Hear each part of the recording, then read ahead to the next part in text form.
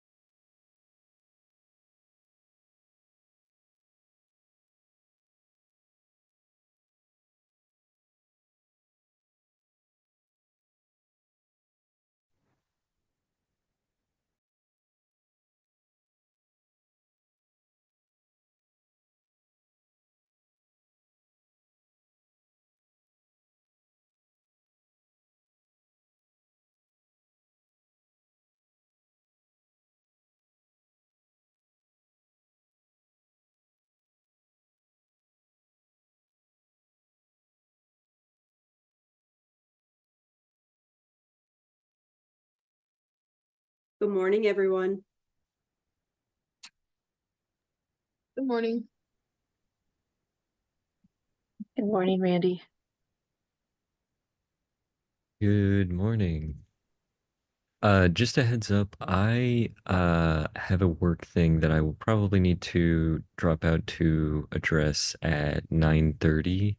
And it should go to 10:30 till the latest. So just a heads up. Thank you for that. And I think either Sarah or Meredith, do we have enough alternates today that shouldn't affect anything? Jazz has to hop out. We should. We did get an email from Tom Gorence that he is running a little late. Okay. So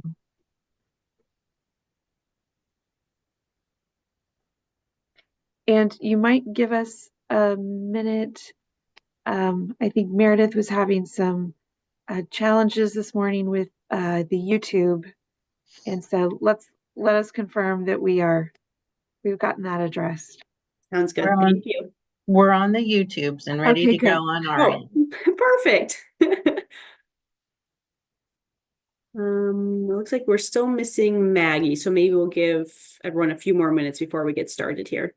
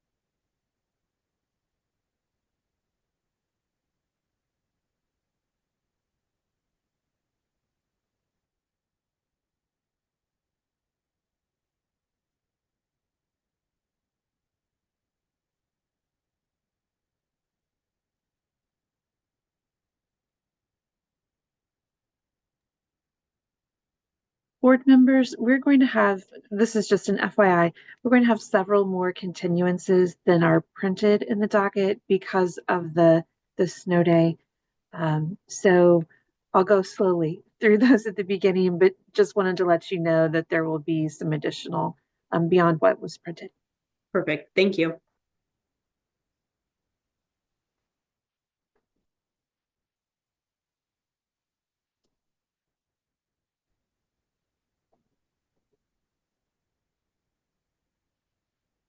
Do we want to try calling Maggie to make sure she's joining today?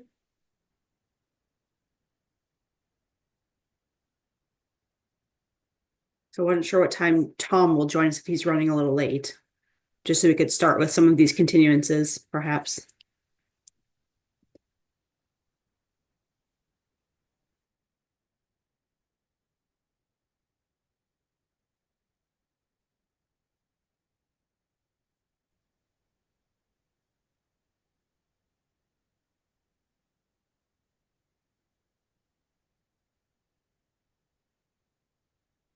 We'll have someone give her a call.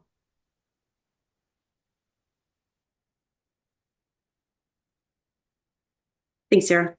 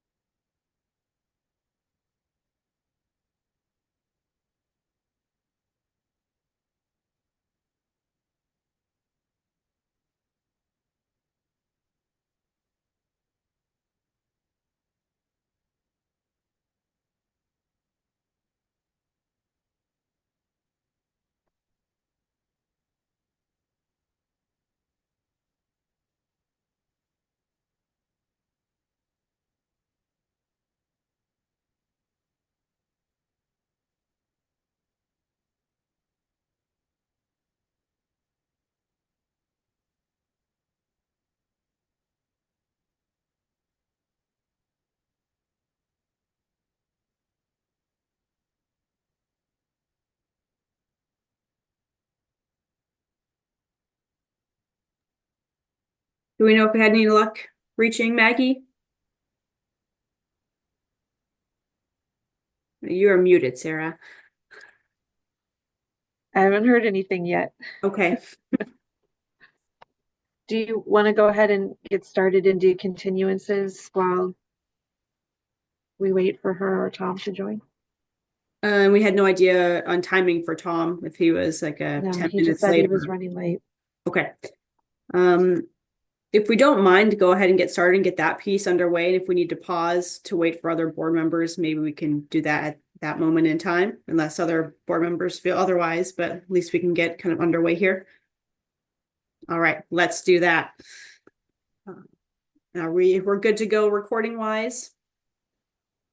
Meredith, are we? Yes. Perfect. All right. Well, welcome everyone to the February 12th, 2025. There we go. Welcome everyone to the February 12th, 2025 Board of Zoning Adjustment hearing. Sarah, please confirm the city staff and the court reporter are ready to begin and explain the rules and procedures for this meeting. Sure. And oh, looks like we have Mr. Lawrence. Oh, morning, Tom. Okay. And I hear that from Maggie that she is trying to connect. So hopefully she'll also be joining us shortly. She's having some Wonderful. technical difficulties. Thank Okay, you for so that I update. will start by describing the procedures for our meeting today. For everyone today, there are two categories of people participating in the meeting: attendees and panelists. Right now, the only panelists are the board members and city staff.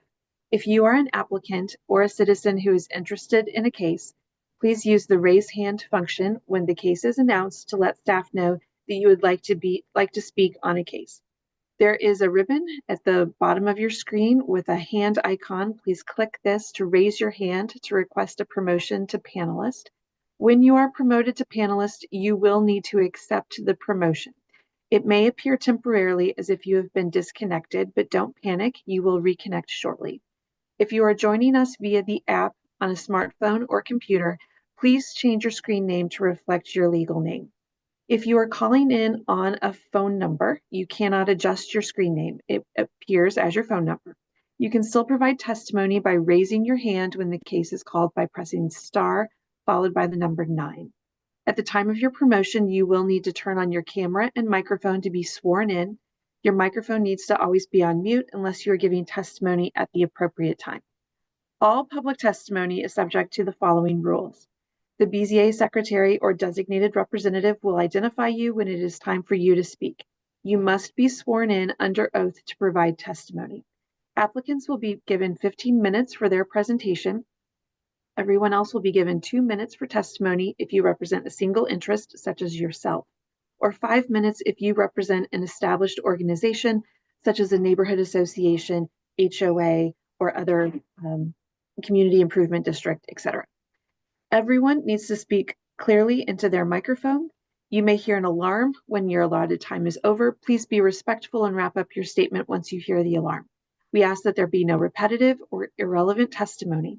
If you wish to admit exhibits for a case, you need to have those exhibits ready to be emailed to the staff planner. You can also share those on your screen. The chat box in our meeting today is only for questions about the agenda, and merits of each case should not be discussed in the chat box. The Board of Zoning Adjustment may take breaks during the day. These are typically taken around 10:30, 12:30 p.m., and 3 p.m. if our meeting lasts past 2. Those are all of our procedures for today. Thank you, Sarah. Before we start to review cases, I would like to swear in all city staff members who are presenting or testifying today. Please turn on your cameras and microphones.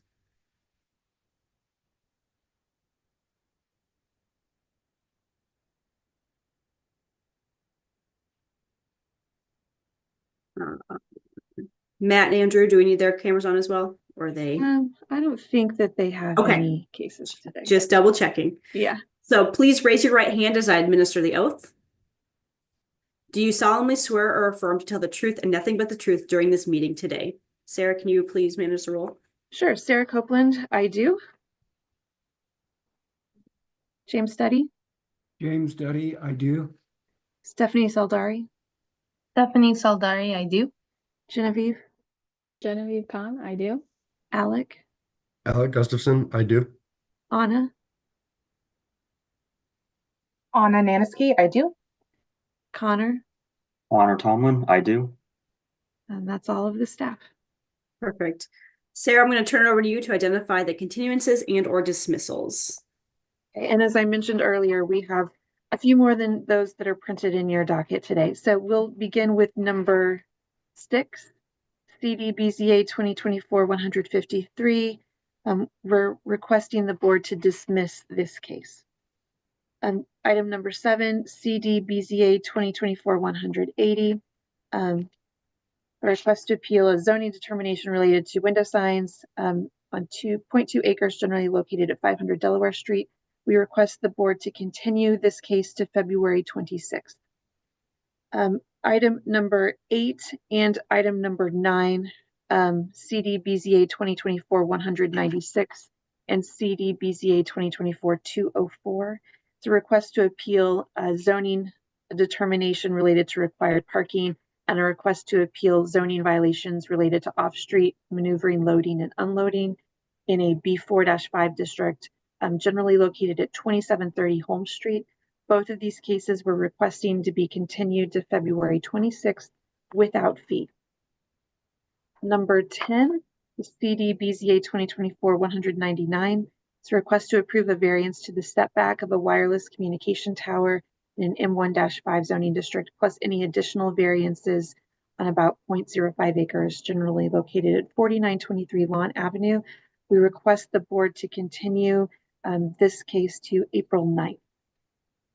Number 11, this is a change from your docket, CD-BZA 2024-63, a request to appeal a notice of abandonment related to a non-conforming sign on about 1.6 acres, generally located at 8912 East US 40 Highway. We request this to be continued without fee, or no, I'm sorry, continued with fee to March 12th. Anna, do I have that correct? Yes. Okay, thank you. Item number 12, CD-BZA 2024-146, a request to appeal a zoning violation related to an unpermitted use on the subject site on about 0.1 acres, generally located at 2118 Olive Street. We request this to be continued without fee to February 26th. And the last one is item number 16, CD-BZA 2024-200, a request to approve multiple variances in an R6 WHO6 zoning district on about 0.3 acres, generally located at 5900 Brookside Boulevard. We request this case to be dismissed. So to recap, it's number 6, 7, 8, 9, 10, 11, 12, and 16. Perfect. Thank you, Sarah. And do we see any hands raised for public testimony for the continuances and or dismissals that city staff just identified? Yes, we have 3 hands raised. Patricia Jensen, or we have several hands raised. Patricia Jensen, Tiffany Moore, Jackie Lamer, Iliane Fox, apologies if I'm mispronouncing anything, John Wildman, Brian Gwynn. We have one that's just a number, Fred Lamer, Luis Barnoya, Jana Jansen, another phone number, Kenneth Peterson, Grady Noonan. Okay. As a Quite reminder, few. you must accept the promotion if you would like to speak on a case. Sarah, I may have your assistants kind of calling the individuals related to the particular cases, but this is just a reminder for everyone that we are not taking public testimony about the merits of these cases. It's just the procedure of continuing or dismissing the particular cases that have been identified. Before you can provide comments on the continuances or dismissals, we will need to administer the oath. Trying to figure out where we should start case number wise or people that you've just admitted wise. Let me just go down the list. I think that's the best docket order. Sort of looking like continue to get more people showing up here. So is anyone interested in docket number 6? Yes, I am. Okay, Patricia Jensen. So docket number 6 is CD-BZA 2024-00153 at 421 North Atlantic Street. Yeah, and I don't disagree with the dismissal, but it's really premature to do it up front on the docket. A dismissal of number 6 is dependent on the approval of case number 3 that includes the same property. So I would just request that you hold that motion on number 6 until after you deal with number 3.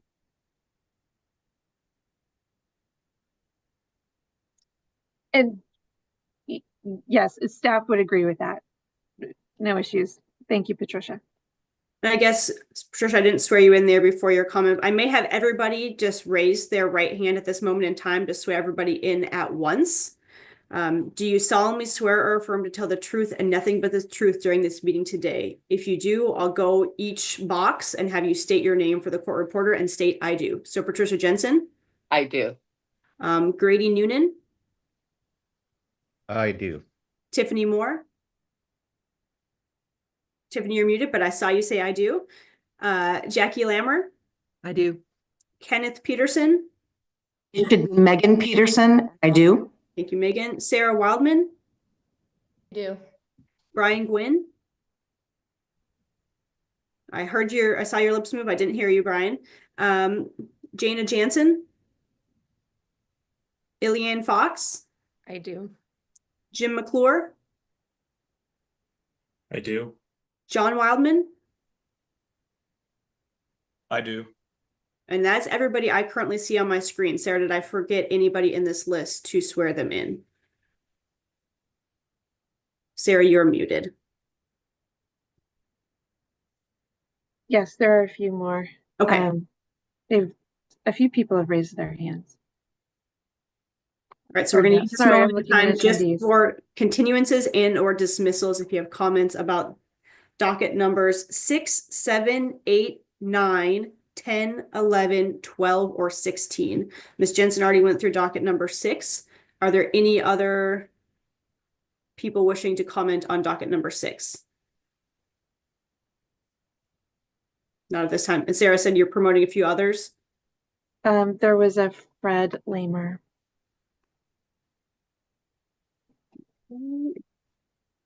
Maybe next screen. I thought I went over to everybody. Okay. Fred, do you have your right hand raised?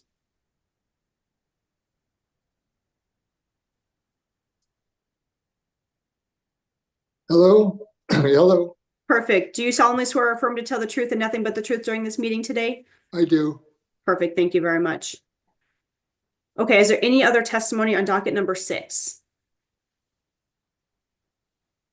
If not, we'll move to docket number 7, which was docket numbers 180 at 500 Delaware Street.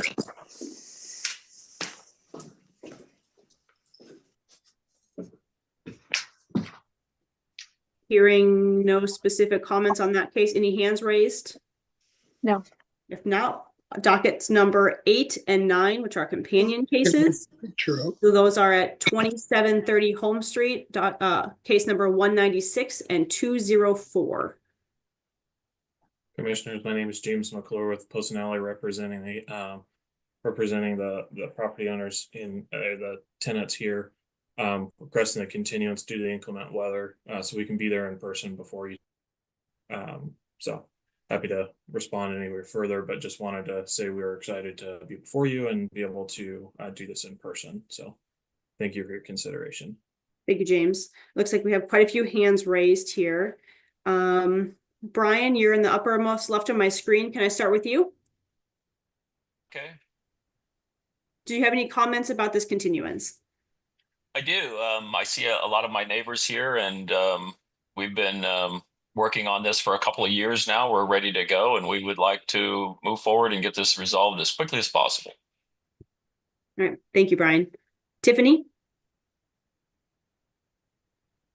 I would agree. I'm speaking on behalf of the Kansas City Neighborhood Advisory Council, supporting the Longfield neighborhood in this case. They've done a great deal of work over a long period of time, far longer than I've been involved with it. The city has a stated and defined inclement weather process. This demonstrates that the community followed that process, is present, and is ready to hear this case. I think it would be respectful of their time and passion around their community to hear this as it was originally scheduled. Thank you. Thank you, Tiffany. Sarah? I also agree. I'm ready for this to move forward. All right, thank you, Sarah. Jana? I cannot hear you.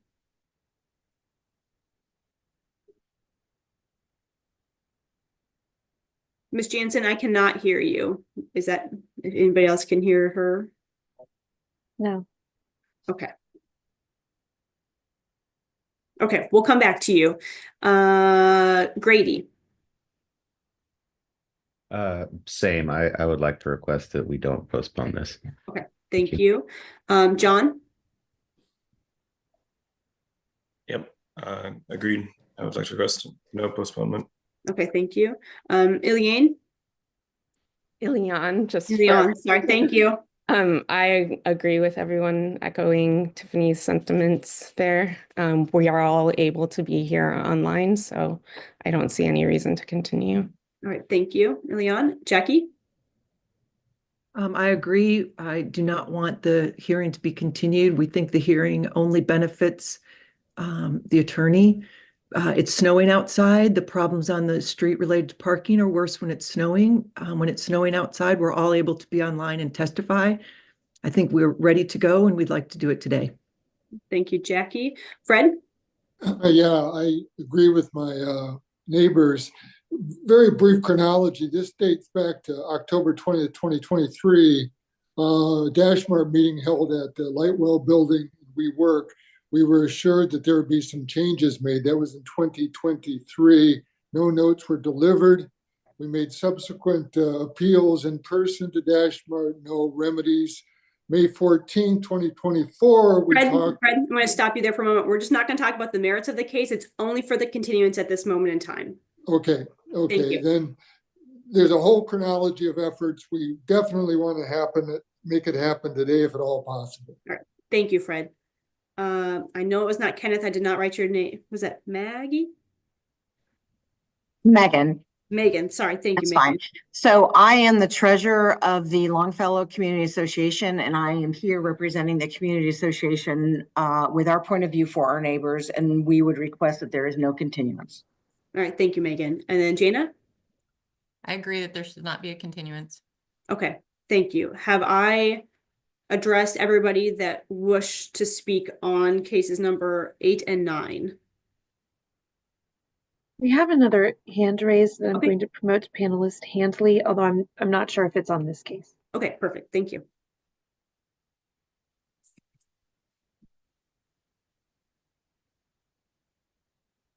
And then commissioners, if I may respond to a couple of comments, we have quite a few of our people from DoorDash and Dashmart that would like to be in attendance.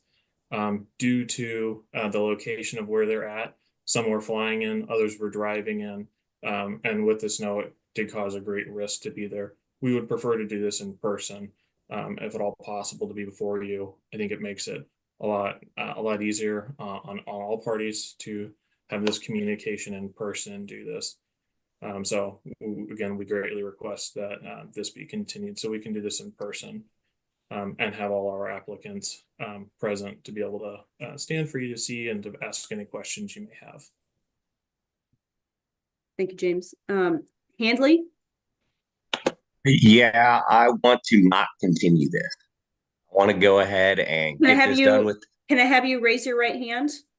And do you solemnly swear or affirm to tell the truth and nothing but the truth during this meeting today? If so, please say I do. I do. And please state your first and last name for the court reporter. Eric Handley. Thank you, Eric. Sorry, you can continue with what you were stating. This has been going on for too long. We need to get this done today. All right. Thank you, Mr. Handley. And I see a phone number. Oh, sorry. Yes, I was going to say we have a phone number ending in 4050. That's me.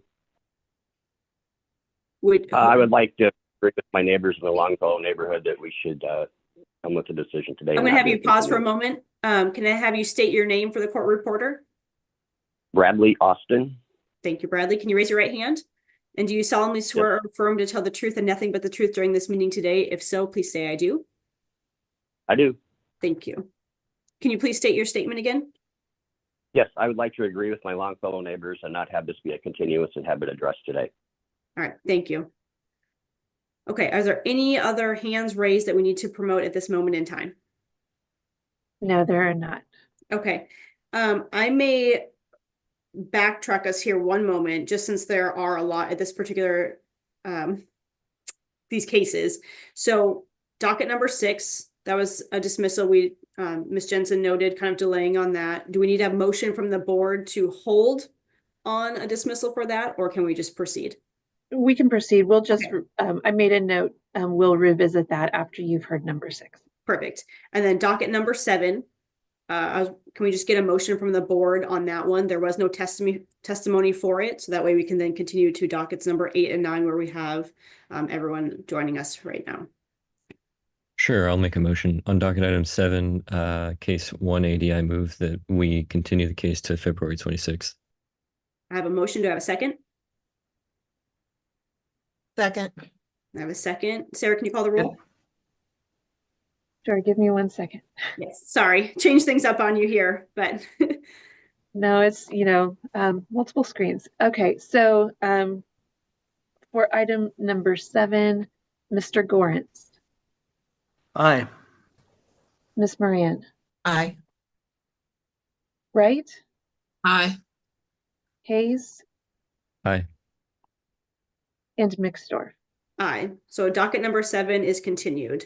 So now continuing with dockets number 8 and 9. Board members, do we have any thoughts here? We have the request from the applicant to continue, and then neighborhood opposition to that continuance. How would we like to proceed? I guess I'd like to hear from the applicant. Are there any people who don't have access to this hearing through their phone or computer or whatever? I understand maybe, is there someone on a plane or that's unavailable? I don't really understand why they're unavailable right now. I believe we have one that was maybe flying in that may be unavailable. I'd have to check and see if they actually were on the flight or not. So I don't think that I think there may be one that's unavailable to do it. Again, we would appreciate doing this in person to be able to give the presentation, just so we can do it in a way that is most effective and can communicate and show you and work with staff to do that. Are there particular items that lead to an in-person experience that couldn't be done virtually? Just generally, I think it makes it a little easier to work through the presentation materials and have that line of communication with you guys at the board, and then being able to have my team or the DoorDash team here as well, and being able to ask those questions and avoid any technical issues with them being able to communicate. This is super serious, and we take this very seriously, and it's very important. And so we want to make sure that the board sees that this is also important to us, and that we're trying to address the issues, and that we can work through the appeal portion of this, which is very technical. And so that's what we're hoping to do, and we think it aligns better in an in-person format, if at all possible. That's our request. I guess I'd also like to know, maybe from staff, one of the people who spoke said this has been going on since 2023. I'd like to hear from staff how long this violation's been going on. Mr. Duddy, could you speak to that, please?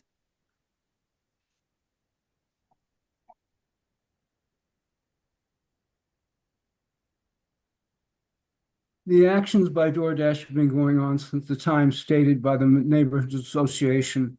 As far as the actual violations written against the site, they've been active for approximately 3 months. Okay, thanks. And then if it's helpful, I think, Sarah, I think we have a couple of our team members online that would be happy to also address why they'd like to be in person as well. I think they should be raising their hand. I see Jackie Lamer. Is that? I think we previously swore her in. I don't think she's not with our DoorDash team. Christy Lundquist? Yes, ma'am. Okay, I'll promote Christy to panelist.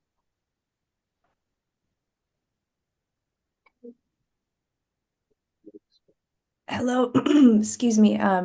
Christy, Chair. you need to raise your right hand. Oh, excuse me. To be sworn in, and then you'll need to state your name and address, please. Raise your right hand. And do you solemnly swear or affirm to tell the truth and nothing but the truth during this meeting today? If so, please state I do and your name for the court reporter. I do. My name is Christy Lundquist, and my address is in Seattle, Washington. I can give a street address if required. No, I think BZA, we usually just state name and not the address. I think that's more other, unless we're changing our rules on that one, Sarah. I'll check, but Okay. okay. Thank you. Yes, Christy, go ahead. Thank you. Thank you, Chair and other board members. I would just like to respond directly to the public comments that we've heard on the continuance. I'm a representative of DoorDash, and the reason that we would like to continue this our portion of the hearing and to the 26th is because it's very, very important for us to stand in front of the community in person and engage with every single one of you. We want to look you in the eye and talk to you about what we have done in the last several months, and especially the last few weeks, to respond to every single one of your concerns. And we do not want to hide behind a Zoom screen and do the thing where we're passing the unmute button back and forth. It's not sincere for us. We feel very strongly that we want to show you that we care about your concerns. We care about the community. We know that some of these issues have been going on for quite a while, and we take that with the utmost seriousness. And so we just feel that that is very, very hard to convey on a screen. And again, we want to see you in person because some of our other representatives that would be appearing in person actually live in the area or have lived down the street from this location. So this is not an attempt to skirt the issue at all. Rather, we want to show you how much we care, and we want to engage in person and have a more productive conversation, and also be in a position to answer the board members' questions more completely. Thank you, Christy. Board members, how do you wish to proceed? Or any other questions or comments for either the applicant and or the testimony that was given? Yeah, for me, I mean, this is the medium we have to conduct this hearing. I haven't really heard a compelling reason why we would need to continue it in the face of this kind of opposition to a continuance. So. And we could also have the hearing, and if it comes to a point where one of the witnesses for the applicant or for the appellant isn't available, we could always continue it then, but I just haven't heard a need to continue it.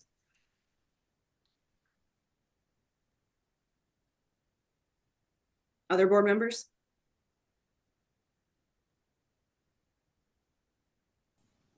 I agree. This is Tom Gorantz.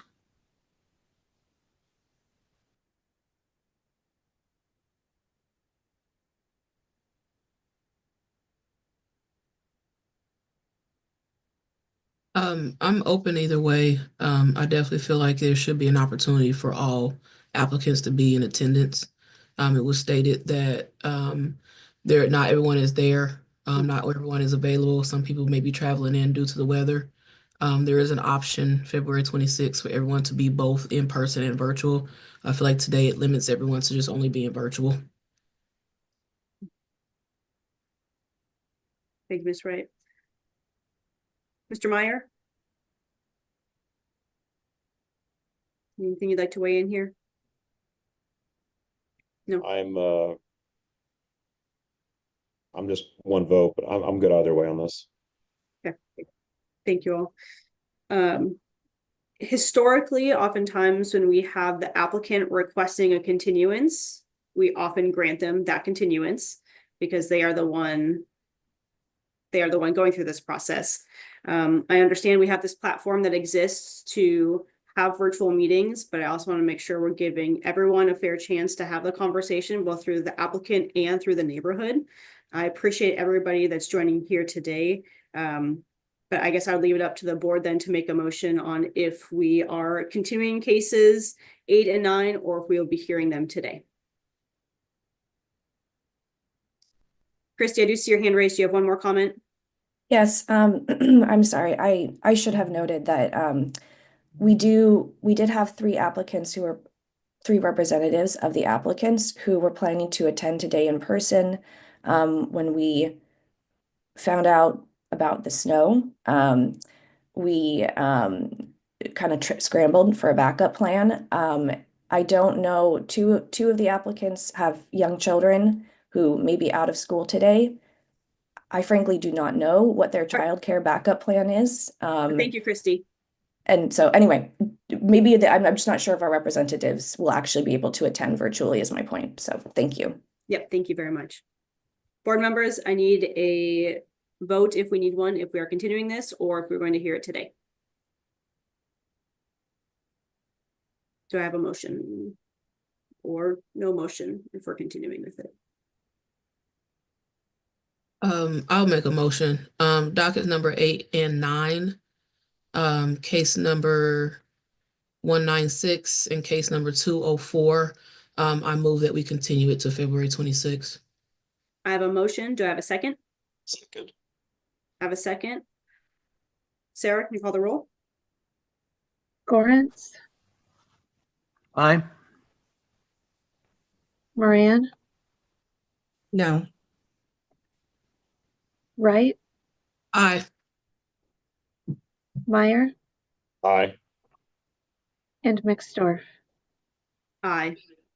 We will continue this one until the February 26th hearing. Thank you, commissioners, for your time. We greatly appreciate your consideration here. All right, docket number 10. Do we have anyone in the audience in support or opposition that wishes to testify on that continuance?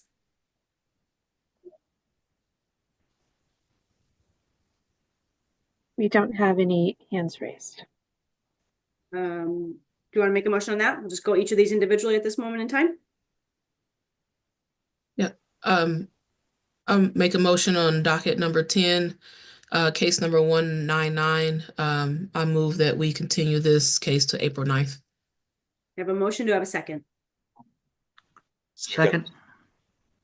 Second. Sarah? Okay. Gorence, Aye. Moran, Aye. Wright, Aye. Meyer, Aye.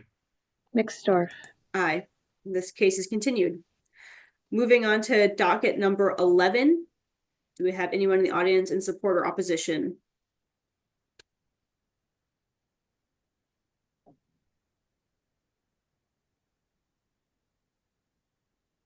There are no hands raised. No hands raised. And this one was noted continuance with fee. With fee, please. Do I have a motion? Yeah, I'll go ahead and make the motion. Docket number 11, case number 63. I move that we continue this case with fee to the March 12th docket. I have a motion. Do I have a second? Second. Sarah? Second. Hold on one second. The motion was by Ms. Wright and the second was Mr. Gorence? Mr. Meyer. Mr. Meyer. Yes. Thank you. Okay. Gorence, Aye. Moran, Aye. Wright, Aye. Meyer, Aye. Mixdorf. Aye. That has been continued. Docket number 12. Do we have anyone in the audience in support or opposition that wishes to testify on this continuance?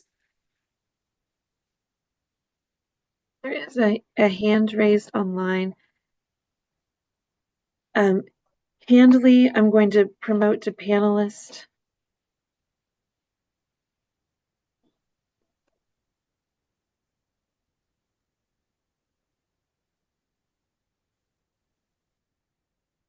Mr. Hanley, did you choose to speak on docket number 12 as well?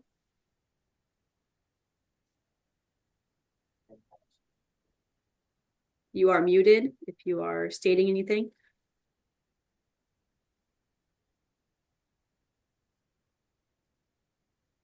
Eric Handley?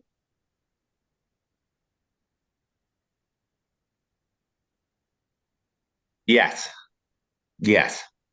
You wish to speak, comments on docket number 12 for the continuance and continuance to later or next month?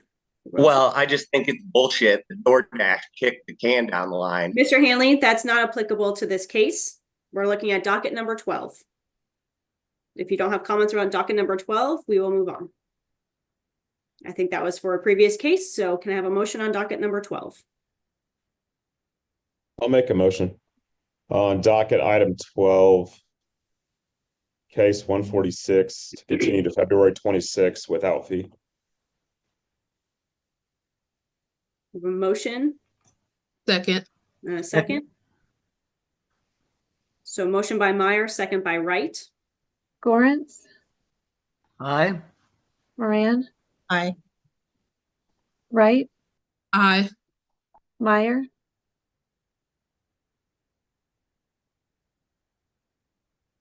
I saw Michael's mouth. Aye. move. I didn't hear anything. There we go. Mixdorf, Aye. That is continued. So the last one on my list is docket number 16. If we have anyone that wants to testify related to this continuance. I don't see any hands raised. With that, I'll take a motion.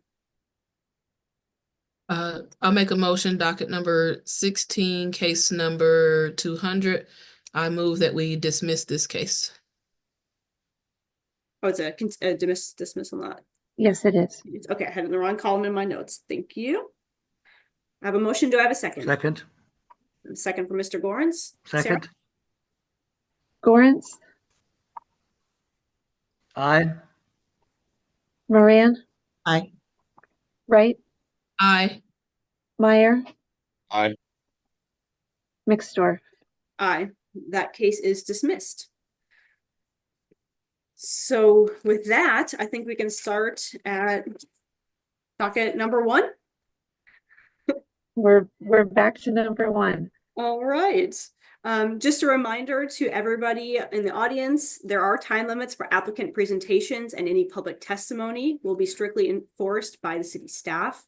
I encourage you to be concise in your statements so we can hear your full testimony in the time allotted and move efficiently through our docket. So with that, go ahead. Madam Chair, I would just remind everyone, we do, when we swear people in and when they provide testimony, ask for names and addresses. This is so if there is a rehearing, we're able to notify anyone who is interested about the rehearing. So that's why we do ask for names and addresses. Okay, the addresses is a new piece that we have not historically done on the BZA, so I'll add that to my. We've had more rehearings lately, and so Okay. we've been reminded about the reason why we asked for the addresses. So is the address only for those rehearings continuances then, or should it be for every applicant? We need the address every time we swear people in, so that if a rehearing is requested, we have that information available. Okay, thank you for that clarification. You're welcome. Okay, so we're to number 1. If there's any applicants or interested parties who would like to speak on this case, we would ask for you to raise your hands now so that you can be promoted for this case. I see Dana Blay. I'll promote you to panelist.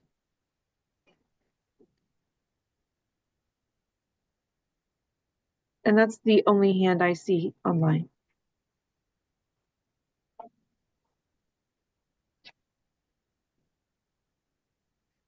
Dana Blade, do you have a camera you can turn on? Hello. Perfect. Thank you so much. Okay, sorry, reading through my notes here. All right, can you provide your name for the court reporter and I'll swear you in? Yes, Dana Blay with DBL Architecture. And do you solemnly swear or affirm to tell the truth and nothing but the truth during this meeting today? I do. Thank you. And have you reviewed the staff report Can associated? you provide your address, please? Well, is that only for a testimony? Because he's the applicant. This is going to be for everybody. We would just like to do it for everybody so that Okay. we don't forget. Okay, perfect. Okay, 8031 Winanga Road, Leawood, Kansas, 66206. Thank you. And have you reviewed the staff report associated with your case? Yes, I have. Sarah, can you identify the exhibits for this case? I'm sorry, I should have said that Anna Nanaski is the staff planner. Oh, for sorry. this. Sorry. Thank you. Anna. Hi, Anna. I see you there now. Anna, can you please identify the exhibits for this case?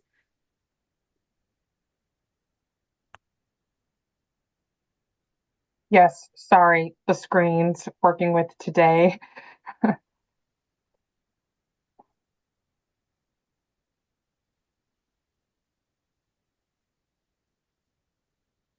Why? Okay, I believe there should be the standard 9. Yeah, I see 1 through 9. And Mr. Blade, do you have any issues with me admitting exhibits 1 through 9? No. Perfect. And you said there are no other members of the public that raised their hand for this case, Sarah. So with that, we'll turn over to Anna to present the case.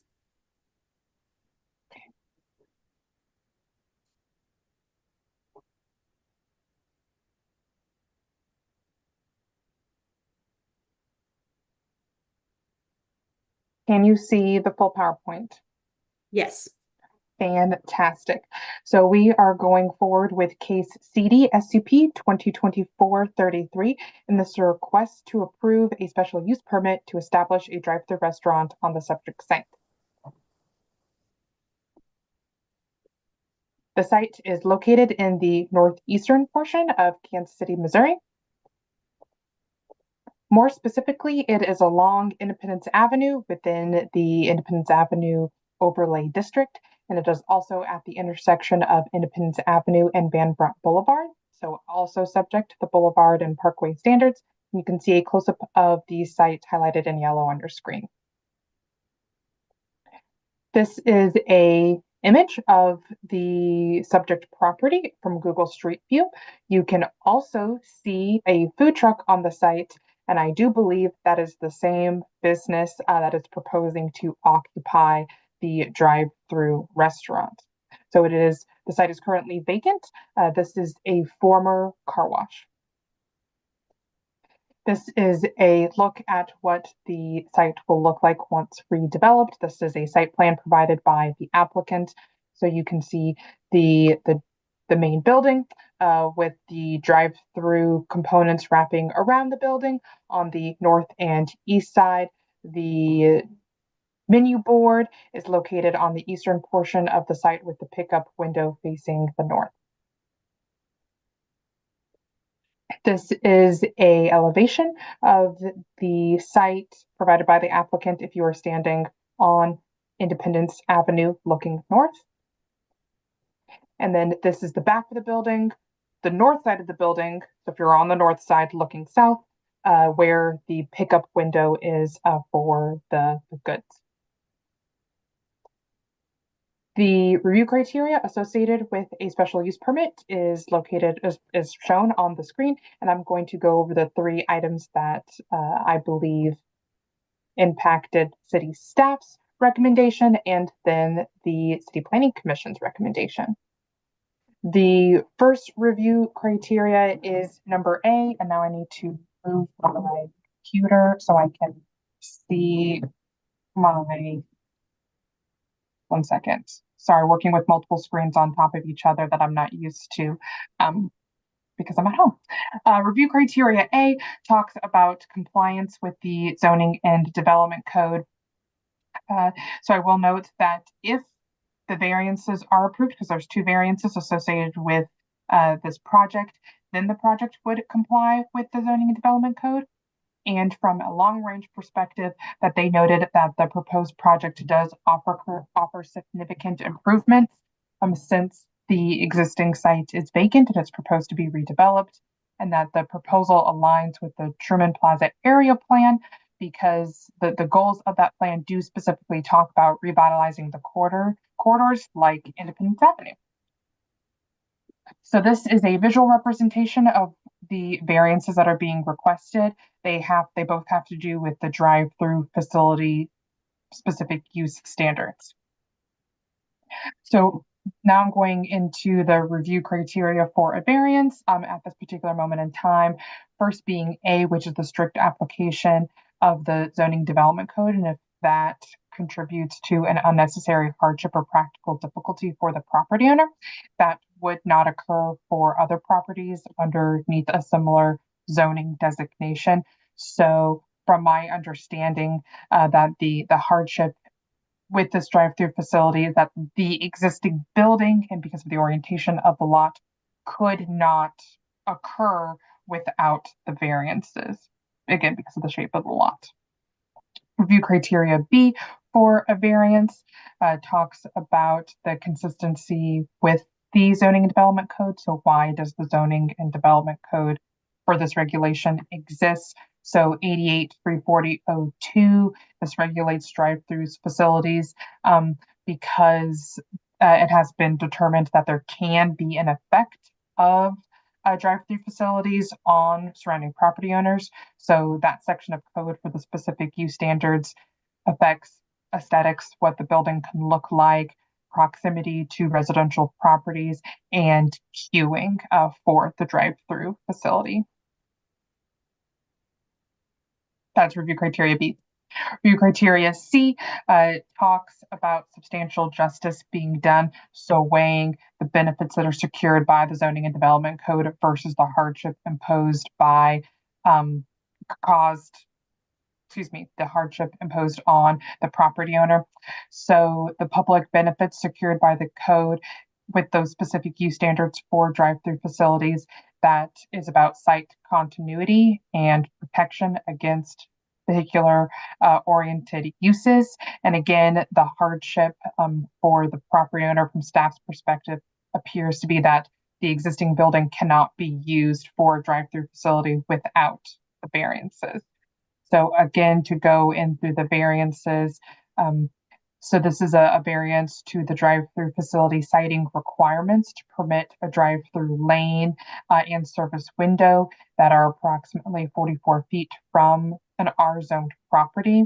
Per the zoning and development code, there has to be a 50-foot separation from, and that could be a drive-through lane, a menu board, anything that constitutes with the drive-through facility away from the R-zoned property. This particular one, the drive-through lane, is roughly 44 feet away from that R-zoned property to the north. This is about a 6-foot deviation. It's a 12% change. Will a substantial change to the character of the neighborhood occur? We're saying no, because one could argue that the previous vehicular service use is more intensive than a proposed drive-through facility. Anna, can I pause you for a minute? Are you on a different slide? I sure am. I'm so sorry. You're fine. I figured that was the case. Yes, thank you for letting me know. And so then the last note of the standard variance table is, can the difficulty be obviated in any way? So to use the existing building for the proposed use, again, that could not occur without the variance. Variance B, a variance to the drive-through facility siting requirements to permit a drive-through lane functions to occur in the street and side yard per the approved site plan. So per the specific use requirements for drive-through facilities, none of the drive-through functions can be located in the front or street side yards. And I wonder if I can go back to the visual representation.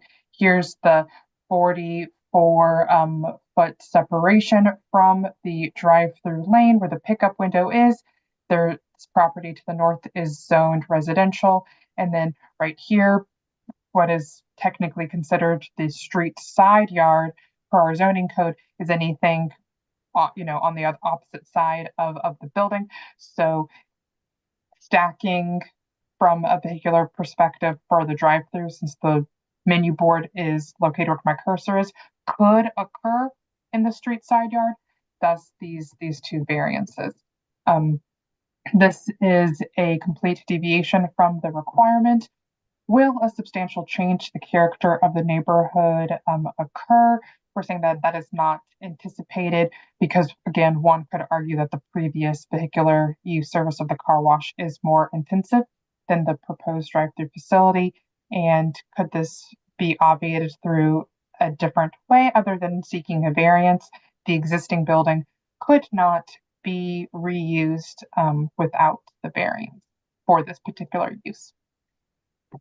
That's review criteria A for a special use permit, explaining the variances within that section as well. Now moving on to review criteria B for a special use permit, which is the proposal in the public convenience and not have any significant adverse impact on the general welfare of the community. So Independence Avenue in its nature is very mixed use. City staff does not believe that the proposed project proposes a significant adverse impact on Independence Avenue because a well-maintained, well-designed drive-through restaurant could be an amenity for an area, especially if there isn't a lot of food options already along the corridor. So this location is more towards the eastern end of Independence Avenue. I know when I personally think about Independence Avenue and all of the amazing food options along there, it's more towards the western side, towards the Paseo side. So then I have shown a visual representation of that eastern portion of Independence Avenue, where there's only 2 or 3 other options right now in this immediate area. Review criteria D, which talks about the compatibility of the proposed use in terms of operational characteristics, lighting, traffic, noise, anything else that's inherently involved with the use. And so there could be some operational, contradictions with the residential neighborhood to the north. However, when you consider Independence Avenue, again, it's mixed use and a drive-through restaurant inherently, operationally, can occur and is not conflicting with a mixed-use corridor. So thus, the City Planning Commission recommended approval subject to conditions. That concludes my staff report. I'll be happy to answer any questions. Thank you, Anna. Board members, any questions for Anna?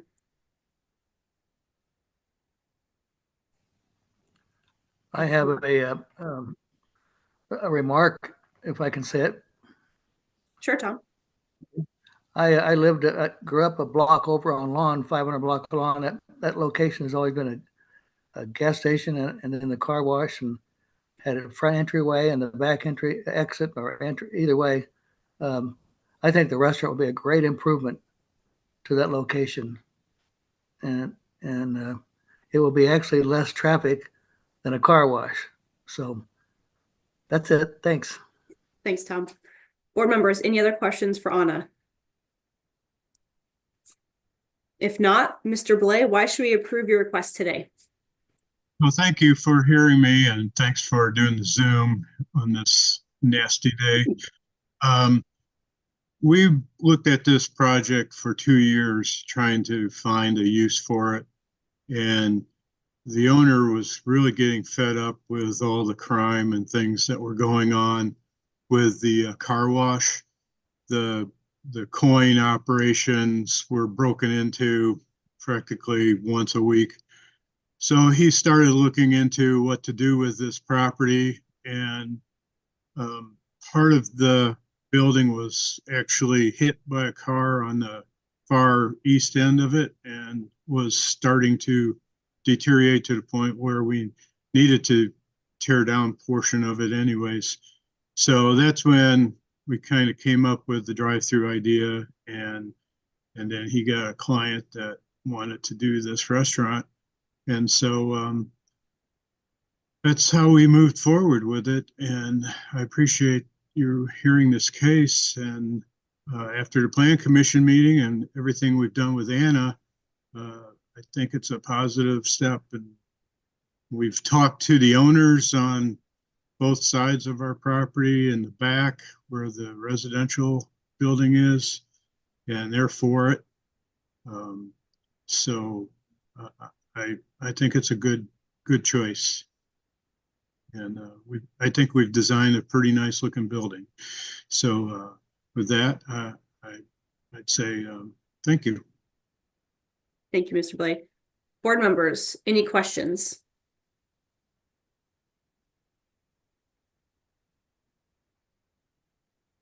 If not, I would entertain a motion. Public testimony. We didn't have anybody that responded previously. Did somebody else raise their hand? Okay. No, there are no other hands raised.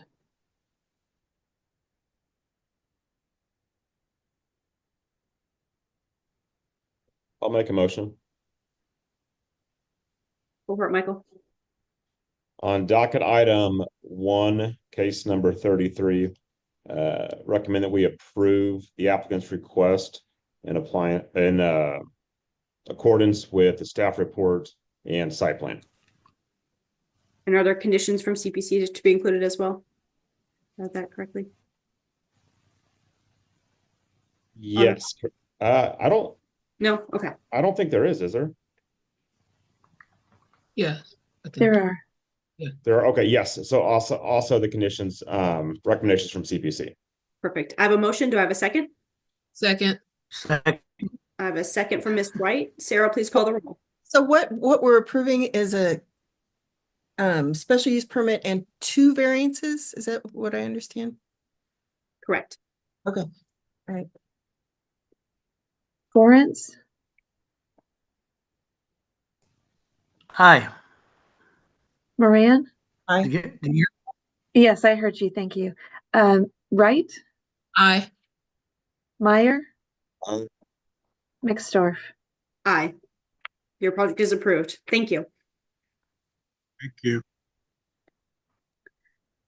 Sarah, please call the next case. Docket item number 2 is CDSUP 2024-42, a request to approve a special use permit for group living on about 0.5 acres generally located at 1520 Cherry Street. Anna Nanisky is the staff planner for this case. If you're the applicant or a citizen who is interested in speaking to this case, please raise your hand so that you can be promoted to a panelist. Nick Kratz and Eric Berger. I'm going to promote both of you. Is there anyone else?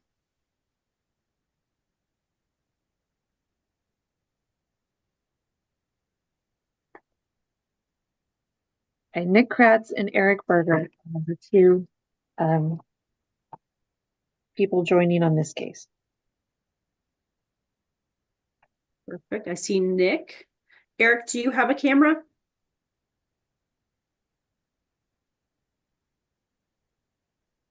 There we go. Perfect. And can I have you both raise your right hand and state your full name and address for the court reporter? Do you solemnly swear or affirm to tell the truth and nothing but the truth during this meeting today? If so, please state I do and your address. Nick?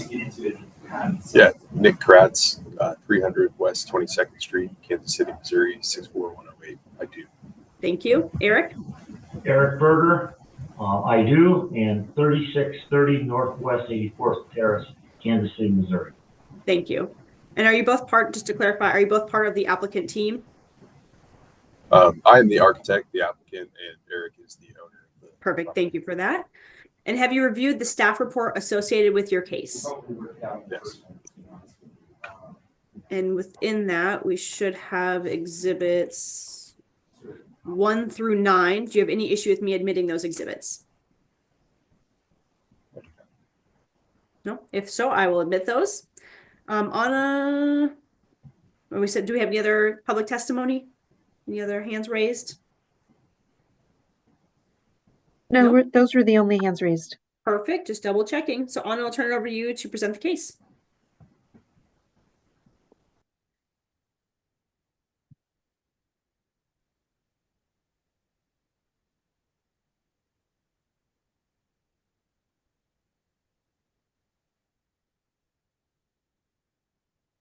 Okay, now we're moving on to CDSUP 2024-42, and this is a request to approve a special use permit to expand a group living use on the subject property by constructing an addition to an existing building that is within a existing vehicular use area. So the subject site is located in the crossroads / downtown portion of Kansas City, Missouri. And this is a close-up of the subject site. It is located between Cherry and Locust Street. It is highlighted in yellow. And there's also another portion of the property owner's use that's in the solid yellow box on your screen, but the main addition is located proposed in that vehicular use area that you see on my screen currently. So this is another look of the site from Google Street View. You can see where there's the vehicular use area that's in use, but the building space, that is where the proposed addition is going to be located. And then this is a rendering of the proposed project provided by the applicant. As you can see, I'm filling in that gap within that existing vehicular use area, just expanding the existing use that is on the site into that space. Another look from a site plan perspective provided by the applicant of the addition. Now I'm going over the review criteria associated with a special use permit. I'm going to go over the 3 points that I believe supports city staff's recommendation and the City Planning Commission's recommendation. First being review criteria B, which talks about the proposed project in terms of public convenience and not having a significant adverse impact on the neighborhood. So from a city staff's perspective, we do believe that a mixture of residential uses is very important for a large city like Kansas City, Missouri. Additionally, from a group living perspective, it is important for this use to be downtown or in downtown adjacent neighbors where it can better serve vulnerable populations.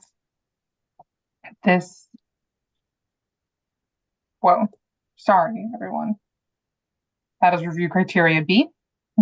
Review criteria C, which talks about the compatibility of the proposed project in terms of scale, building design, fitting into that context. And as I went through previously, this is an expansion on an existing site within existing facilities. So the proposed project is compatible with the character of the surrounding area in terms of that site planning and scale.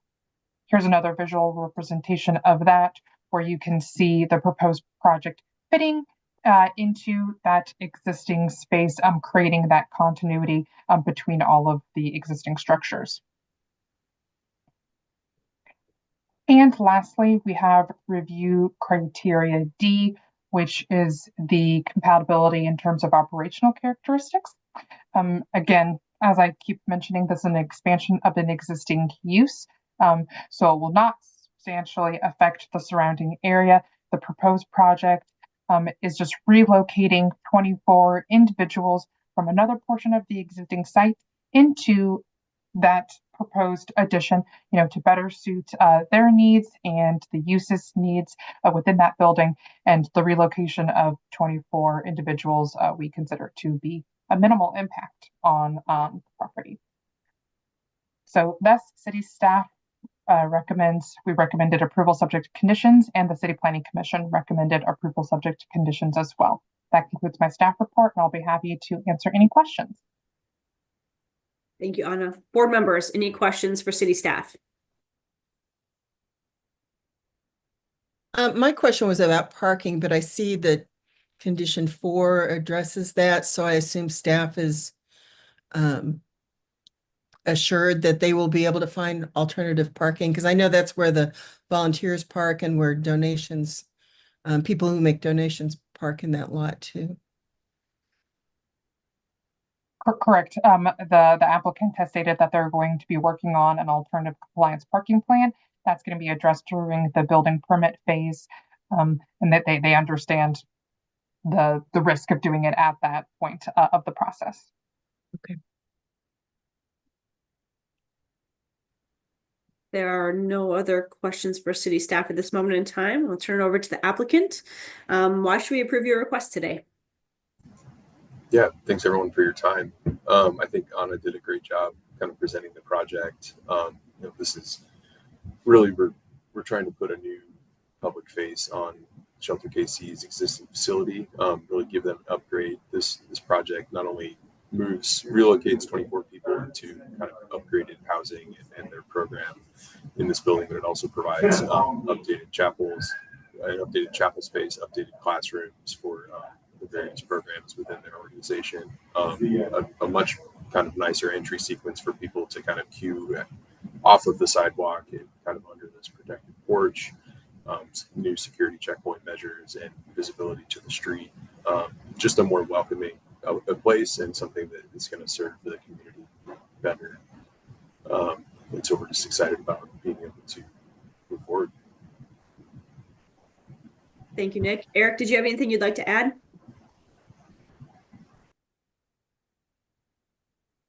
Yes. Let me just address the parking. We have a couple of different options.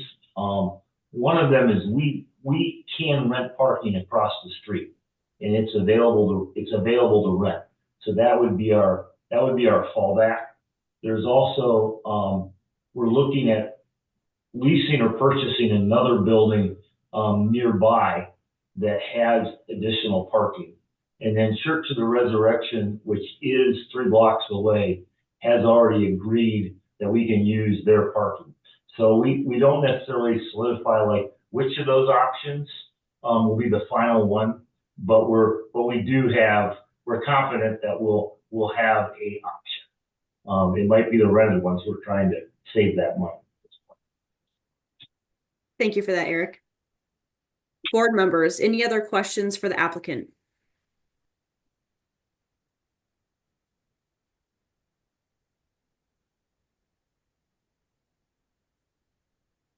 Seeing none, Anna, and there was no other public testimony?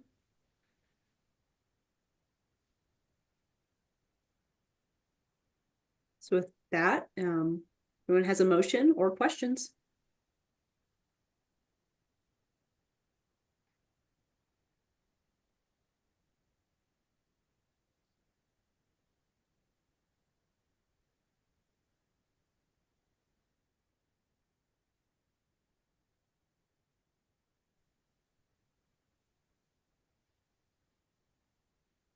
Oh, I can make a motion.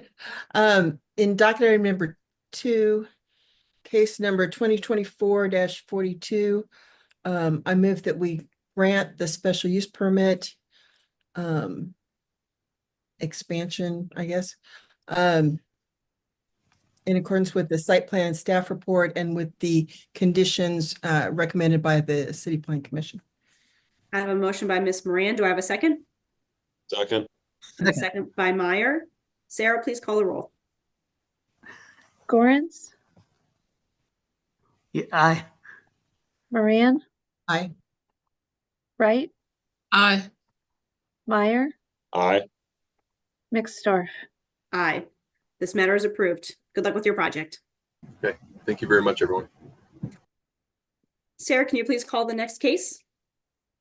The next case is docket item number 3, case CD SCP 2024-46, a request to approve a special use permit in District M1-5 to allow for a demolition debris landfill and general manufacturing on about 9 acres generally located at 421 North Atlantic Street. Anna Naniski is the staff planner for this case. If you are the applicant or a citizen who'd like to speak on this case, please raise your hand to be promoted to panelist. I'm promoting Patricia Jensen and Kevin Ash to panelist.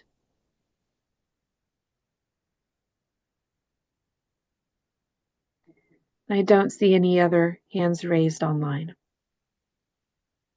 I see Ms. Jensen. Good morning. Good morning, and Mr. Ash. Wonderful. And Kevin Ash is my client, Chair. Perfect. I see you both on the screen. Great. I'm going to swear you both in. Do you solemnly swear or affirm to tell the truth and nothing but the truth during this meeting today? If so, please state I do, your full name, and the address for the court reporter. Patricia Jensen, Ross Fretz with offices at 4510 Bellevue. Here today on behalf of the applicant. And I do? Yes, I do. Sorry. You're I good, thought Mr. I Ash. said that. I do. Kevin Ash, 1101 South Seymour Road, Green Valley, Missouri, 64029. Thank you for that. And And have you? Yes, yeah, Ms. we've reviewed the exhibits. There are 9 of them. We don't have any objection to those. Perfect. Exhibits 1 through 9 are admitted. I appreciate your efficiency there, Ms. Jensen. Thank you. We will turn it over to, is this Anna's case again? All of them here this morning so far. All right, Anna, please present the case.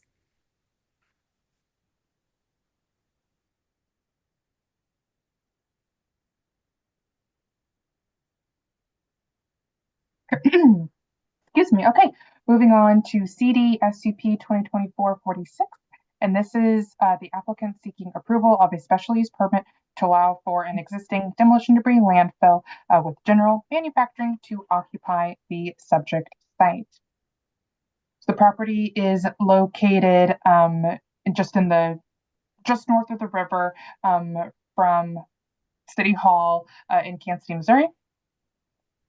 And this is a close-up of the subject site. If you travel on the Heart of America Bridge heading north, you'd be very familiar with the site. You can see it from that roadway. It is highlighted in yellow, again, just north of the river and the North Kansas City Levee District Trail. This is another look of the subject site from the applicant's submittal. As I said, this is a demolition debris landfill. Rock crushing, rock storing, and processing occurs on the site. This is a photo of the signage on the site that was obtained by our inspection team, again, where it states the use. They accept rock, concrete, asphalt, and they transform that into fill or other type of rock for project use. And this is some more photographs from the inspection team of the site. This is from October, so you can see the uses that are occurring on the site. More images from the inspection team of the use in action. So some background information. There was a previous special use permit for this use on the site. It did expire and was not renewed, and it was a special use permit for a demolition debris landfill and general manufacturing. The Zoning and Development Code compliance staff, they investigated the site, noted the use in action. The special use permit had expired at that time, so notice of violation was issued for the lack of special use permit attached to the site, which of course then resulted in docket item number 6. And the demolition debris landfill and the general manufacturing use requires a special use permit to operate in the M1-5 zoning district where this is located. So just to go over some technicalities of why this is designated a demolition debris landfill. So per our code, that is described as a facility or site used for the disposal of demolition waste, construction materials, building materials. This can include brush, wood, soil, rock, concrete, and other inert solids soluble in water. Why this isn't a recycling service is because the Zoning and Development Code specifically calls that as a building or site used for recycled materials that are collected, sorted, and processed. And these are things like paper, glass, cardboard, items like that. And there's 2 designations for those intensities. So the rock crushing and storing and processing does fit into the demolition debris landfill category and not recycle center. Again, this is more information from solid waste that addresses what is considered a recyclable material, and rock and concrete are not included in that category. So we do believe this is the correct use designation for the proposed use, or for the existing use, for the proposed special use permit. We've got the approval criteria for a special use permit on the screen. I'm going to go over the 3 that supports city staff's recommendation and the city planning commission's recommendation. So first being review criteria A, which talks about. Anna, I'm going to pause you for a moment. I'm still seeing again. the use and definition slide. Yep, I did it again. I'm so sorry. You're fine. Thank you. That was the screen talking about solid waste, what they consider to be recyclable materials, no rock or concrete included in that. Now I'm going over the review criteria. Now I'm going into review criteria A, which talks about the compliance with the zoning development code. So you'll see some unique conditions attached to the special use permit. Some that are very specific and outlined for demolition debris landfills in the code, with some addition of some that supports compliance with those items and the previously approved, now expired special use permit. You'll also see conditions that talk about the temporary gravel parking that is allowed for the use and the administrative adjustment for bicycle parking, considering this is an industrial use right now. Those things are applicable for the use at this time, but would go away once the special use permit expires, so the land can be developed at another time. And those conditions are on the screen right now, which talks about the special use permit being renewed every 3 years. City staff originally recommended it annually, and that was because the special use permit expired. So we're wielding that importance that the special use permit does need to be addressed. The CPC did recommend to change that to every 3 years, which you'll see in the updated conditions report attached to the staff report packet. Condition 13, which talks about how failing to comply with any of the conditions listed in that SUP constitutes separate zoning violations. And then the inspections report that was required during the last special use permit that was not satisfied. For this process, they did give a summary that would satisfy that condition. We're still attaching that condition on to this staff for this special use permit, which enforces an annual report that is issued to our division to ensure that the product is being removed from the site and eventually coming down, so it will eventually no longer be there. And this is a screenshot of the disposition letter from the original special use permit that also included that condition. Review criteria B, which addresses whether or not this proposed project is in the public convenience and not having a significant adverse impact on the general area. So like I mentioned, the applicant is seeking a special use permit to allow for this existing use to continue and occupy on the site. So it's been there, and the surrounding area is also very industrial in nature at this time, which goes into review criteria C, which is it compatible in scale in terms of site planning and design. It's not very often that we are interacting with demolition debris landfills, and according to the compliance staff, there are a handful of these uses in the city, but some of them are not great operators. But this site is one of the more well-managed ones at this time. And again, the industrial nature of the surrounding area is not posing a significant impact for this use to continue operating on the site. The city's planning commission recommended approval subject to conditions. That concludes my presentation. I'll be happy to answer any questions. Thank you, Anna. Board members, any questions for city staff? Yeah, I do. I remember this case from, it seems like a long time ago. And as I recall, the big issue was the height and the size of this, and that they were supposed to have significantly reduced that so it wasn't visible from other areas. Do we have any information on whether they've, because it still looks like it's pretty big. Do we have any information on whether they've reduced the height or the size of this in the years they've been operating?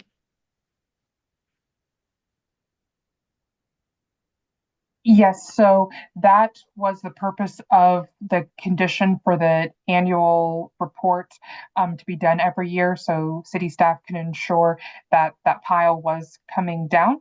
That did not occur when the previously approved special use permit was active. The applicant did provide a document that is attached to the staff report. It is attachment, let me move it over to my screen.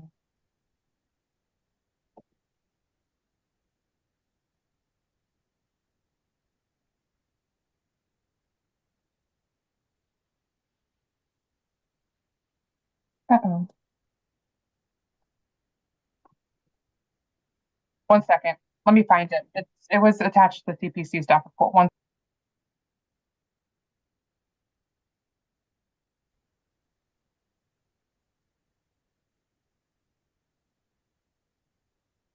Board members, Kevin Ash and I can address some of that question.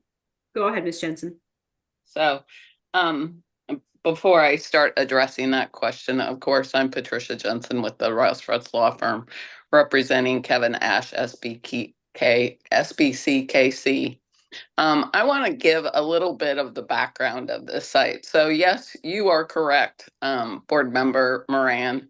This special use permit was originally before you under a different applicant back in 2018, I believe, is when it was approved. It was approved for 5 years at that time.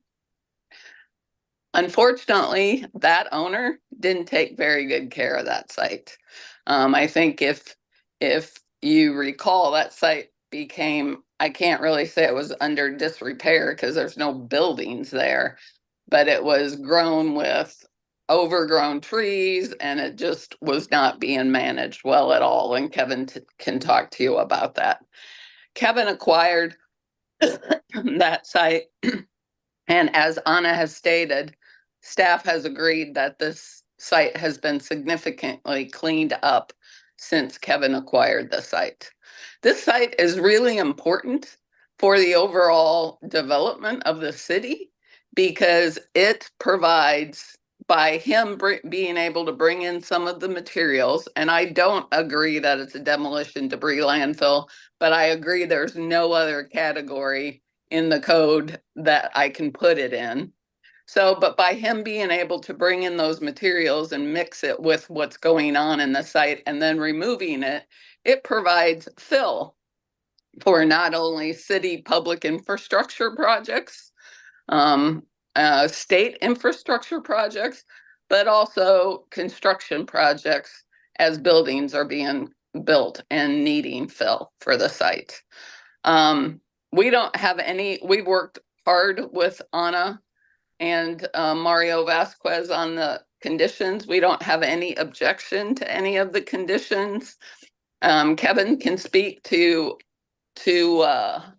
when or the amount of removal of rock from the site every year that he can.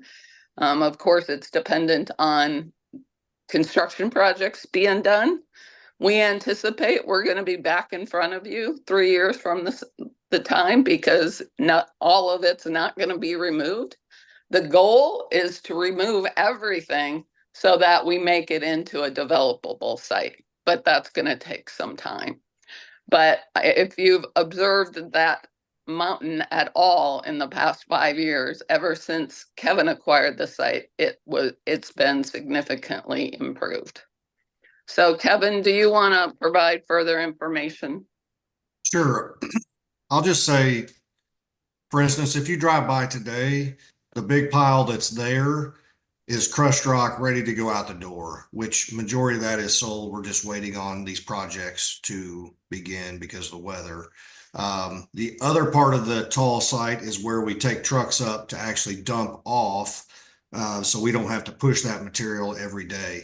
If you go in the site, we have taken the inner part of the site down, we've left some of the edges just to protect us from, leave some trees along the edge and some visual. It hides kind of what we do. Say on the west side of it, we've actually dug down. We're not very far from street level on that side. But we've left the edge just for a barrier somewhat. But in the next 2 or 3 months, the big pile that's there, a lot of that you're going to see disappear. And again, it will look totally different in 6 months than it even does today with what's going on with that site down there. So I will also say, in the beginning when we acquired it, to get a survey, to have it surveyed had to be done manually. Today, we have a permit from the downtown airport to allow us to fly a drone. We could not do that before. So now we've been able to do that, get the numbers to Anna on what we have and what's been taken out. So that's going to be something we typically will do quarterly just for our own benefit. But today it's a lot easier to provide those numbers to you. And then the only additional thing was staff agreed with us for the 3-year time frame. It was not a discussion at CPC. We, of course, would like 5 years, but given the fact that we weren't able to provide that report annually, we've agreed to 3 years at this time, next time that we're in front of you, because we don't think we're going to be done in 3 years. We'll be asking for a 5-year time, but we agree we've got to show that we perform and provide the annual report. Thank you. Board members, other questions for the applicant team?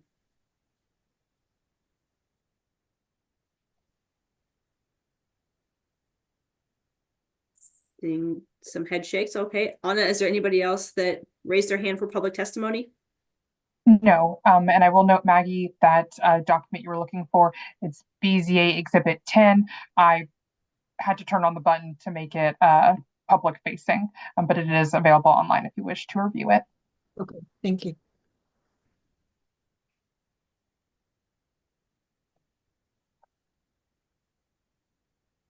If we have no other public testimony and no other questions from the board, I would entertain a motion. I'll make a motion. On docket item 3, case 46, right, I recommend that we approve the applicant's request in accordance with staff report and site plan and CPC recommendations. So I have a motion from Mr. Meyer. Do I have a second? Second. Second from Mr. Gorens. Sarah, please call the roll. Gorens? Aye. Moran? Aye. Wright? Aye. Meyer? Aye. McStark? Aye. I think I heard everybody say aye. So chair votes with the motion. This matter is approved. Good luck with your project. Thank you very much. Board, could we consider the dismissal of item number Oh, 6 yes. at this time? Yes. Oh, do I need to make a Item- motion? Yes, if I Item can number motion on docket number 6. is CDBZA 2024-153. It was an appeal to zoning violations related to this case. And I agree it can be dismissed now that number 3 is approved. Then I'll make a motion on docket number 6, case number 153, that we dismiss this case. I have a motion. Do I have a second? Second. I have a second from Meyer. Sarah, please call the roll. Gorens? Tom, you Aye. are muted. Oh, there you go. Thank you. Moran? Aye. Wright? Aye. Meyer? Aye. McStarf? Chair votes with the motion. This matter is dismissed. Thank you all. Thank you. It is 10:36, which is about a break time for the board. Is 10 minutes acceptable or do we need 15? 10 is fine. 10's good. 10? We plan on 10. So it is 10:37 now. We come back here at 10:47. And I see Jazz is back as well. So we'll have that when we come back to docket number 4. Okay, Great. Yeah.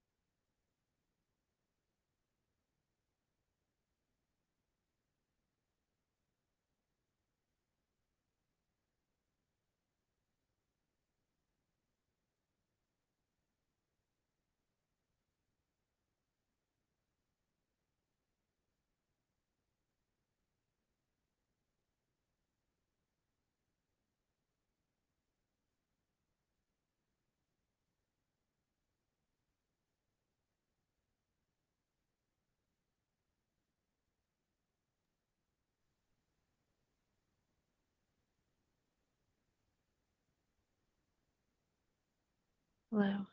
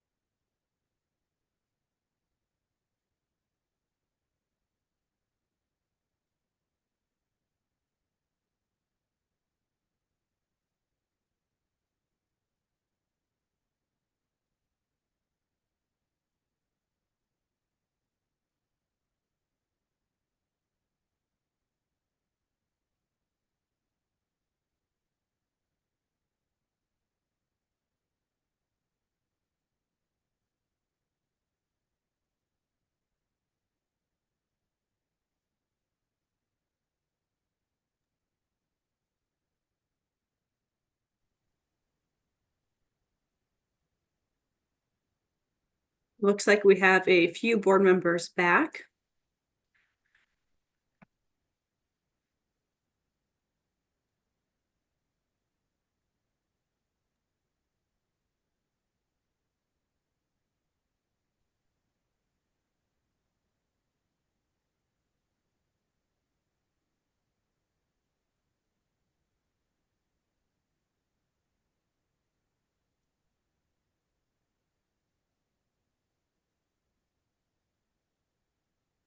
Randy, on this next case, I'm going to move to go into closed session, just letting you know.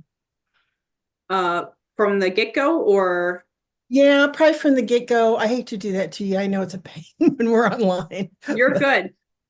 So have Sarah call the case and then go from there. Everybody should have a link on their calendars for a separate Teams invite for a closed session. So just make sure you all have that. I will say, I don't think I have it. Oh. Well, usually So- city staff is not part of it, so that might Okay. be why. As long as L Word has it. Well, well, if you need any technical assistance, Okay. okay, you might need to email someone, or L Word can Teams us Okay. if you need any technical assistance. Yeah, Perfect. where's the link? It's on. Should be on your calendar. They send a calendar invite. There's one that is the invite for closed session Teams meeting. It's called Hold for BZA Closed Session.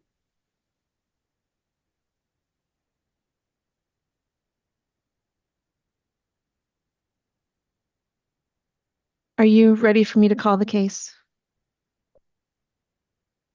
Yeah, I'm looking. Is that on? Oh, wait, I'm looking at the wrong email. It's just a calendar invite. It's not an email. Okay, I must not have accepted it because I don't have it on my calendar. So I'm looking for, when would the calendar invite have been? A long time ago. I will forward it to you now. Okay, that's great. Thank you.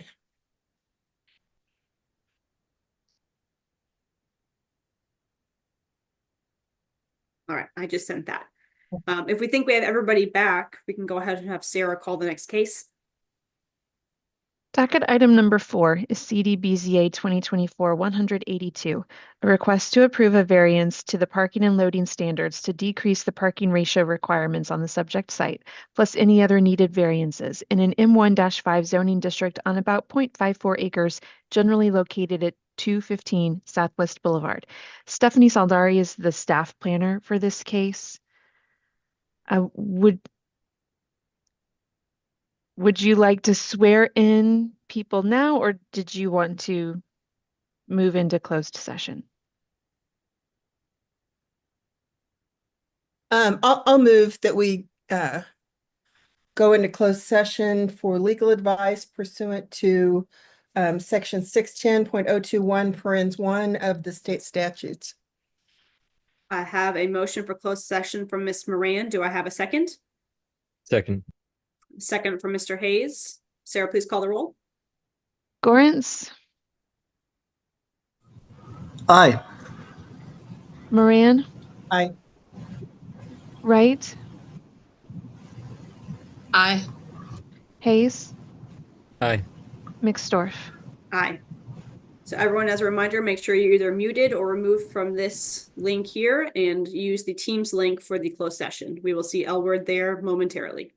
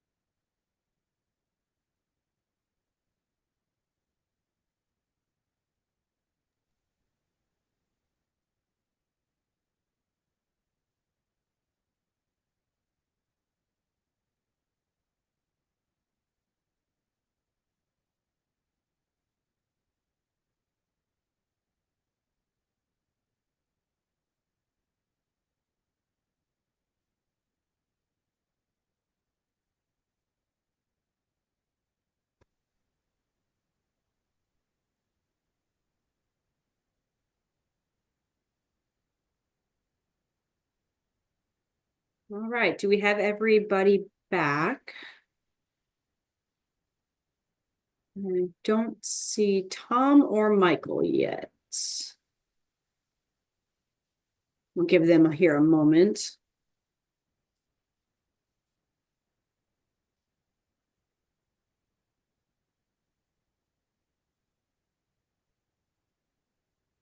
There's both of them. Sarah, do we think we have everybody now? I can't see anyone. So Okay. if you think so, yes. I see it. Okay. Okay, there they are. Thank you all.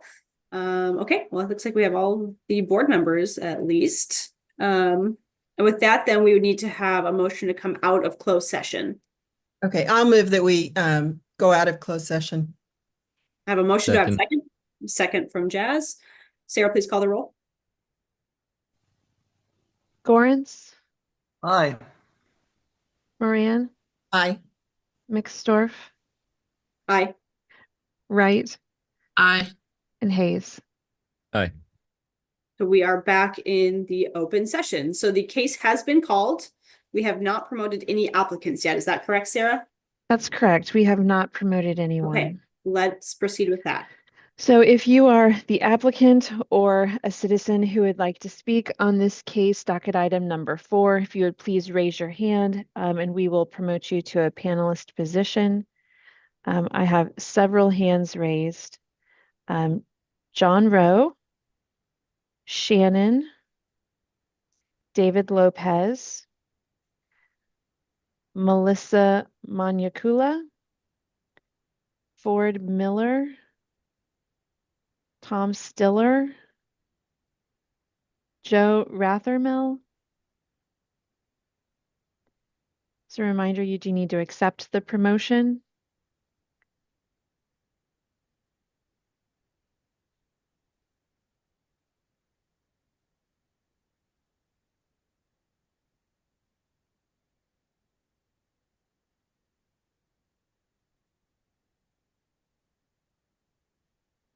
Okay, those are all of our hands raised online. Okay, perfect. At this moment in time, just like the applicant, so I believe Mr. Stiller, you're listed as the applicant. Is there anybody else that should be on the applicant team that we want to swear in at this moment in time? Yes, Madam Chair, this is John Rowe. I'm the attorney for the applicant. Tom Stiller, Joe Rathermill, and Shannon Moore are all part of the applicant's team. All right, I'm going to have each of you raise your right hand and take the oath. I'll need you to state your full name and address for the court reporter. So do you solemnly swear or affirm to tell the truth and nothing but the truth during this meeting today? If so, please say I do, your name and your address. Start with Mr. Rowe. Yes, this, Madam Chair, this is John Rowe. I do, and my address is 4444 North Bellevue Avenue, KCMO 64116. Thank you, Mr. Rowe. Please call the next one in your team. Shannon Moore, please identify yourself and address and confirm that you have taken the oath. I do. Shannon Moore, 6415 Zarda Drive, Shawnee, Kansas, 66226. Thank you. Tom Stiller, the same, please. Tom, you are muted. The joys of Zoom. Here we go. Tom Stiller, located at with a Square One Collaborative Inc., located at 115 West 18th Street, Kansas City, Missouri, and I do. Thank you. Mr. Rathermill. Joe Rathermill, JWR Architecture, 599 North Saline Avenue, Kansas City, Missouri, 64151. I do. Thank you so much. And for everybody else that's here to speak in support or opposition, we will get to your testimony and we'll swear you in once we hear the staff's presentation. So Mr. Rowe or Mr. Stiller, who will be speaking on the case today? I will take the laboring oar on that, but I also have Mr. Moore and Mr. Stiller and Mr. Rathermill each have a speaking role within that presentation. Perfect. And have you reviewed? And yes, I was going to just note, I did send a written request for some additional time. We're trying to stay within that 15 minutes, but it's possible we may go over that by a few minutes. So I asked for an additional 10 minutes time pursuant to the rules, and I sent that written request to Ms. Stephanie handling the case. Thank you for that information. And have you reviewed the staff report associated with your case? Yes, Madam Chair. Do you have any issues with me admitting exhibits 1 through 10? No objection. All right, with that, we'll turn it over to the staff planner presenting the case. Good morning. There is actually an 11th exhibit that was submitted after the staff report was sent over. It should be on Compass C. It's a statement of opposition. And that's been notarized, so since it's been uploaded? Yeah. Okay, thank you. So that'll be exhibits 1 through 11 then. And Yes. Madam Chair, I would note I did not, my no objection was as to exhibits 1 through 10. I object to the admission of number 11 based on the hearsay that's contained within that document and the fact that it contains a number of misstatements, which I'll address later in the presentation. If you're going to address the items related to number 11 and it has been notarized and uploaded, I will admit it, but I want to give you the opportunity to address it when we get to that point in time in your conversation and presentation, Mr. Rowe. Thank you, Madam Chair. All right. You can all see my screen, correct? Oh. Yes. Yes. Okay, perfect. I wasn't sure if I was muted. All right. So we got, start the slide. Okay. Docket item number 4, CDBCA 2024-00182, located on 215 Southwest Boulevard, zoned M1-5, and the applicant is seeking approval of a variance to the required off-street parking ratio for proposed event space to decrease the amount of required parking due to the limited open space on the subject site. All right, so the subject site is located right over here in the crossroads. And this is the subject site highlighted in yellow, and this is the minimal open space I mentioned 2 slides ago. And so here's where the existing parking will go. This is the existing retail space, and then in this area will be the proposed event space. All right, and this is what the subject site looks now. This is that retail space I was talking about, and then back here will be for that event space. And this is also just the retail in the front. All right, so we got one variance today, and this is a variance of 44 off-street parking spaces to the parking and loading standards to permit 16 off-street parking spaces on the subject site. So this is a 70% decrease. So the requirement is 55. So just to add a note to that, the full requirement is about 65 spaces. And then, but there are some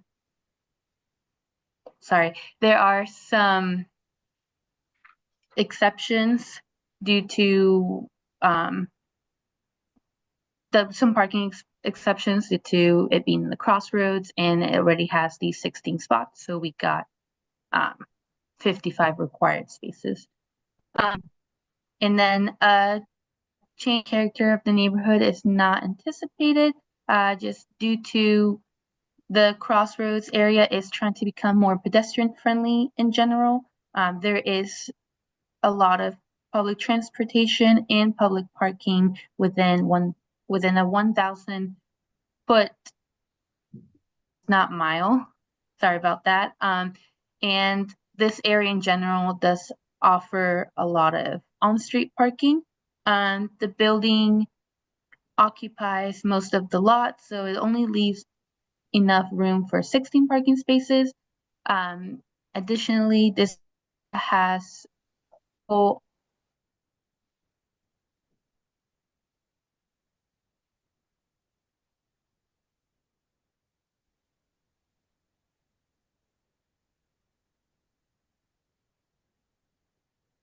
Okay, I wasn't sure if I was frozen or if that's Stephanie. I believe that's Stephanie, correct? Yes. Okay. Yes. We will give her a moment for her internet to catch back up.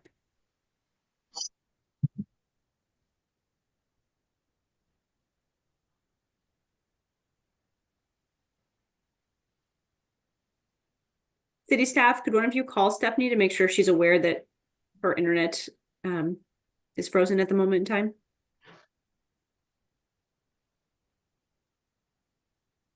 Looks like maybe she dropped off, so we'll wait for her to rejoin.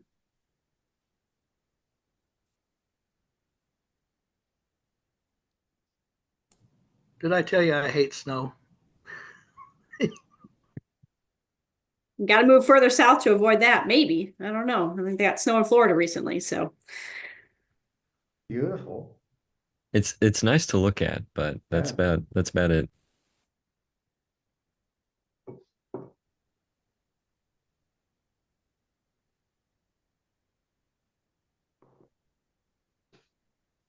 He is trying to reconnect. Perfect. Thank you. I had a heater situation occur, so it's a lot colder than it looks in here. Warm up for a second. Beautiful background. Yeah, that was that was taken on the day of the COVID clampdown.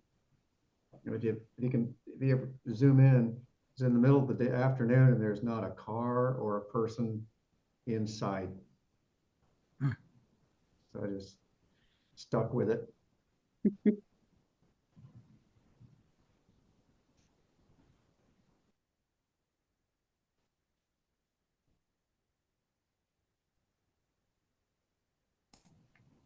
Madam Chair, Yes.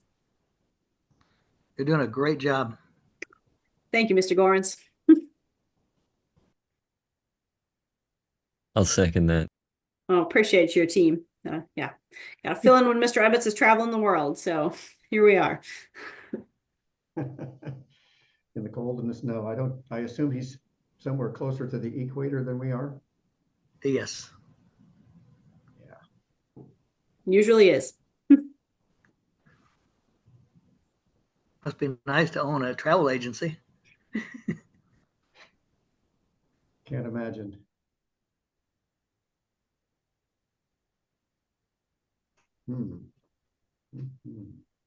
I see Stephanie's box appear again. Okay, I am back. Wonderful.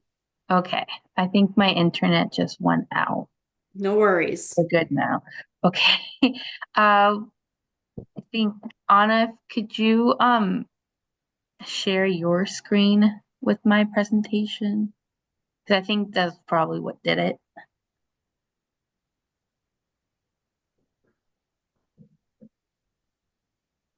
And where did I stop? You were talking about the variance of the 44 off-street spaces and some That of was the at the exceptions that exist in end. the crossroads. Okay. So then I was at the end of my presentation. Okay, well that's good. I don't have to restate it all. Yes, so we're on it's this slide. yeah, so this is okay, so as I was saying, I'll just redo this whole slide. A variance of 44 off-street parking spaces to the parking and loading standards to permit 16 off-street parking spaces on the subject site. So this is a 70% decrease.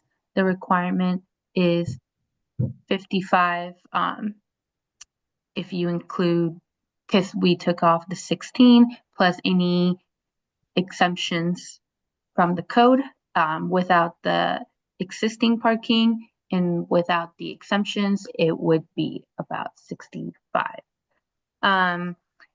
So a change to the character of the neighborhood is not anticipated. So because the crossroad is trying to become more pedestrian friendly, there is public transportation and a public parking lot within it should be a 1,000 foot radius, not mile. And this area in general does offer plenty of on-street parking. And in the past, there has been some crossroad parking variances approved. And The building occupies most of the lot, so it does not leave much room to allow for all this parking, only up to 16 spaces. This area also, in general, just has a lot of has a lot of alternative parking compliance plans that are in effect, so it would be difficult for the owner to obtain a new one that would meet the parking standards. And so therefore the parking requirement cannot be met without the need for variance. And that concludes my presentation. Thank you, Stephanie. You really were right at the end there when you cut it. Board members, any questions for Stephanie? Yeah. I guess my main question is, what is triggering this variance? I mean, we've got it sounds like an existing structure and existing parking lot here. Yes. Is it the use or what's going Yeah, on? it's the event space use. The previous use was, I believe, a yoga studio, which requires much less parking than the event space. So it has to meet the current code. Cool.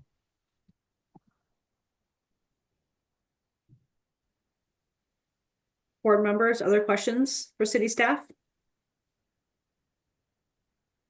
If not, we will turn it over to the applicant. Why should we approve your request today? Thank you, Madam Chair. John Rowe on behalf of the applicant, Shannon Moore. Mr. Moore is seeking approval of a variance to the required off-street parking ratio for a proposed dance hall, which I'd like to emphasize is not going to serve any food and, more importantly, not any alcohol. So this is not, this is really an unusual thing, a nice thing to bring to the Crossroads. This is not another bar that serves alcohol. The city has placed this type of use because if you go to the use table and look under dance hall, there isn't a line item for dance hall. So the next available thing that the city determined that we would fit in is this entertainment venues and spectator sports use category. And so that particular category then says you have to have one space per 4 seats or 4 occupants. And so we're seeking a variance to decrease the amount of required parking due to the limited open space that's at this subject site. There are unique characteristics about the block on which the subject site sits. It's an odd-shaped block. The building here takes up the majority of the site that we're talking about, leaving room for only 16 spaces on site. Don't believe that there's any other land to buy, and we've had no luck in finding any more parking to lease from other owners in the area. So that's what's creating the hardship. The odd-shaped block, the building taking up the majority of the site, can't buy something or lease something. And as the staff report notes, quote, the parking requirement cannot be met without the need for a variance. So these factors, along with its location, make adhering to standard parking requirements impractical. However, we note that we are in close proximity to the streetcar. Just to the east of this site, there is a streetcar stop on Main.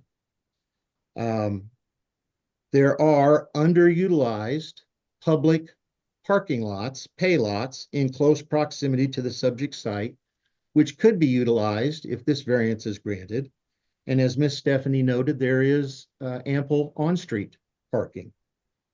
And as will be discussed further, this variance will further the goals and objectives and strategies of the downtown area plan, which is the area plan for this particular location. As I mentioned, with me today is Shannon Moore. I'd like to have him describe the proposed use, which is different from the other existing uses. Tom Stiller is going to provide some information about the amount of the variance and how that was calculated.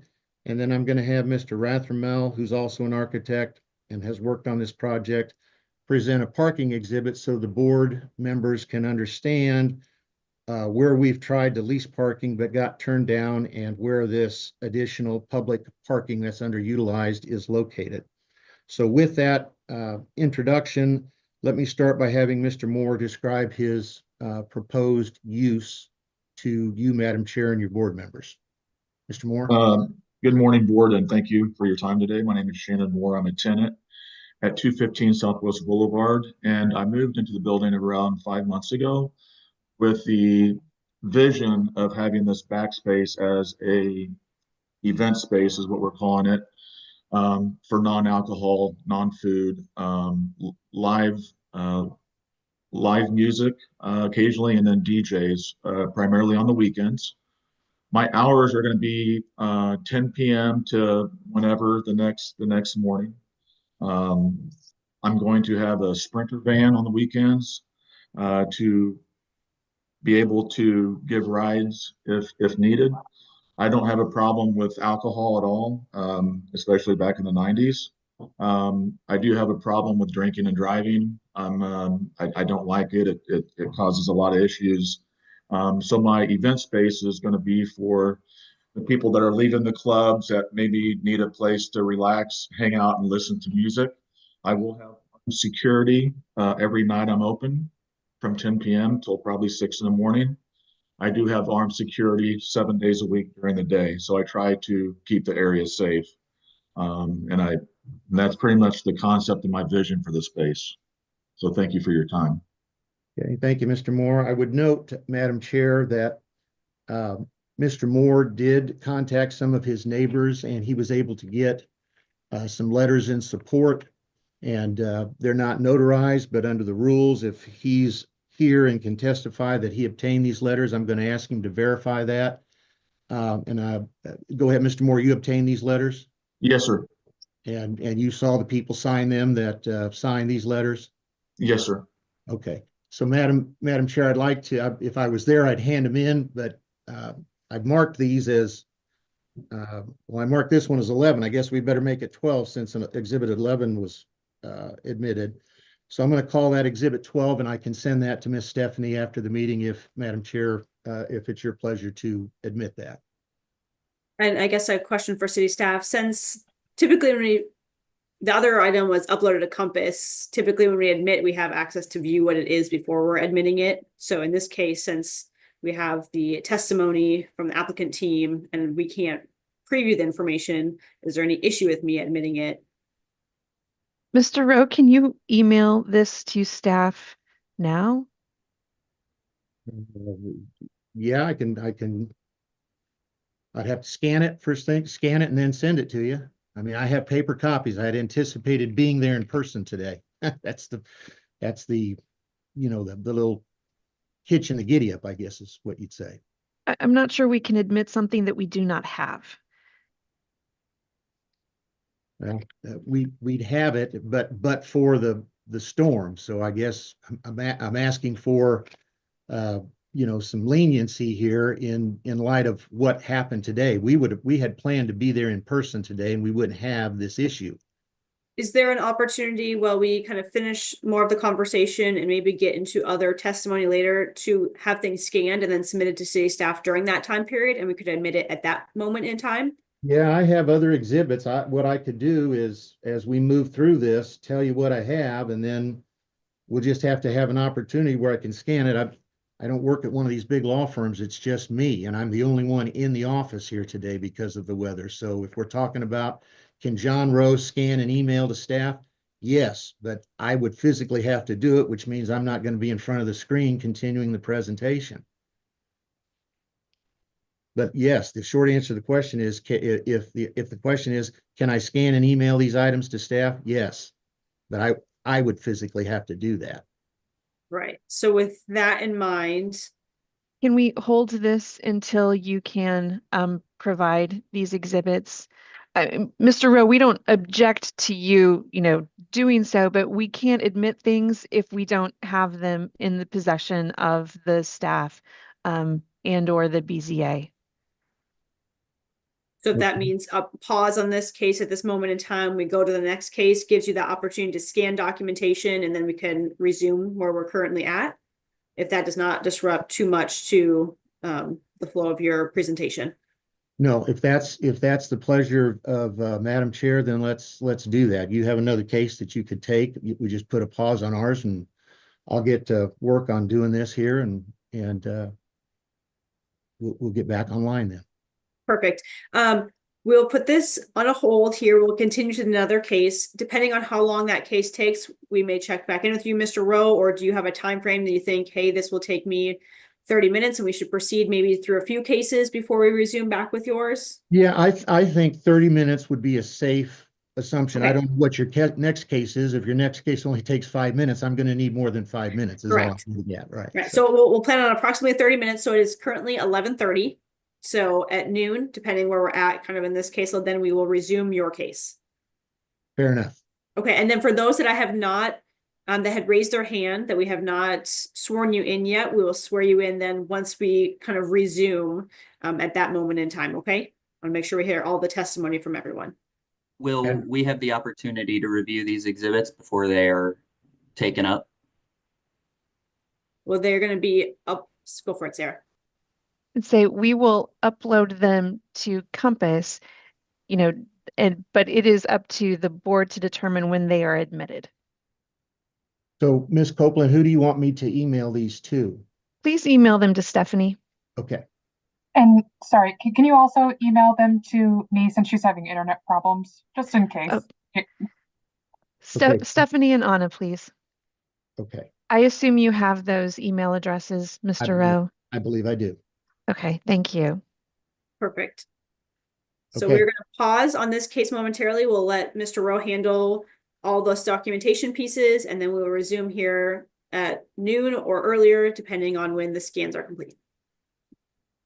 Thank you, Madam Chair. Yes, thank you all. All right, thank you. So with that, we will move on to docket number 5. Okay, give me just one moment, Yep. please.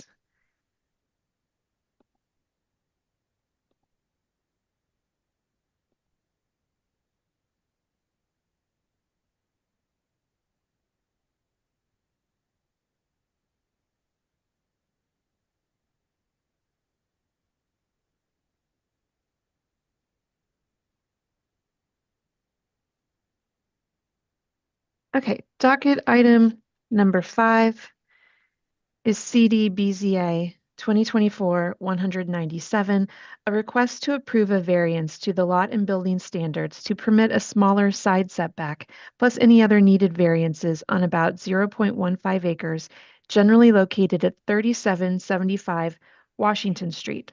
Stephanie Saldari is the staff planner for this case. If you are the applicant or a citizen who's interested in speaking on this case, please raise your hand so that you can be promoted to panelist. I'm going to promote Jim Martin.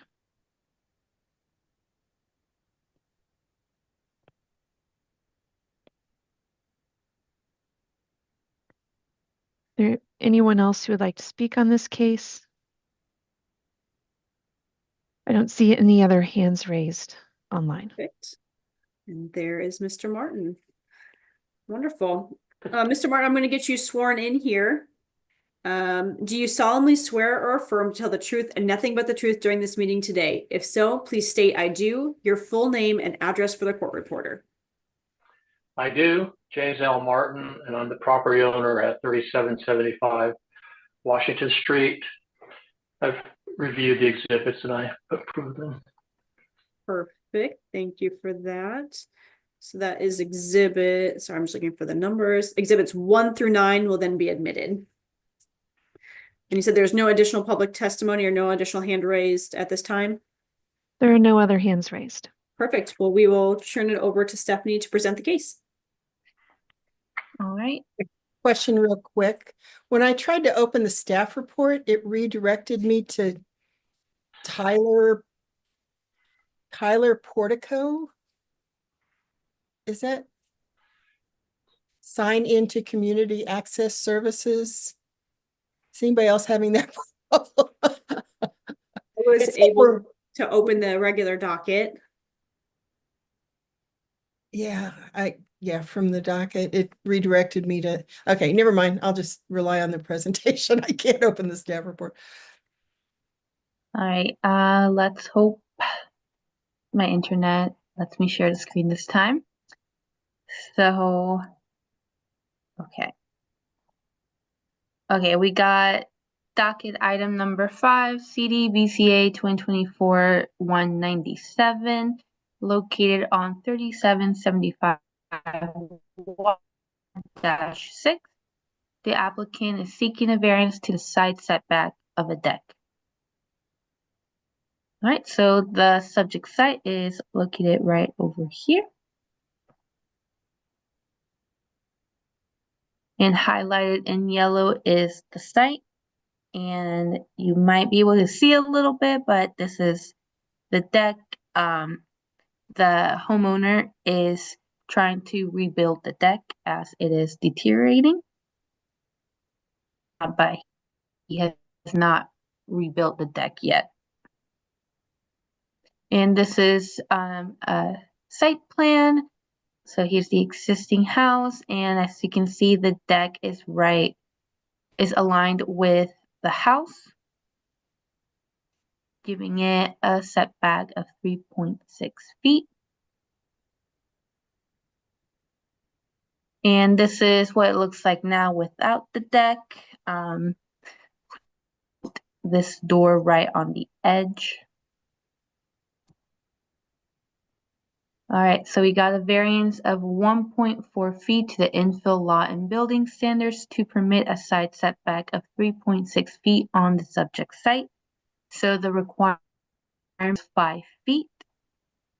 So a change to the character of the neighborhood is not anticipated because the new deck will be built on the same side setback as the previous deck and will be aligned with the existing house sidewall. So it's not making any changes to what was there. The difficulty cannot be obviated by changing the sign. So due to the far northeast location of the back door that I showed in the previous slide, that door accesses the deck. So if the deck is moved over a little, like the 1.4 feet to meet that side setback, it will be blocking the existing door, and it would also partially better. And that concludes my presentation. Thank you, Stephanie. Board members, any questions for city staff? So Stephanie, I assume this came up in the permitting process. They realized that because of the existing home siting, this was an issue. Okay. Yes. There are no other questions for Stephanie. I'll turn it over to Mr. Martin. Why should we approve your request today? Okay, thank you. So what's very helpful is I also own the property on the other side of that property line. I built the previous deck 35 years ago, and at that time the property next door was owned by a slum landlord, and so the deck had walls, and at the same time I planted a maple tree, and that maple tree now is about twice the size of my house, my 3-story house. So it's taken over the yard. Nothing much grows back there. And the deck has deteriorated. And so I decided I wanted to do one with a concrete foundation, hired a foundation engineer who wrote out the specs and submitted it for permitting, and permitting determined I needed to get this variance. The house next door, I was able to buy in 2011. And so I'm kind of hoping that when I'm building this deck, I can improve the property in between, because right now it's got weeds growing and there's a chain link fence that I took out. And I plan on doing a concrete foundation, stone veneer, and some nice fencing, and to make it look attractive towards my tenants as well. Thank you, Mr. Martin. Board members, any questions for the applicant?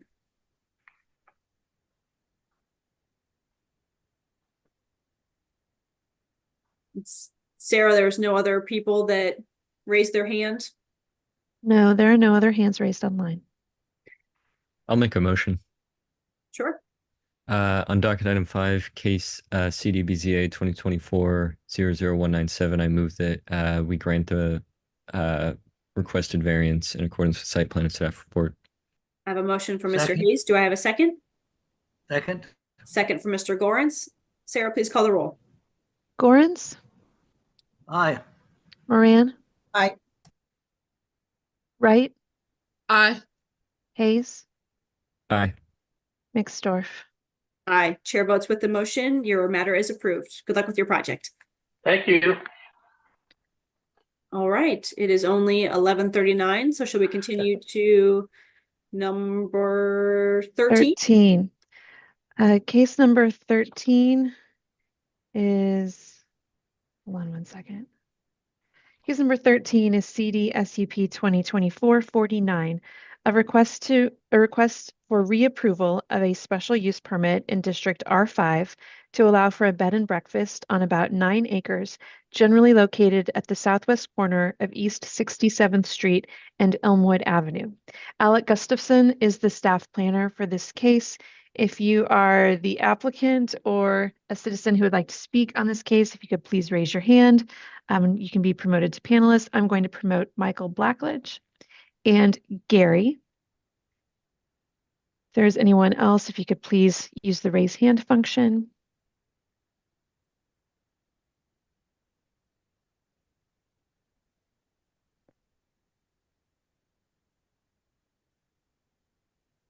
Let's see, Michael. Do not yet see Gary. Gary, you will need to accept the promotion if you want to speak on this case.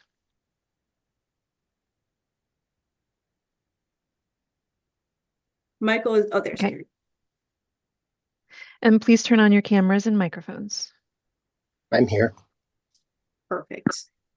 Thank you both. Before we get started, we'll need to swear both of you in. I'll have you state your full name and address for the court reporter. So do you solemnly swear or affirm to tell the truth and nothing but the truth during this meeting today? If so, please state I do, your name and address. I do. Michael Blackledge, 2121 Central Street, Suite 143, KCMO. Thank you. I do. Gary Wishy, 6700 Elmwood Avenue. Thank you both. And have you reviewed the staff report associated with your case? Yes. Do you have any issues with me admitting exhibits 1 through 9? No. No, so those are now admitted. With that, we'll turn it over to the staff planner presenting the case, which is Alec. All right, good morning, BZA members, commissioners, and city staff, and Michael and Gary. I'll share my screen real quickly.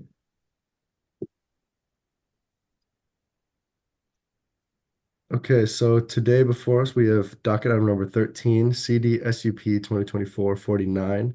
This is the B&B Mansion in the Park SUP. It's a bed and breakfast at 6700 Elmwood Avenue. It's located just near the zoo over near Swope Park on Elmwood and 67th. Here is the site.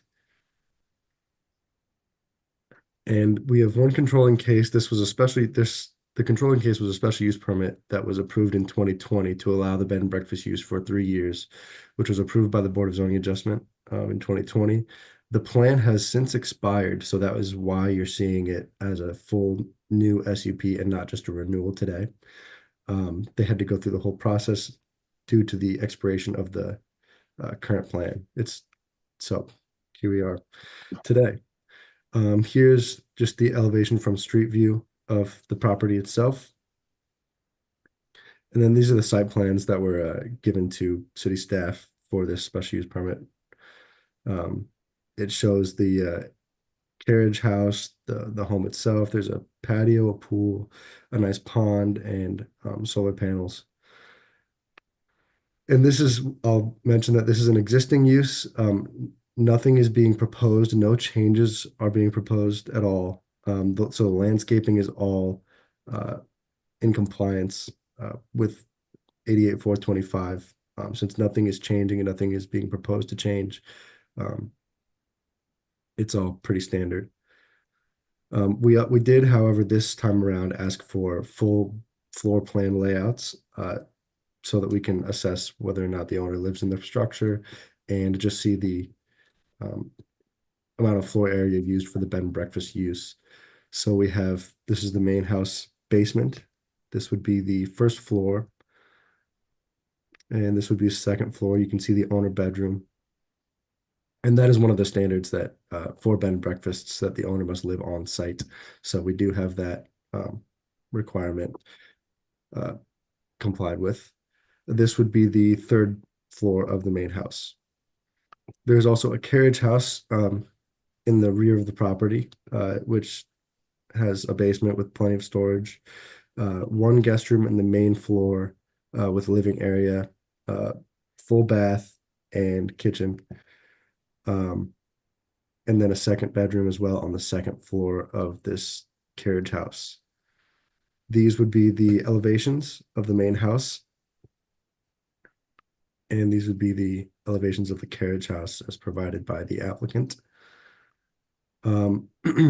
Originally in the City Planning Commission presentation and the original staff report, there was a special use permit period granted for 3 years. City Planning Commission discussed this and decided to grant the special use permit with condition 5 changed to 7 years from the date of approval. So the bed and breakfast use can be, the special use permit can be used for 7 years until needing to apply for another renewal for the same special use permit. And with that, City Planning Commission recommended approval with conditions with that 7-year SUP condition. And with that, I will stop sharing my screen and I can answer any questions. Thank you, Alec. Question, have there been any violations or notifications over this period of time that they've already been in operation? No. No, okay. Thank you for that. Board members, other questions for Alec?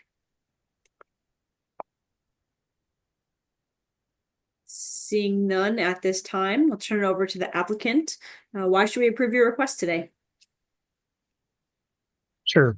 Gary, if you want to talk, you can go ahead, but I was just going to say it's pretty straightforward. As Alec mentioned, it's a renewal. They successfully operated the bed and breakfast and would like to continue doing so. So we're back going through the renewal process. And I will entertain any questions, or if Gary, you have anything to add, feel free. No, we've successfully hosted over 1,000 people coming to the various events and attractions here in the city and hope to continue. Do you have any issues with the conditions outlined by the CPC? No. No.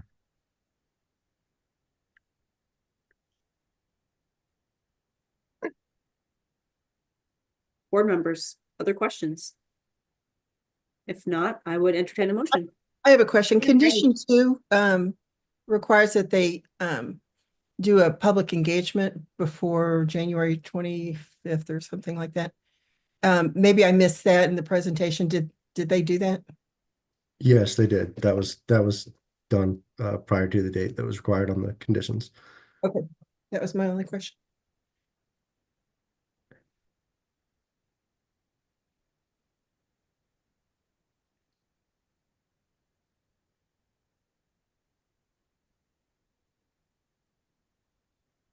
I'll make a motion if nobody else has anything. On docket item number 13, case number 2024-49, I move that we grant the special use permit in accordance with the staff plan or site plan and staff report and with the conditions recommended by the City Plan Commission. I have a motion. Do I have a second? Second. Second by Mr. Gorens. Sarah, please call the roll. Gorens, Aye. Moran, Aye. Wright, Aye. Hayes, Aye. Mixdorf. Aye. Your project is approved. Thank you. Thank you very much. Shall we move on to number 14? Yes, please. Item number 14 is case CD SUP 2024-50, a request to approve a special use permit to expand recreation and entertainment uses on the subject site on about 15 acres, generally located at 6800 Lakeside Drive. Anna Naniski is the staff planner for this case. If you are the applicant or a citizen who would like to speak on this case, please raise your hand so that you can be promoted. I'm going to promote Sean Putney and Cooper Doms.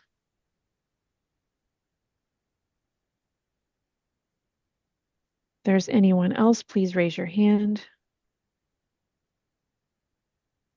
There are no other hands raised online. You see Mr. Doms and Mr. Putney. Perfect. I'm going to have you both be sworn in. I'll have you state your full name and address for the court reporter. Do you solemnly swear or affirm? Please raise your right hand. Do you solemnly swear or affirm to tell the truth and nothing but the truth during this meeting today? If so, please state I do, your name and address. I do. Sean Putney, 1510 Cove Drive, Raymore, Missouri. Thank you, Mr. Putney.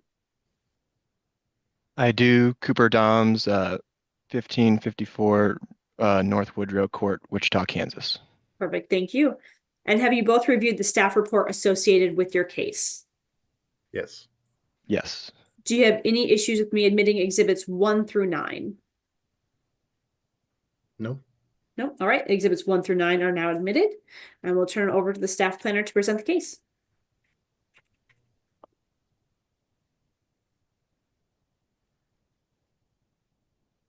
Thank you.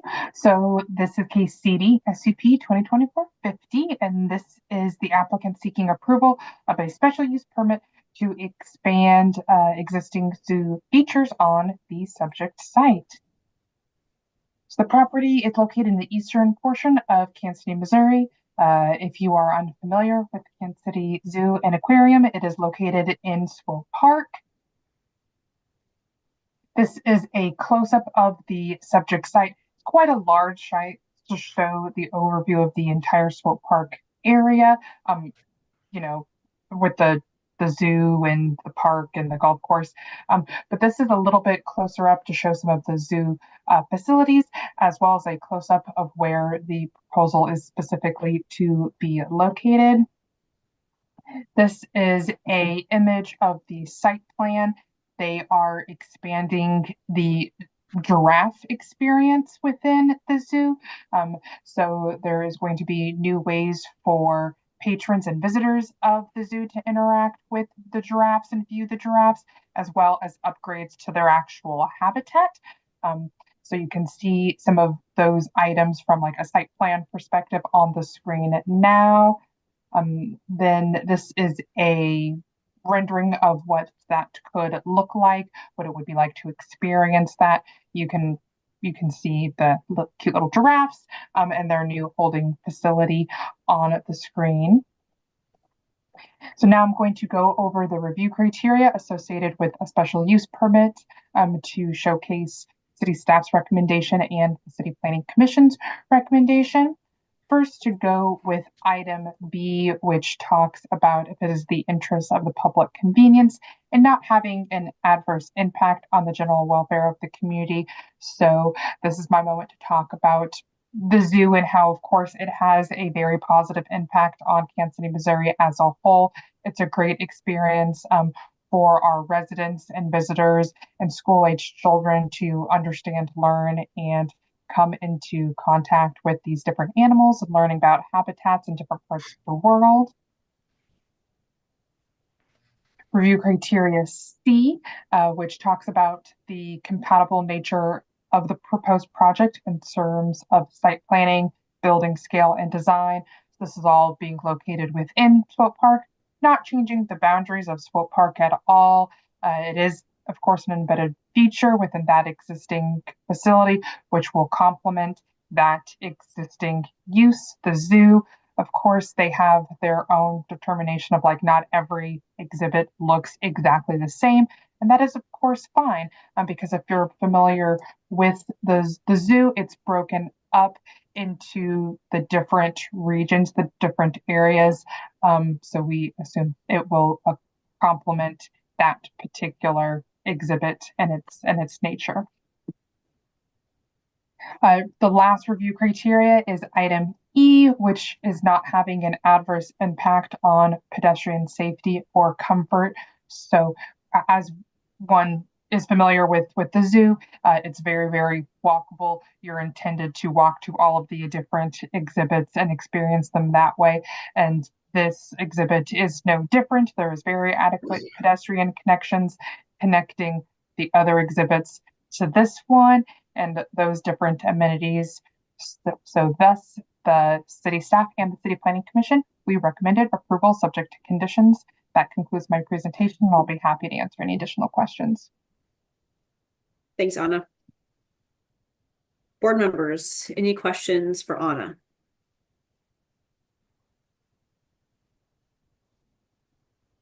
If not, we'll turn it over to the applicant. Why should we grant your request today? Is this Cooper or me that you would like to Either speak? one of you, whoever wants to answer. Well, how about I go through just a little bit of history here. Hopefully you have all been to the zoo lately and know the approximate area. The giraffe area, as well as all of our African area, was built 30 years ago. So it's starting to show its age. And frankly, it was state of the art back in 1995 when it was built. But over the years, we have found some things that we can do better and differently. And this is one of them. Unfortunately, our giraffe exhibit is about a quarter-mile away from where their evening quarters are. So the giraffes don't have an opportunity to go inside and outside like many of the other animals get to choose. So they are only outside for people to see right now, somewhere between 90 and 120 days out of the year, depending on how precipitous the year is and how cold and warm it is. So by us bringing this barn, this building right beside their exhibit will enhance the animal experience as well as the guest experience. It'll allow our guests to see the animals every day at the zoo's open. We also hope to have an interactive opportunity for them to feed, although it will take some time for them to learn that opportunity. But it will just basically enhance and better that part of the zoo, make it a better experience for our guests to come and really get a much better up close view of the animals when they're here too. And because of that, it will continue to increase the number of people who love the zoo, not only in the Kansas City metro area, but also hopefully encourages people to come from outside the metro area and spend more time and dollars here in Kansas City. So similar to adding the aquarium last year, we had our best year ever, but we can't really lay on our laurels. We have to keep on continuing to better ourselves. And this will be one of those things that will certainly better the way that we do things here at the zoo. Thank you, Mr. Putney. Mr. Doms, do you have anything else you want to add? I do not. We do have a site plan. If we need to review that, that was submitted to staff and to the email service. Board members, questions?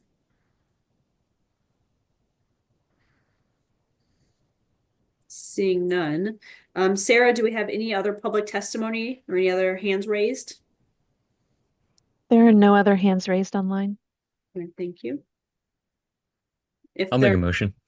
Wonderful. Thank you, Jess. Sounds great. Docket item 14, KCD SUP 2024-00050. I move that we grant the requested special use permit in accordance with site plan and staff report and the conditions therein. I have a motion. Do I have a second? Second. A second from Ms. Wright. Sarah, please call the roll. Gorens, Aye. Moran, Aye. Wright, Aye. Hayes, Aye. McStorff.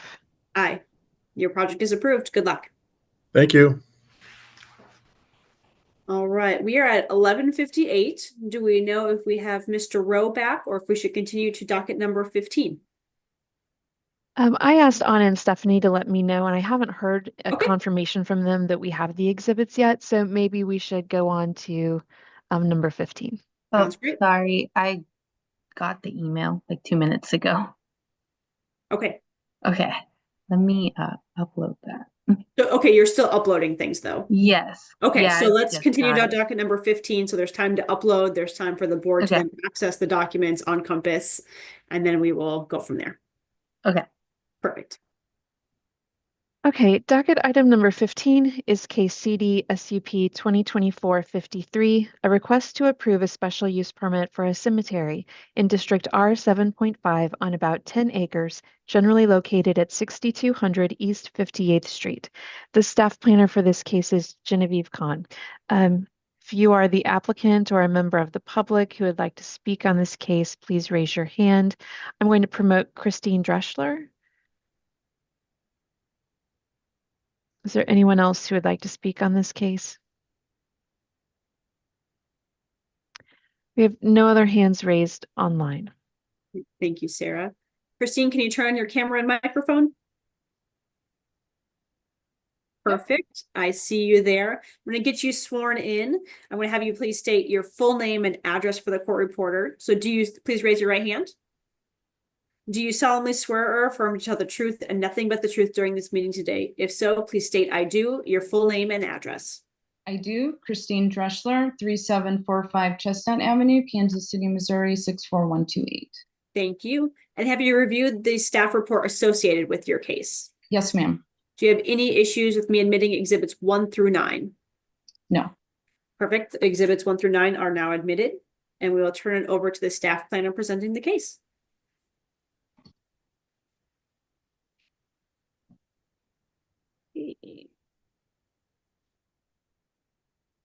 Good morning, board members. Are you able to see my presentation? Okay. Yes.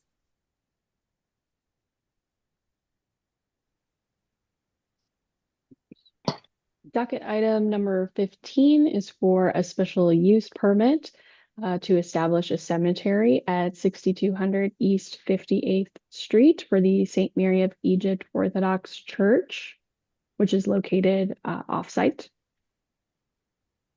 Subject site is generally located west of I-435 and just northeast of Swope Park. Subject site is about 10 acres, and you can see there's a stream corridor that crosses the northern portion of the site, and it's very well covered with trees and vegetation. This is the site plan provided. The vehicular access to the site will come off of East 58th Street from the south. There will be 19 parking spaces provided in the loop drive here. The first 25 feet will be paved, and the rest is planned to be gravel, which I will get to in one of the next slides here. And then outlined in yellow is the proposed burial area to contain 400 plots. And there will be a pedestrian path established through the burial area. And then this is just a closer up view. The total area will be about 42,000 square feet for those plots. And it will be very far from that stream buffer in the northeast corner. So there will not be any encroachment into the stream corridor area. And then this is the variance requested by the applicant to permit gravel as an allowed material in a vehicular use area in an R 7.5 zoning district. The amount of the variance is substantial. And as I mentioned, the first 25 feet is planned to be paved. However, regarding the surrounding properties, there are quite a few gravel drives and vehicular use areas. East 58th Street is not an improved street, as in it does not have curb gutter or sidewalks. And lastly, the difficulty could be obviated by paving more or all of the vehicular use area. And then here are some street views of East 58th Street. As I mentioned, again, no curb gutter sidewalks along this road. And the City Plan Commission and staff both recommended approval subject to conditions, and I can take any questions. Thank you, Genevieve. Just to clarify, so in that image, you said the road is not improved with no curb gutter or sidewalk, but is that main road also gravel? Or is that East 58th Street is paved, but as you can see, it's not in the best condition, but it is not a gravel road. Perfect. Thank you for that clarification. Board members, other questions for city staff? How close is the nearest home to this site? There are homes on the adjacent properties, so to both the west and the east and to the south.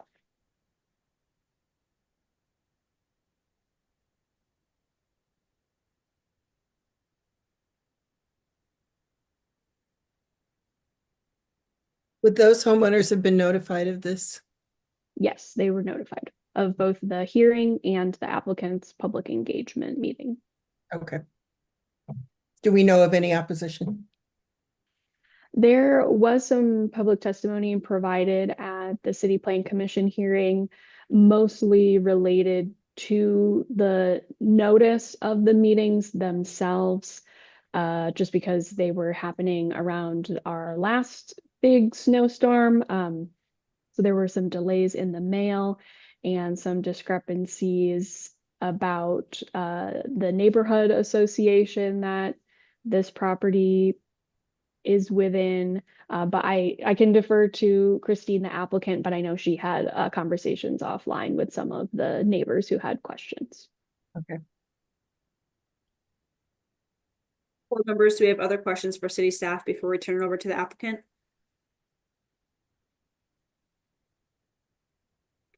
Seeing none, Ms. Dressler, why should we approve your request today?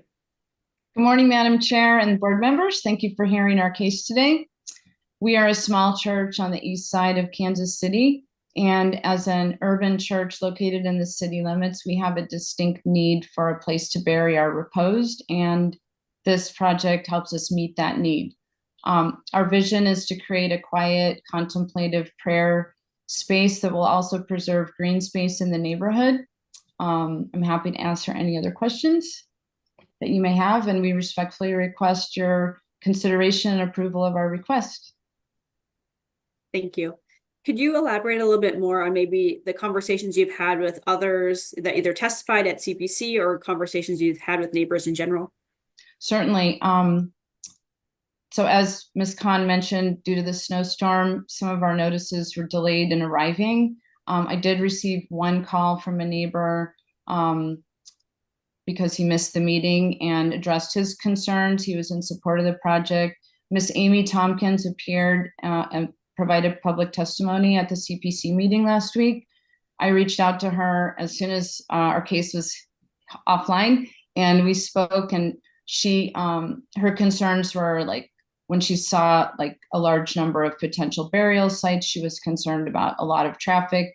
And when I explained to her that in the last 15 years, we've had about 5 burials. We're a small parish, and we're also a young demographic.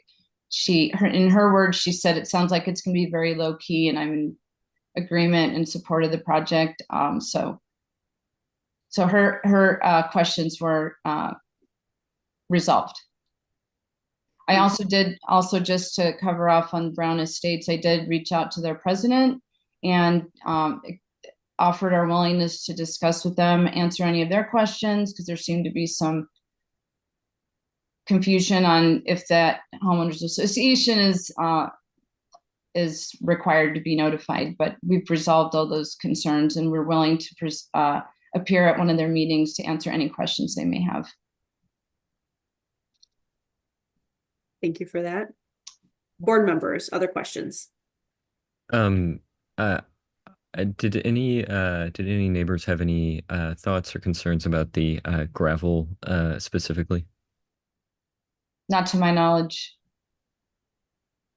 We also have, I guess I can also mention that I spoke with Mr. Terry Thomas in Public Works. He requested that we pave the first 25 feet of our drive approach to meet code requirements, and suggested that because of the intended use and the low traffic, that gravel would be acceptable. Also, that will also preserve the unique rural atmosphere of this location, despite being in city limits. And the 2 parcels on each side of our property are also gravel drives. So that answers my question. Mr. Hayes. Thank you. Yeah, thank you.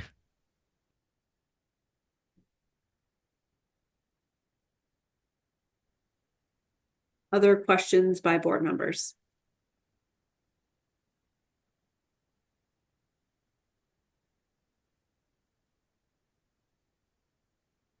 If not, Sarah, was there any other testimony? We do have one hand raised online, Tiffany Moore, but Tiffany has not accepted the promotion. Tiffany, if you'd like to speak on this case, you do need to accept the promotion to panelist.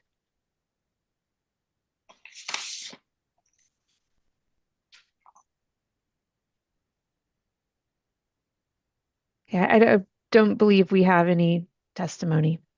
Okay.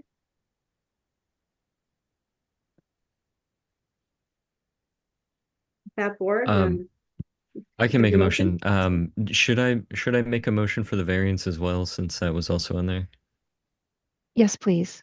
Okay. On docket item 15 KCD SUP 2024-53, I move that we grant the requested special use permit and corresponding variance in accordance with site plan staff report and the CPC recommended conditions.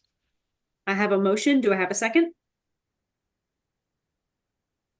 Second. I have a second from Ms. Wright. Sarah, please call the roll. Gorans, Aye. Moran, Aye. Wright, Aye. Hayes, Aye. and Mixdorf. Aye. Your project is approved. Good luck. Thank you very much.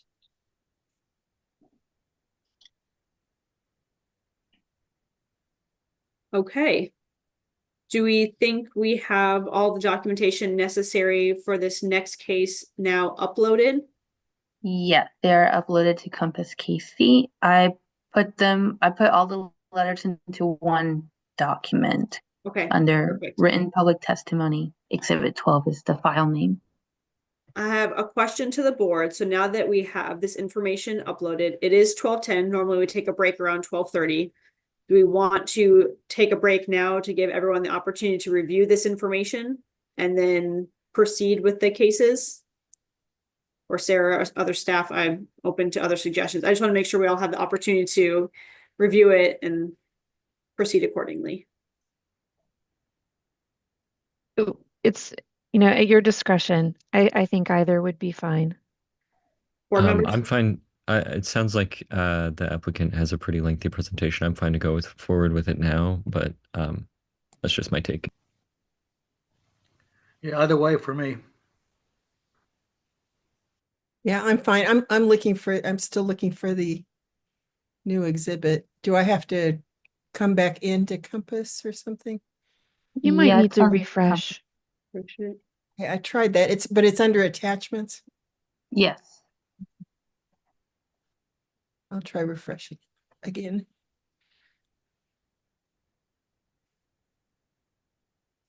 Okay, yeah, I'm fine either way. We can go ahead with it. I Go, Sarah. will ask then our applicants and members of the public who are interested in speaking on this case, if you could raise your hands again so that we could promote people to the panelists once more.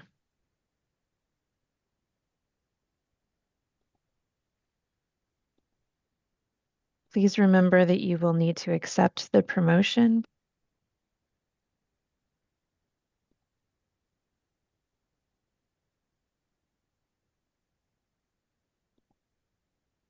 And as a reminder to board members, these notices or notes are not notarized, but it was under testimony that the applicant witnessed these being signed.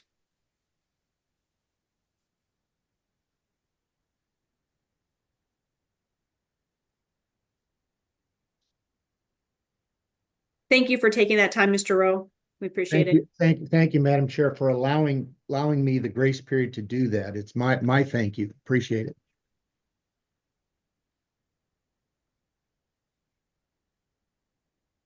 All right. Do we have all the hands that were raised promoted back to panelists? Yes, we do. Okay. So with that, obviously we heard the staff presentation. Mr. Rowe, you were in your presentation. we now have Exhibit 12, which are these letters from neighbors.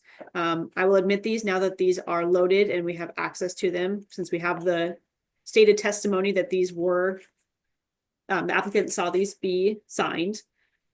With that, then, do you want to continue your presentation, Mr. Rowe? Yeah, yes, I do, Madam Chair. So I sent these exhibits over, and if I understand Miss Stephanie correctly, she took the exhibits that I had individually marked with numbers and placed them all in one document, which is just fine. So the first 5 pages of that document are these letters. And then I think the other thing that at the conclusion of Mr. Moore's testimony that I wanted to note is that he also obtained the affidavit from the property owner authorizing him to act on behalf of the property owner. And so that's also contained within Exhibit 12, but I had marked it Exhibit 13 in there if you wanted to find it. So I'm asking that be admitted as well. I'm asking for everything in Exhibit 12 to be admitted, but as you see that's what that is. So, Madam Chair, let me just say, are you admitting Exhibit 12 into the record then? Admitting Exhibit 12 in totality, so all the attachments that are under there. So That- all that's- your individual exhibits will just be under 12. That'd be fine then. That kind of speeds it up. So I think we're at the point in our presentation where I'm going to ask Tom Stiller to address the board briefly, and he has 2 topics. One is to give you a little bit more information about the amount of the variance that we're requesting, and number 2, he's going to talk about an exhibit that shows where our property is located and where the public parking lots are that are available to us, and some other information on there. So Tom, I'm going to turn that over to you now. Okay, thank you. Madam Chair, members of the board, Tom Stiller, 115 West 18th Street, Kansas City, Missouri, 64108 with Square One Collaborative Inc. Again, just in case. And so we've already kind of gone over a little bit about the requested off-street parking spaces, but real quickly on that, and then we'll get to the exhibit. We did meet with Ms. Saldari a couple, 2 or 3 weeks ago, looking to establish the number of off-street parking spaces that may be necessary. And in that process was where we were assigned the use group from the Zoning and Development Code of entertainment venues and spectator sports. Not that this particular use fits into that perfectly. There really isn't a use group in the Zoning and Development Code for this particular use, but that was determined to be the best fit. So there we are. And going through that, this particular use, in order to determine the number of occupants, refers to the building code. So we went to the 2018 International Building Code and went through that process, and we came up with the number of occupants. Then we take that back to the Zoning and Development Code, and we go through, as Ms. Saldari pointed out, various exceptions and whatnot, and boil that down. And it turned out we needed 44 additional off-street parking spaces, so thus the variance. In concluding the meeting, Ms. Saldari pointed out several different options that we could pursue to reduce the requested variance. And the exhibit that I'll show you will go through some of those efforts. And that's probably enough on that. That concludes my testimony in that regard. Are there any questions about that process? If not, I'll move on to the more challenging portion here. How do okay, I've got an interface similar to what I'm used to. Can I now share screen and bring up this exhibit? So it's the exhibit that's already admitted as part of Exhibit 12? Yes. Okay, yes. Okay, let me try this.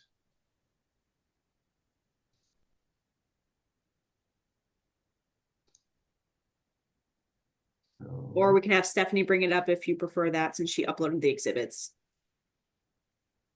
The only would I have access to a cursor? Probably not if you don't share. Oh, well, see, I highlight it, share. So this is page 7 of Exhibit 12. Okay, so you can see that? Yes. We see your emails currently. Now, if I can see it.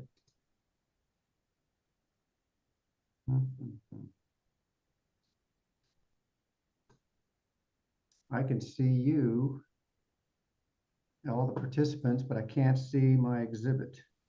Yeah, we see your email, whatever screen that may be on. Okay, that's. It was on there, but it went away. It Yes. went away.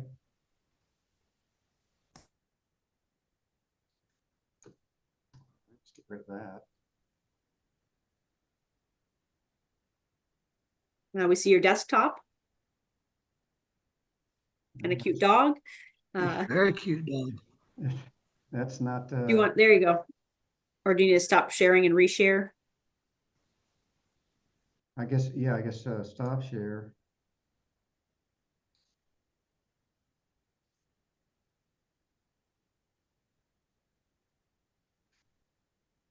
That up. And now.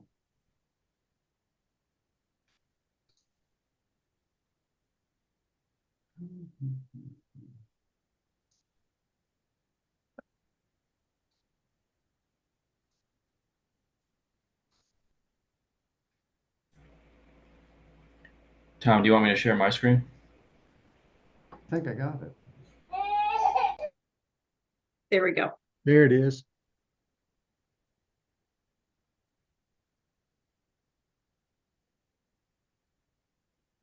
Mine is saying your screen sharing is paused. We see the site plan exhibit, which is page 7 of Exhibit 12, which is color coded with purple, green, red, and orange. No, unfortunately, I don't have it on my end, so I'm without cursor. I can't point at anything. I think. Yeah, I guess. I don't know why, but I'm not able to see what you're seeing. So Can you have Joe yeah, can you share then?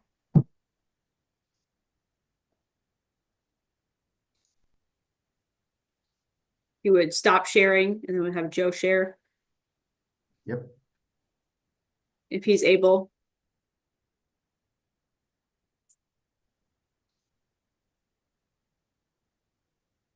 Okay, thank you. We see that. All right, but you cannot see my cursor, right? No. Okay. Well, we'll go at it this way. What this is a map showing surrounding properties around the subject property. The upper right, I lost a little bit of focus there. Upper right-hand corner is a bit of a legend, and that sort of orangey brown color is 215 Southwest Boulevard. And you can see it sort of in the center of the screen. That is the subject property, and that's the area within the building that is the application. The green with the diagonal, that's that open area that is the existing parking. Then off to the north in the red is actually the red areas that you see are all of the parking lots surrounding the property that we were able to make contact with and approach for a potential lease and were denied. So that's the red.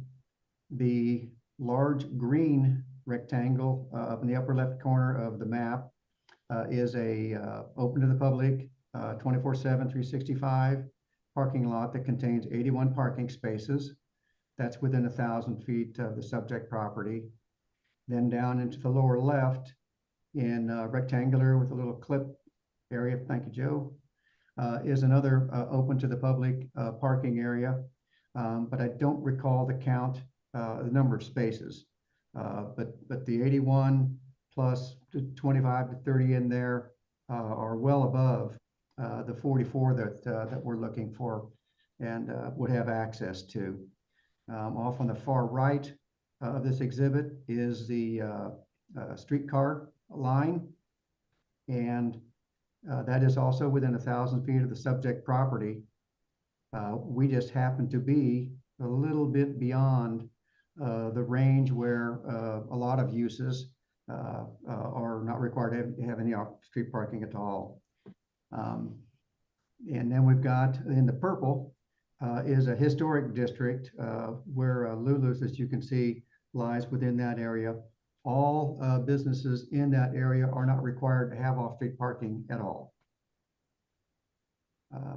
So you can see we have very proximal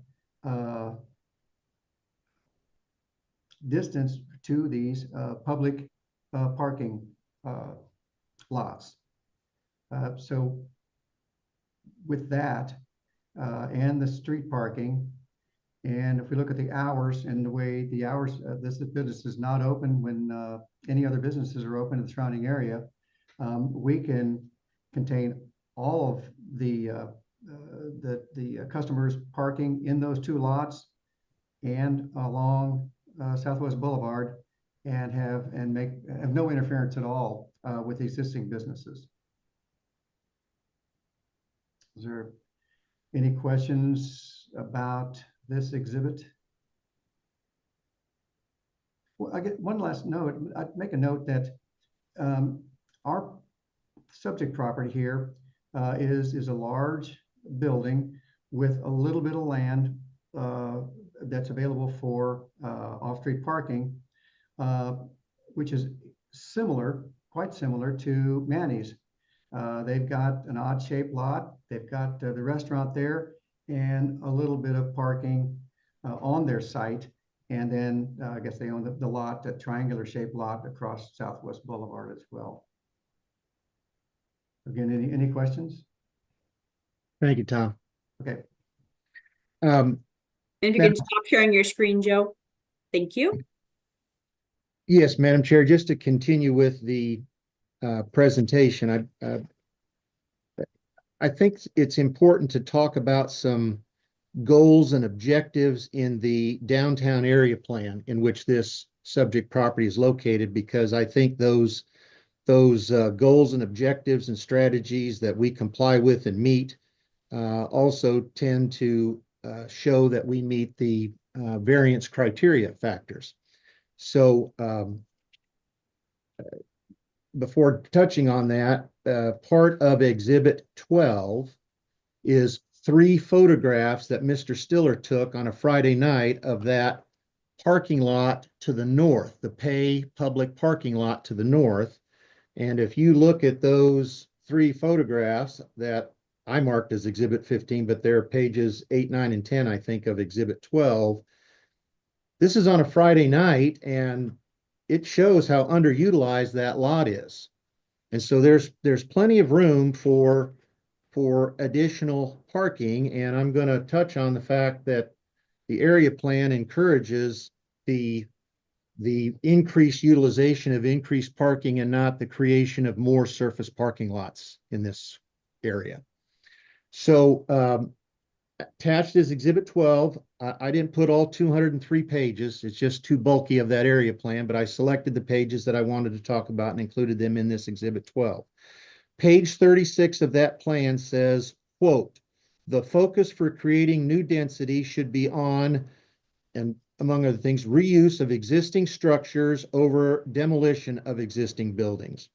In fact, on page 36, it says, quote, "Promote urban development, which is characterized by highly connected street grid forming pedestrian scale blocks, buildings set close to the street and defining the street edge, a compact development footprint, a diverse mix of well-connected uses, and diverse housing options." And this application, if granted, would meet all of that and further those goals. It's the reuse of an existing structure. We have a highly connected street grid. Our building, as you saw from the staff's presentation, is set close to the street and defines the street edge. We'd be part of a compact development footprint and providing a use that doesn't sell food or alcohol, but provides a place for visitors to this city to socialize, would contribute to a diverse mix of well-connected uses. In the section of that plan called Create a Walkable and Bikeable Community and Transit Supported Development Patterns, that's on page 37, it says, quote, reduce parking requirements to be comparable to conventional development. The staff report notes that our zoning is M1-5. Downtown area plan on page 38 says promote mixed-use developments in commercial and industrial areas. In fact, it goes on to say, quote, some industrial areas are being transformed into mixed-use districts with new residential, retail, entertainment, that's us, and office uses. This evolution of industrial and commercial areas is encouraged. So we're doing precisely what the area plan encourages, reuse these old buildings and kind of repurpose these industrial districts for entertainment areas. That's encouraged. So that's what we're trying to do. Plan at page 41 says, encourages the preservation and adaptive reuse of historic buildings, whether formally designated or not. Quote, historic buildings, whether designated or not, contribute to the area identity and should be preserved and integrated into new development. This plan encourages the preservation and adaptive reuse of historic buildings, and that's exactly what we're doing. When we met with Miss Stephanie, she had a photograph on her computer there of this building back in the 40s, so we know it dates back at least then and before that. So whether this building is designated historic or not is irrelevant. The plan says use these kind of buildings that are built close to the street in industrial areas for new uses, one of which is entertainment, and that's what we're trying to do. Another goal of the downtown area plan is to ensure that future development reinforces the transportation system. So on page 60 of the plan, it says, quote, higher intensities of development should be focused to areas within activity centers and along major corridors. Ensure the highest densities and highest pedestrian access within close proximity to major transit nodes. So first of all, in the plan, this property is within a designated activity center. We're less than 1,000 feet from the streetcar corridor, so we comply with this plan objective. We're trying to increase the density in an area within these activity centers and near major corridors. Staff report says Southwest Boulevard is identified as in the major street plan as a thoroughfare, so along a major corridor. And so this variance will further this objective of the area plan. Page 61, just a couple more here, Madam Chair. Page 61 of the plan says, quote, a key strategy to improve bikeability and walkability in the downtown area is to increase development density. New density will help make mobility options more efficient and convenient by concentrating jobs, entertainment, and shopping and residents in close proximity. It is important to ensure that the highest densities are focused around transit corridors and activity centers. And once again, that's precisely what this variance would allow.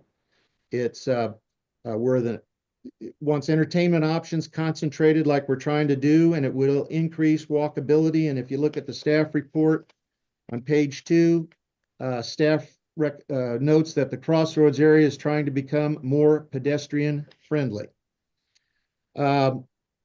Interesting to note, page 81 of the downtown area plan has a section titled Parking Recommendations. So it says, quote, the overarching goals of the parking strategies are to improve utilization of existing parking resources. So as Mr. Stiller noted, we have at least 2 public parking areas that are underutilized in close proximity to the subject property. And so in the evening, there are many spots available in those in that public parking area to the north. Our use doesn't open until 10 o'clock at night. This downtown area plan also says, quote, discourage new large surface lots and implement district and shared parking strategies to reduce demand for surface lots and create a policy that prohibits large new lots.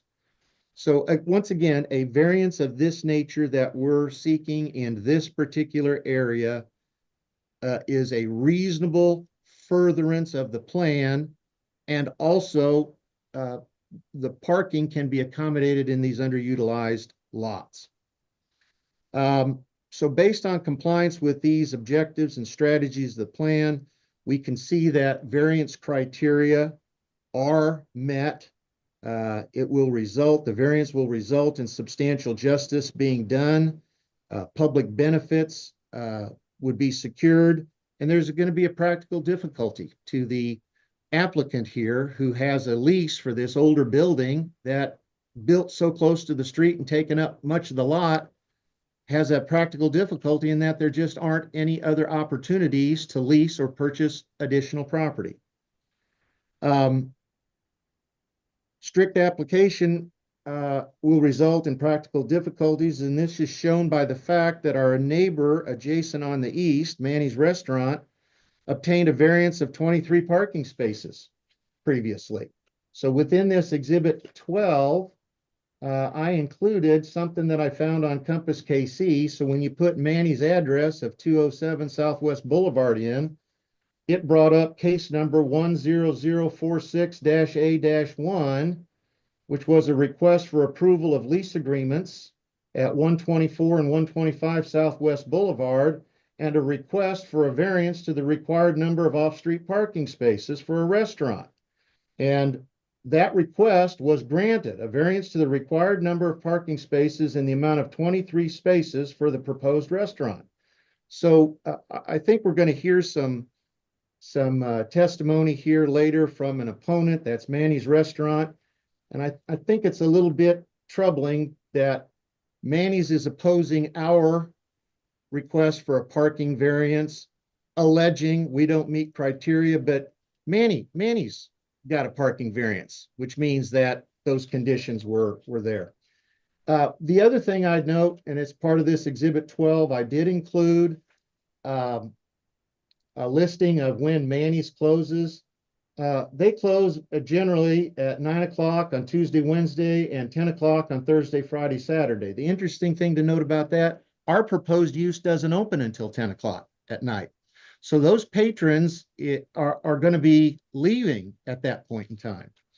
I did the same for Lulu's, who I think is also a signator to some opposition. Their website shows that Monday through Thursday, they close at 9 p.m. and Friday, Saturday, they close at 10, and Sunday, they close at 9. Again, the point to be made is that they're all closing when we're opening. So I think that's the idea in this area plan. You know, you got to kind of coordinate these uses. We don't need their parking. We have public parking, and we have the streetcar, which I think is very important. I would like to take just a couple minutes. If the opponents want to say something, then I'll come back and rebut that. But before they get the floor, I just want to point out to the board a couple of things, and this is within this Exhibit 12. During the Mr. Rowe, I'm going to remind you, you got 3 minutes left with your added time. Okay. So with that, I'm going to note that my client, Shannon Moore, got a text message from David Lopez that says, I personally spoke with my folks at City Hall and my lawyers. There will be no negative talk about you coming from me, my family, or my team. You have my word. So I don't know if that was intended to create a false sense of security and catch us unaware, because now there's this opposition. I would just say on this opposition page, you only need to look at the first page. There are at least 4 big problems on the face of this thing. They're saying that the application is for 215, 221, and 229 Southwest Boulevard. That's just wrong. The application is for 215 Southwest Boulevard. They say on page 1 that the applicant is requesting an extraordinary exemption. There's nothing extraordinary about this. Manny's got one. Green Dirt Farm got a 57 space parking variance at 1601 Oak. Miss Stephanie, during our meeting, told us about an 89 space variance, parking space variance that was granted just in October of last year by the board at 18th and Locust. And I think Record Bar got a parking variance close to 100 spaces. So there's nothing extraordinary about this. They also allege, the opponents also allege that we're seeking an exemption based on the Crossroads area parking exemption. That's just plain wrong. We're not asking for that. And then they allege that the applicant's intended use is properly classified as tavern or nightclub, and that's just wrong on its face. My guess is that they've come up with this tavern or nightclub to try and get other neighbors stirred up against us. So when you hear the opposition, I would respectfully request that the board members keep in mind the inaccuracies in this statement in opposition, and more importantly, look at the staff report, the area plan, and know that we meet the requirements and that what we're asking for is not unusual in the Crossroads area. We're furthering the goals of what our city council has tried to do in this area. And we're respectfully requesting this board's granting of the 44 space variance. Thank you, Madam Chair, for the time. Thank you, Mr. Rowe. I have a question for city staff quickly. If there's an establishment not serving food or alcohol, do we have hours of operation requirements for a business?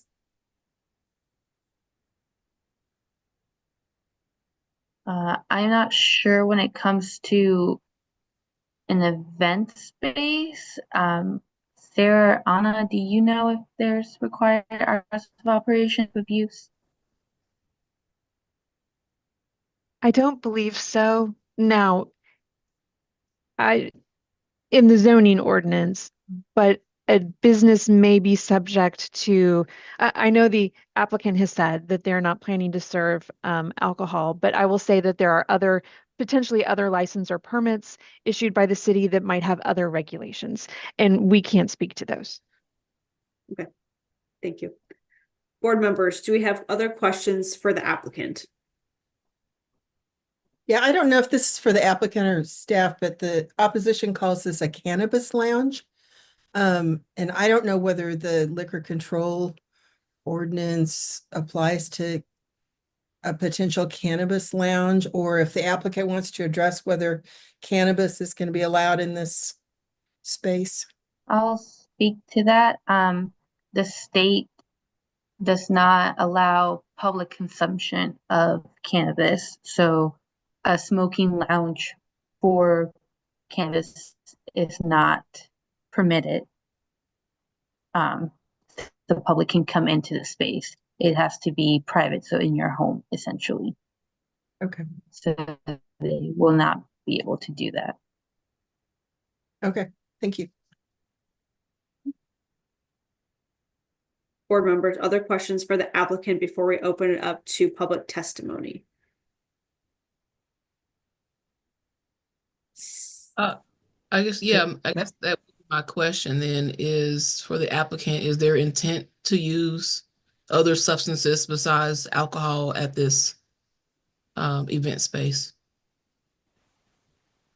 Smoking, anything like that? I'll ask Mr. Moore to address that. Yeah, so the intended use is no smoking. Now, people are doing edibles and other alternatives. There would be no smoke in the facility.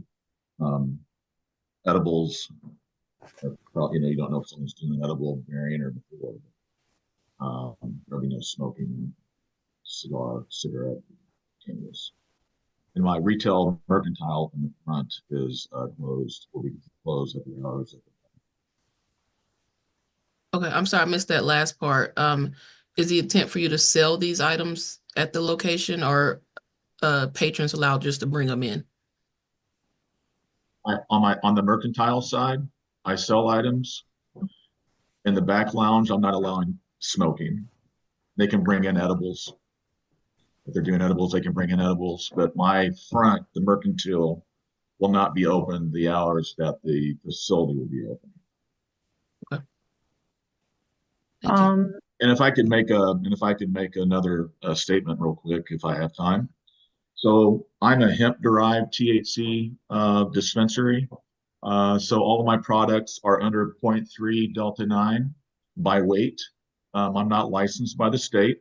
I'm also able to sell THCA flower, which is defined under the hemp bill. So I don't follow the state's regulations of Health and Human Services. I'm also the president of American Shaman, so my store is no different than any American Shaman, et cetera, et cetera, et cetera. So just wanted to make that clear. Thank you. Board, may I interject real quick? Yes. Okay, to expand more on what Stephanie was referring to, these are state regulations as it applies to marijuana consumption. So she is correct that the public consumption of marijuana products is not permitted. Yes, marijuana can be consumed recreationally. However, from my planning perspective, understanding of the code, you may only do that on your private residence. A club or a bar that you pay to enter is still public congregation. That's not your private property.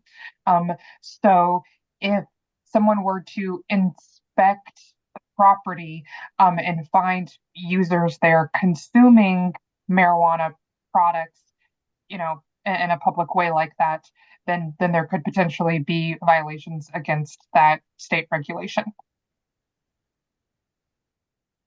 Thank you for that additional information, Anna. Let's open up to public testimony. So I know we have a few hands raised and I see a couple different faces. I just want to double check. Sarah, is there anyone else that needs to be promoted at this time? If so, people need, we do have another hand raised. And just as a reminder, I'm sure you know we need to swear everyone in also. Correct. I'm going to promote Natalie to panelist in order to speak. And so I believe that we have 5 people who would like to testify on this item. And there are no other hands raised on. If you are a panelist, I see a couple of hands raised. You know, we will get to you. So right now I see Melissa, Ford, Natalie, David and Vince. David and Vince. Okay. Don't see David's box. I see Vince's box. Are you ready to swear sorry. everyone Yes, you've in? been up for a while. I was looking for a new David, the other David. Okay, thank you for that clarification. So those 5 people all need to turn on cameras and microphones to be sworn in. I see David, Ford, Melissa, Natalie. Do we have cameras? Vince. I don't see a camera for Vince. Vince, do you have a camera or ability to unmute? Okay, I see Vince now. And can you unmute? Sure. Perfect. I'm going to have you all raise your right hand here momentarily and then have you state your full name and your address for the court reporter. So do you solemnly swear or affirm to tell the truth and nothing but the truth during this meeting today? If you do, please state I do, your name, and your address. I'm going to start with the top left of my screen and I see Melissa. Molly Salmonkin, 301 Southwest Boulevard, Simo 64108. And do you say I do? I do. Thank you. I do. Ford Miller with Oppenheimer Law, offices at 3145 Broadway Boulevard, Kansas City, Missouri, 64111. I do. Thank you. David Lopez. David Lopez, offices 207 Southwest Boulevard, Kansas City, Missouri, 64108. I do. Thank you. Natalie? I do. My name is Natalie, 333 Southwest Boulevard, 64108. Natalie, what is your last name? Jakara. Thank you, Natalie. Vince? Vince Bryan, 3D Development. Office address is 2100 Central in the Crossroads, 64108, and represent multiple properties, but our address is the 2100 Central. And you say I do? I do. Okay, I do. Yes, I do. Yes. All right. Thank you all. Is there somebody that wants to, is there quite a few, obviously, are any of you together in a statement that you want to make, or should I just start at the top of the list and let each of you testify, going down the order? I see Ford has his hand raised. Yes, hi. I'd like to begin by addressing some of the general points of And the before you applicant. begin, I'm going to ask, are you in support or opposition of this request? I am in opposition to this request. I was Thank you for that. And each public testimony member will get 2 minutes to present. Thank you. So you're welcome. Thank you. My firm submitted the statement of opposition, Exhibit 11, that the applicant has spent a good deal of time rebutting. And I'd like to answer some of those comments. First, the application that was submitted contained very little information about the plan for this. We had a one-page statement narrative of the intended use that would justify this variance. Very few details were given. Nothing about the square footage and the intended use. But more importantly, the factors to be considered by the board include subsections B and D of 88-56508, should be whether the zoning variance will result in advantages or special privileges to the applicant or property owner that this zoning and development code denies to other land structures and uses, and injure the rights of others whose property would be affected.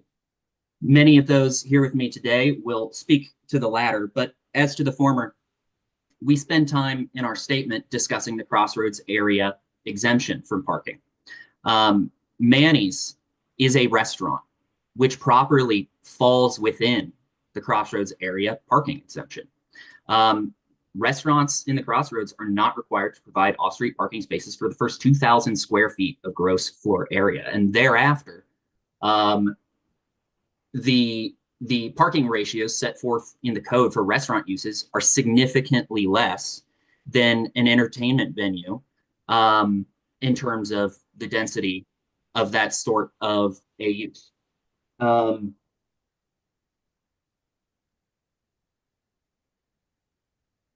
So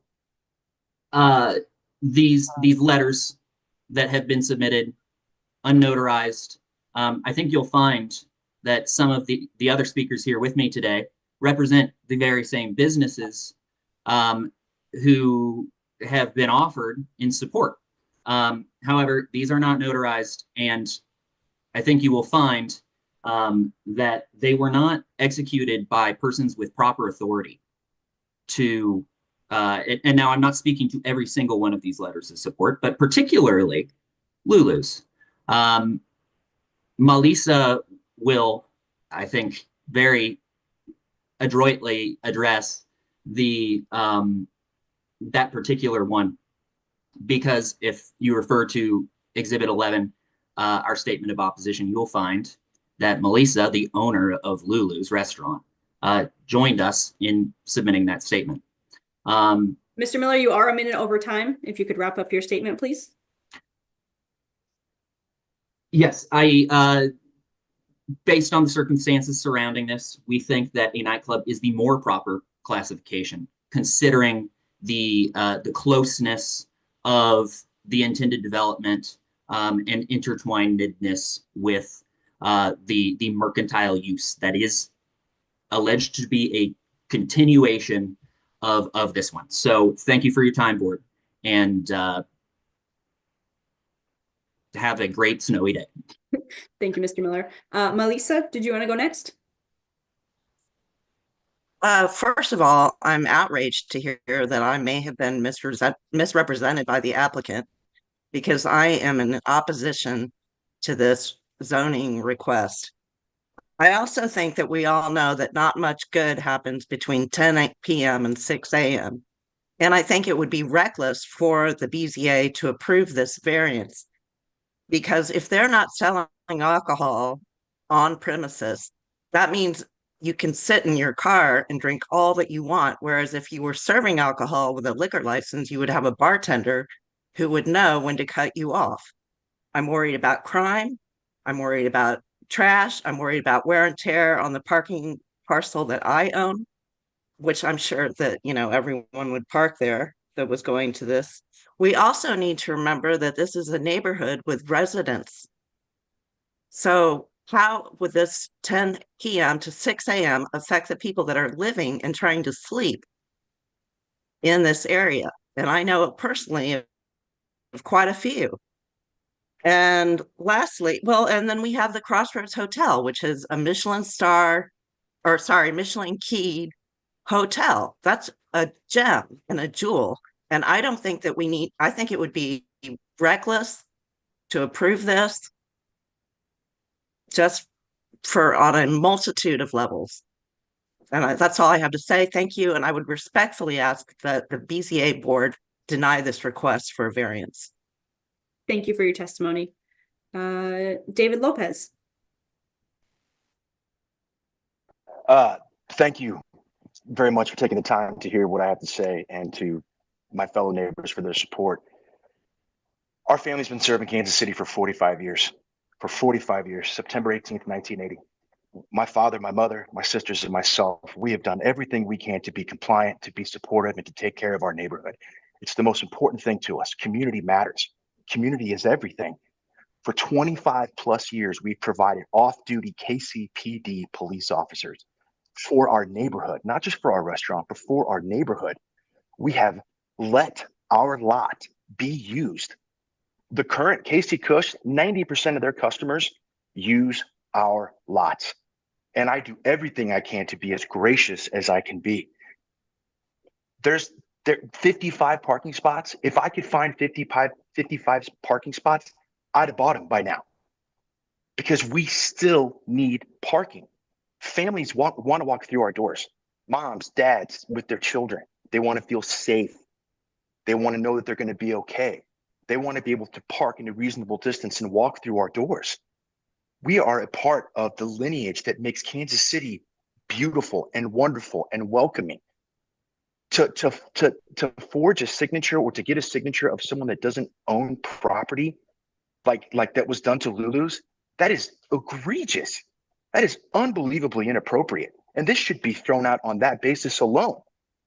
I was on the phone with the owner of Autobahn, who also says he does not support this, but yet someone signed from his company without a notification or notarized and done it correctly. Our paperwork was done correctly. We do business correctly. We take care of our neighborhood correctly. Please do not pass this. 55 parking spots. Our family has spent hundreds of thousands of dollars trying to find parking for our employees, trying to find parking for our customers. I'm spending $1,500 a month at a parking lot, the old Sarin used car lot on Southwest Boulevard and Broadway, for my employees, so that my employees can park down there, just so our customers have enough space. I had to tow, after 3 days of construction workers working on Casey Cush's property were in my triangle lot. The third day I had to tow them. I didn't have a choice. That's how much parking there is. Their own construction people, I have to tow them. We've always been neighborly, we've always been caring, and we've always been for everyone. And in regards to the parking ordinance that we received on 123 Boulevard, we haven't used that parking lot in 20 years because Piper Loft got in there, and Piper Loft took those parking lots across the street. So I thank you all so very much. I respectfully hope that 55 parking spaces. Laws are put in place for a reason, so they can care for our communities and care for our neighborhood. I know what it's like to be in your shoes. I've had the privilege of serving on wonderful boards such as this. Thank you, Mr. Lopez. So, thank you. Natalie. Can you reiterate if you're in support or opposition to this request? Opposition. Thank you. You can speak. I own Cafe Gratitude, and I also live above the restaurant. And I believe one of the parking lots mentioned is right outside my door. I already have problems with it, particularly in the summertime. I have customers saying that they're already concerned about our neighborhood and it's become more and more of an issue. I just feel like this is not a step in the right direction. And I'll keep it short and sweet and say thank you. Thank you, Natalie. Vince? Yes, thank you. I have a couple questions first. Hopefully that will help my decision here or my opinion here. One is, what's the total square footage? And I'm sorry if I missed that, but what's the total square footage and what's the total planned occupancy? Because I know that if you need 55 cars, that has to be an occupancy in the 200 range, I would assume. So could I get that answered first? What the total occupancy of the size and occupancy of the premise would be? Is it Mr. Rowe or Mr. Moore? Yeah, I think I can answer that, and I'm going to ask Mr. Stiller to jump in and correct me if I misstate something. It's my understanding that when you measure the space, that's the subject of Mr. Moore's use, and apply the provisions of the building code, you get to 277 occupants, which you divide by 4 because it's 1 space per 4 seats or 4 occupants. That gets you to 70 spaces. We have 16 that we provide, so that gets you down to 54. And then the code allows you a credit for the prior use, which Miss Stephanie said was a credit of 10.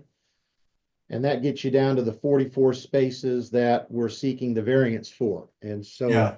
I don't get where Mr. Lopez keeps saying 55, but it's 44, and the staff report clearly notes that it's a variance request of 44 spaces. So this is what I was concerned about, and I guess I'll go on record of being opposed to this. And we represent multiple properties in the Crossroads. The challenge is you're looking at a space that's 277 occupants. Your hours of operation are 10 p.m. to 6 a.m. I mean, that is the definition of a nightclub. And when you talk about you can't sell and then they smoke on premise, but maybe people carry in something. Well, people are going to carry in edibles. People are going to carry in liquor. I mean, you're talking about a store that sells cannabis that's going to have 277 person event space or hangout or lounge in all the hours of the evening that we all are hoping this business district winds down. I'm all for efficient use of downtown parking and being resourceful and finding parking lots that support parking and businesses. Unfortunately, my opinion is this business is not the right fit. And for all the reasons of residential, hotel, overnight stays, in this little area, we're right across from Cafe Gratitude. We've had lots of problems with late night nightclubs, fights in the street, noise in the street, going on for the last 3 or 4 years. And I think something like this contributes to it. If it's a retail store, and I don't know the hours of these types of retail stores, if it's a retail store that's selling and it has extended hours, that's one thing. But you're asking for 277 occupants, that is an assembly. That is an event. That is a tavern, a nightclub, whatever you want to call it, whatever form of intoxicants people are taking. They're not hanging out at 3 a.m. Stone sober. There is something going on, and I think that would contribute negatively to the area. So thank you. Thank you, Vince. Board members, do we have any questions for any of the public testimony or the applicant or city staff?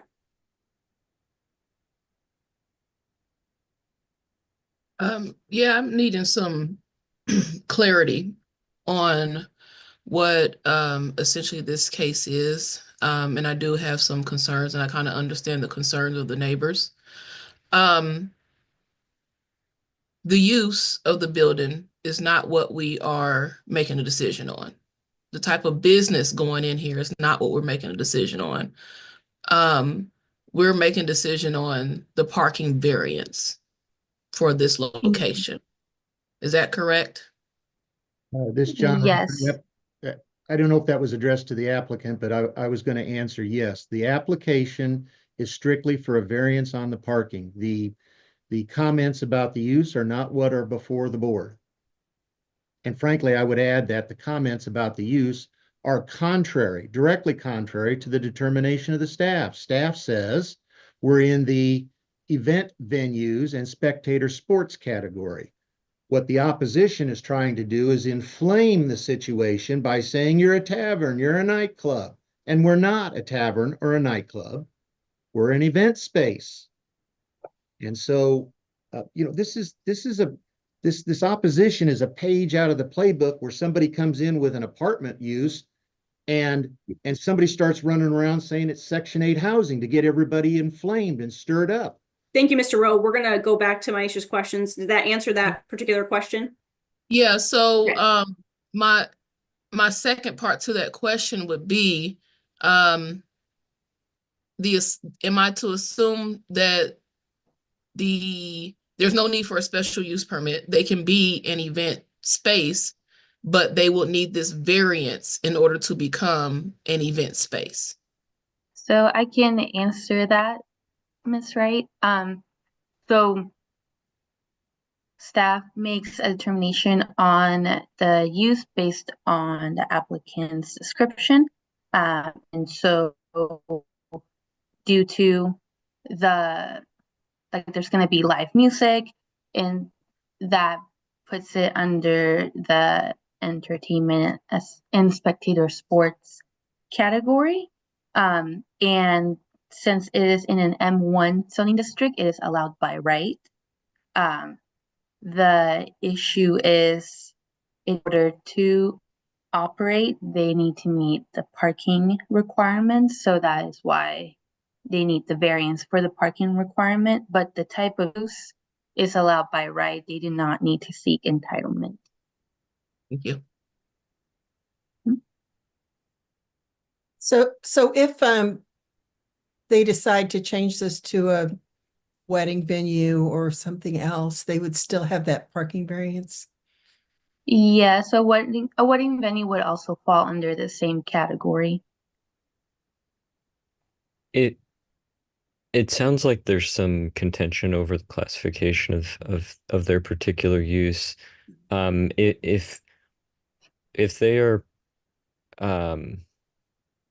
if they fall under a certain use category, and then there's later on down the line a change in that use or things occurring on the property that seem to be outside of the accepted use, what would then would they be issued a codes violation? What would that look like? Yes, so if they are doing anything outside of the use that is not permitted or thought to be permitted, if someone reports them to us, Jim Duddy's group will investigate and issue a violation if there are any violations. If they want to change their use, they would have to come to us for a change of use, and staff would determine if it's permitted, if it needs a special use permit, or if it's not permitted at all. And then if for any reason they want to become a nightclub, they would need to acquire a liquor license. Per the zoning code, a nightclub specifically alcohol. And so because they are not selling alcohol, that is why it is not under that use. But they would still have the parking variance, right? So if they change their use to a wedding venue that opens at 6 p.m. and serves alcohol, they get a liquor permit, then they still have the parking variance, right? Yeah, so and the wedding venue would still fall under the entertainment and spectator sports use. It's basically like our event space use. So the number of parking spots would remain the same unless they increase the occupancy load, which they would need to increase the building for that. May I add some clarity to our raising the issue of a tavern or nightclub use? In addition, there is either way this is categorized by staff, by the applicant, by the city, makes very little difference in the number of off-street parking stalls that would be required. So whatever is determined does not impact the fact that it's going to require a huge volume of parking that they can't even come close to meeting, to the tune of 70% per the staff report.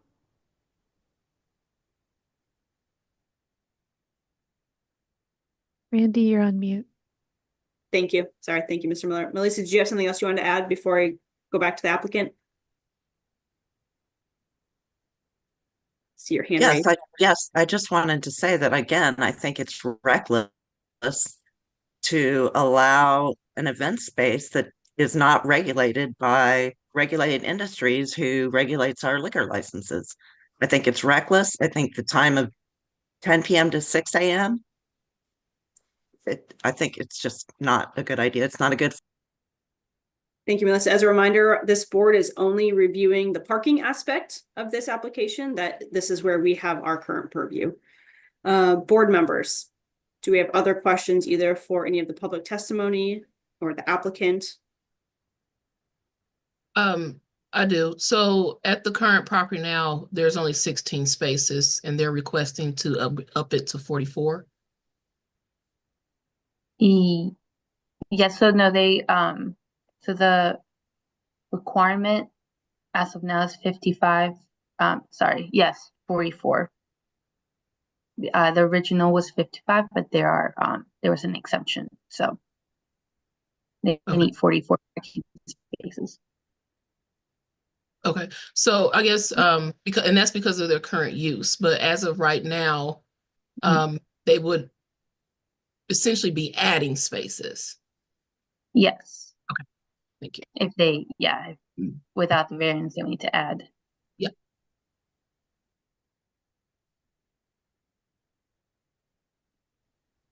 But they're not proposing to add spaces. They're asking for a variance for those, right? Correct. They just want to keep the 16 spaces, no more than that.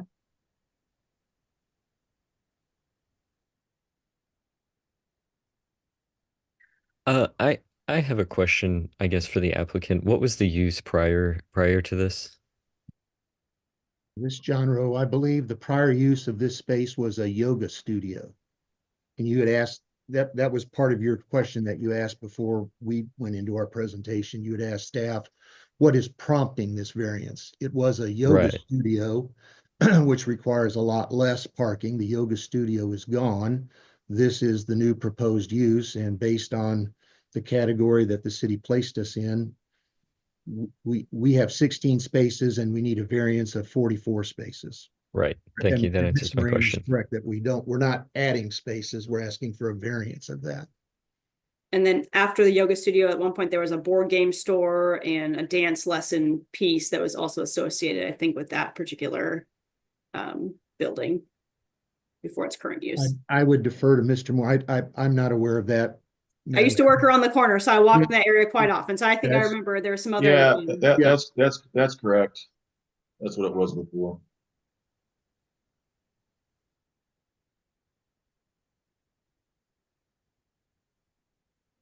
Board, you either need to ask additional questions, either of the public testimony or the applicant, or you need a motion.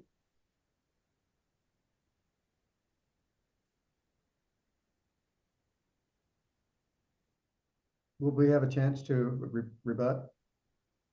Yeah, if you have any other things at this moment in time, I think. Yeah, I'd like to make just some brief comments about some of the things that persons in opposition said, if I may. I would like to keep this under 2 minutes, Mr. Rowe. In rebuttal to Mr. Miller's comments, everything that he's trying to allege, it sounds like, is based on his interpretation that this is a tavern or nightclub, I just want to reemphasize that staff has placed us in a different category, and that his attempts to, you know, characterize the business as something different shouldn't be given any weight. The owner of Lulu's, I just want to point out that her business is in a historic district, which means she doesn't have to provide any off-street parking. But we looked at her use, and it's our determination that she would be required to have 21 spaces if she weren't in that historic district. She doesn't have 21 spaces, so she'd be in the same boat we are, asking for a variance. With regard to Mr. Lopez, I think he made our case for us. He made the statement that if there were 55 spaces out there that he could purchase, he'd buy it. That's the point. That's the practical difficulty here, combined with the shape of the block and the building taking up most of the lot. There just isn't any more out there. But we've got this legislative direction from our city council to continue to convert these older buildings, readapt, reuse them, and continue to switch these industrial districts over to entertainment districts. And then one final comment that Melissa made was she doesn't like it that regulated industries isn't regulating this. Well, we don't have anything for regulated industries to regulate here. And not everybody is an alcohol drinker. You know, we're going to have a major international event in this city that's going to draw people who are not alcohol drinkers. They're going to want a place to go, and the city's going to want to provide a place just like this for visitors to visit. So we'd respectfully request the board's approval of this variance and ask the board to focus on the parking issue and not the alleged use or the alleged problems with the use, which you know. Thank you, Mr. Rowe. They're You're just, over time. yeah, you're right. Thank you. Mr. Stiller, did you have other things you wanted to add? No. No, okay. Any other items from the applicant team? I see hands raised from the opposition. Unless there's new information that you're planning to state, I think we've heard where you all stand on that. Do you have a new comment that we have not yet heard today that is applicable at this moment in time? I wanted to correct Mr. Rowe. I have 15 off-street parking spaces for Lulu's. All right, thank you, Melissa. Natalie, did you have any new information you wanted to add? Now I do. I do, if I could talk for a second. Okay, 30 seconds. We need to get a board motion on this. Yeah, So 30 seconds, you got it. They talked about crime and it's going to bring crime. Let me tell you something. If you look at the crime data report. is this parking specific? No, I'll shut up. Any other parking specific comments? The parking the public? spaces that Lulu's has off street technically aren't compliant. They're using them. That we're allowed to use them, but they're not compliant parking spaces by the current requirements for off-street parking. Thank you, Mr. Stiller. We are done with public testimony at this moment in time. Board? I will make my comments at where I'm at. I know that in the recent past, we've granted variances for parking spaces in the Crossroads area for similar-ish uses. And the purview of this board in this particular variance is the parking specifically. If there's other issues with the use or crime or other things that are happening on the property, that's for another process. This process is for the parking spaces specifically. So I would be, as one board member, in support of the variance. Yeah, to me, this sounds like a really bad idea. I mean, it just bringing 270 people all night long to do whatever they're doing, and the parking associated with that. To me, it's just too much for this little space. I think a yoga studio would be perfect for that space, but an event space, it just doesn't seem like the appropriate use, and the parking variance to me is just too much. So I need either additional comments for the board or I need a motion. I agree with Maggie.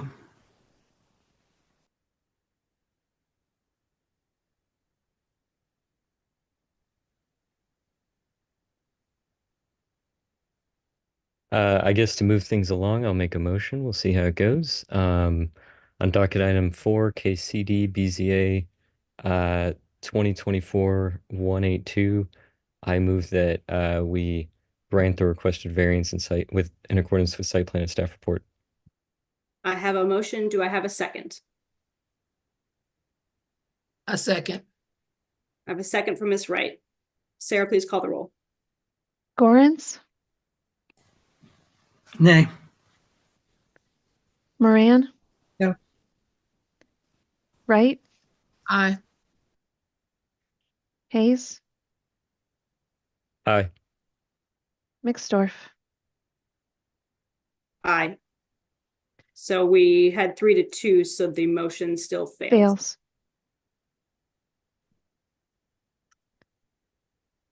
So your variance request is denied. Thank you for your time. Thank you for the board's time, Matt, and your time, Madam Chair. Thank you for the time. Thank you, Alright. board. Can we take I know normally we take a lunch, since we only have 2 cases left, can we do a 10-minute break before we hit the last few cases, if that's acceptable to the rest of the board? Just got some thumbs up, perfect, okay. So let's take a break and we will return at 1:30 to finish the remainder of the docket. Thank you.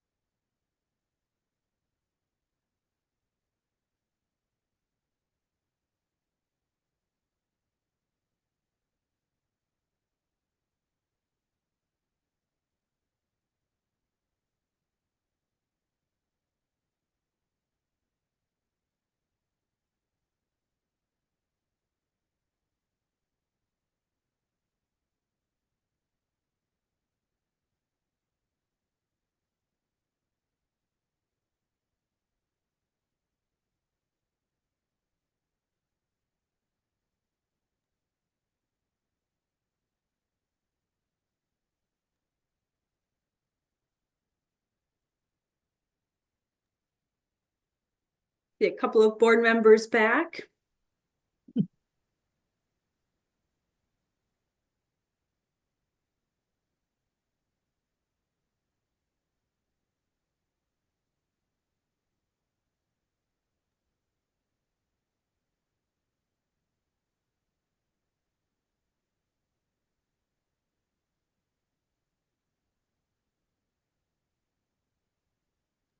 Waiting on Tom and Jazz, and then we should have 5 to proceed.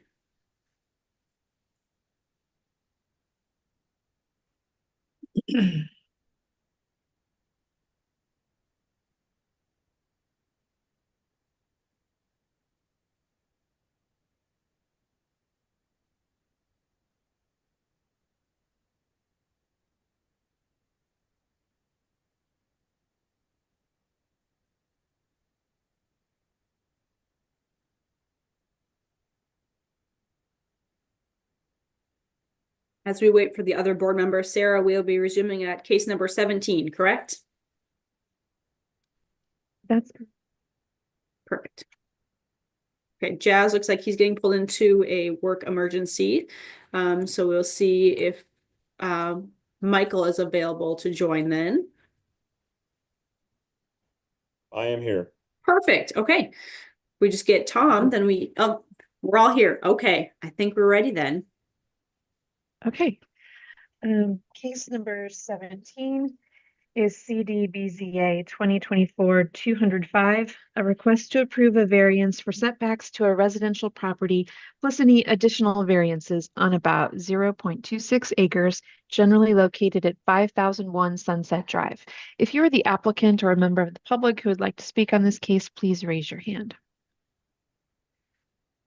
So we have Herman and Jay's iPad. I'm going to promote both to panelists. And please turn on your cameras and microphones to be sworn in.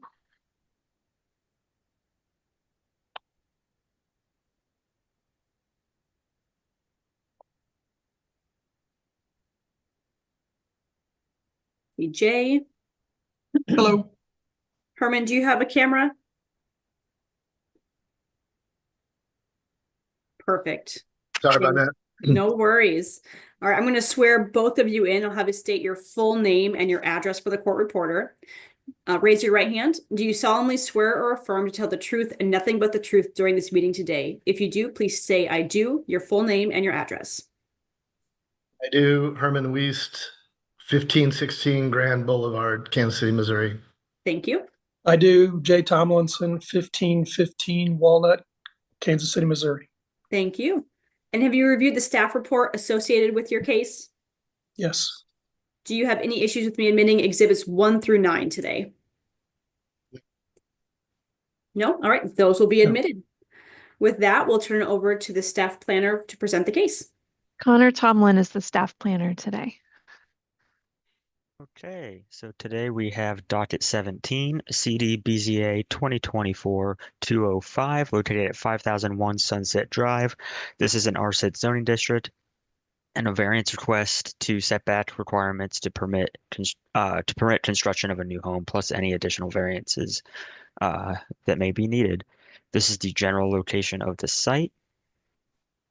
This is a closer look at the site itself. You'll see it's kind of here on this loop of Sunset into Summit. This is the site plan. Some elevations as well of the proposed home. And then this is just a topographic survey of the existing property. It's probably going to be easier to view in your staff report where you can zoom in. This is an additional slide that I will come back to that's in reference to one of the variances I will be able to explain here in just a moment. Variance request A is a variance of 11 feet to the residential lot and building standards to permit a front setback of 19 feet on the subject site. Again, that variation is 11 feet or about a 36% change. A substantial change to the character of the neighborhood is not anticipated as the existing home that's being proposed to be replaced currently has a setback of 19 feet. The atypical shape of the lot makes it really difficult to construct similar to the surrounding neighborhood on this property and also be in compliance with current zoning code requirements. And the difficulty could not be obviated through a change of design, just due to the way that the lot is. Variance request B is a variance of 19 feet to the residential lot and building standards to permit a rear setback of 11 feet on the subject site. Again, that's a 19-foot variation or a 63% change. A substantial change to the character of the neighborhood is anticipated. The existing home that's proposed to be replaced has a rear setback that would not be compliant with current code. And this is where I'm going to come back to this slide that I was just mentioning. So you'll see here on the site plan, it kind of comes to this point in the end. So there's no real rear setback as it's two side setbacks coming to a point. There is a section of code 88-820-10-A, rear setback measurements. In this area highlighted in yellow, where no rear property line exists, a line parallel to the front street line, located entirely on such lot, but as far as possible from the front street and no less than 10 feet long, shall be deemed the rear property line.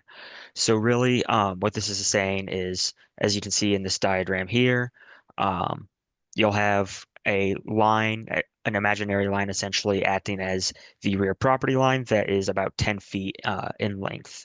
And this is where I got that roughly 11-foot measurement. I had to use the scale that was provided, and as I used in Bluebeam, it's not the most perfect measurement. However, it's about 11 feet roughly. So that brings me back to what I was saying about the rear setback. It would be a variation of 19 feet to permit that 11-foot setback.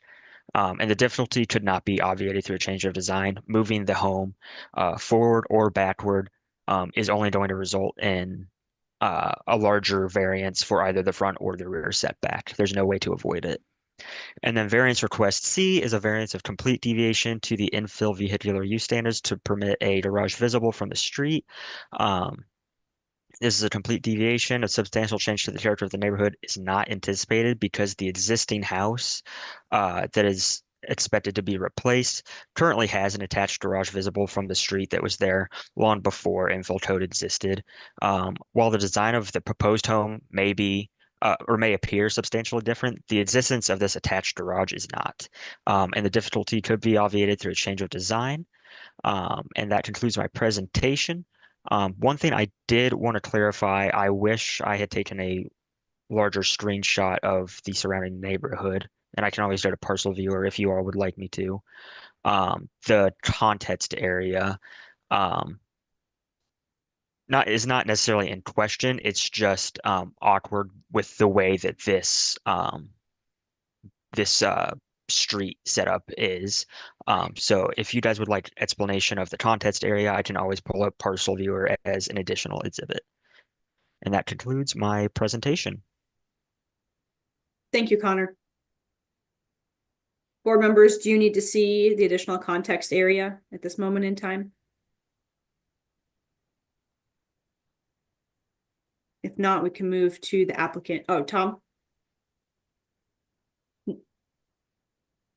You're muted, Tom. Go ahead.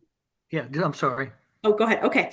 So with that, we'll go to the applicant. So Herman or Jay, which one of you will be speaking, or is that both of you? Herman will start. Yeah. Okay, so why should we approve your request today? The site as is with the current interpretation by staff, a new building would not even hardly be possible with the required front setback. It would basically make the site unbuildable once the life cycle of the existing structure is over. So we're seeking to put the new structure just in the same location that the existing structure is. As far as the setback, sorry. Mm-hmm. Jay, you want to add? Oh, I think you stated it accurately. The setback that would be required per the current zoning code would be something like 40 feet. So that takes 20 feet of buildable space off the table. I don't know what the dimension is that it leaves, but Herman's right. It's not buildable. Hoping to, by the way, I guess I should say, related to what Connor said a minute ago, I am an architect with Helix Architecture and Design, and I've been doing this a long time. I looked on Parcel Viewer at the setbacks of the existing homes within 300 feet of this property, and they range from 6 feet to 27 feet.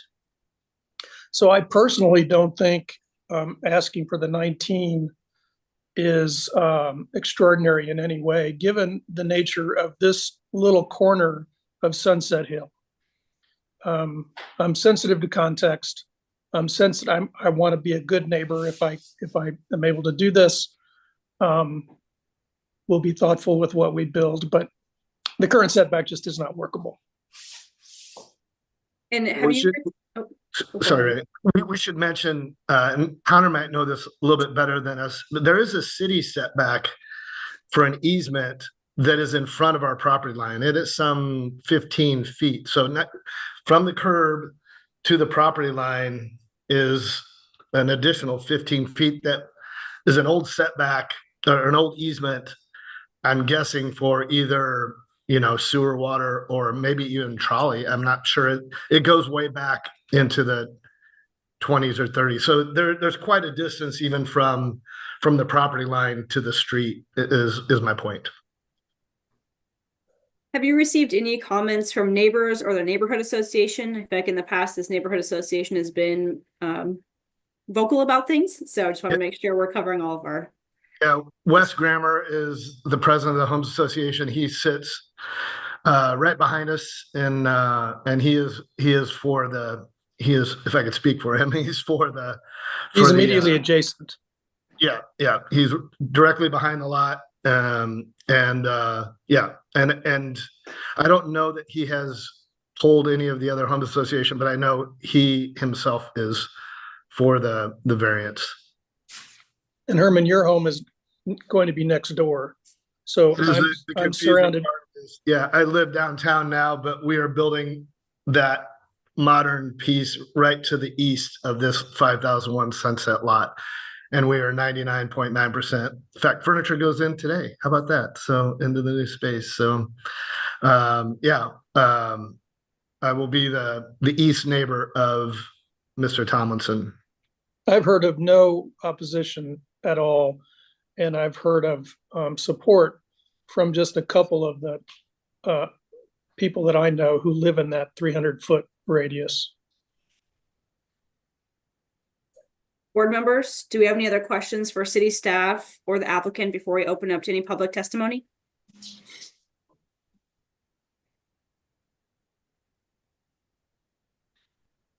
Seeing none at this moment in time. Sarah, I see Tiffany Moore was promoted. Are there any others with their hand raised? No, that's the only hands that we have raised on, or no, Wes Grammer.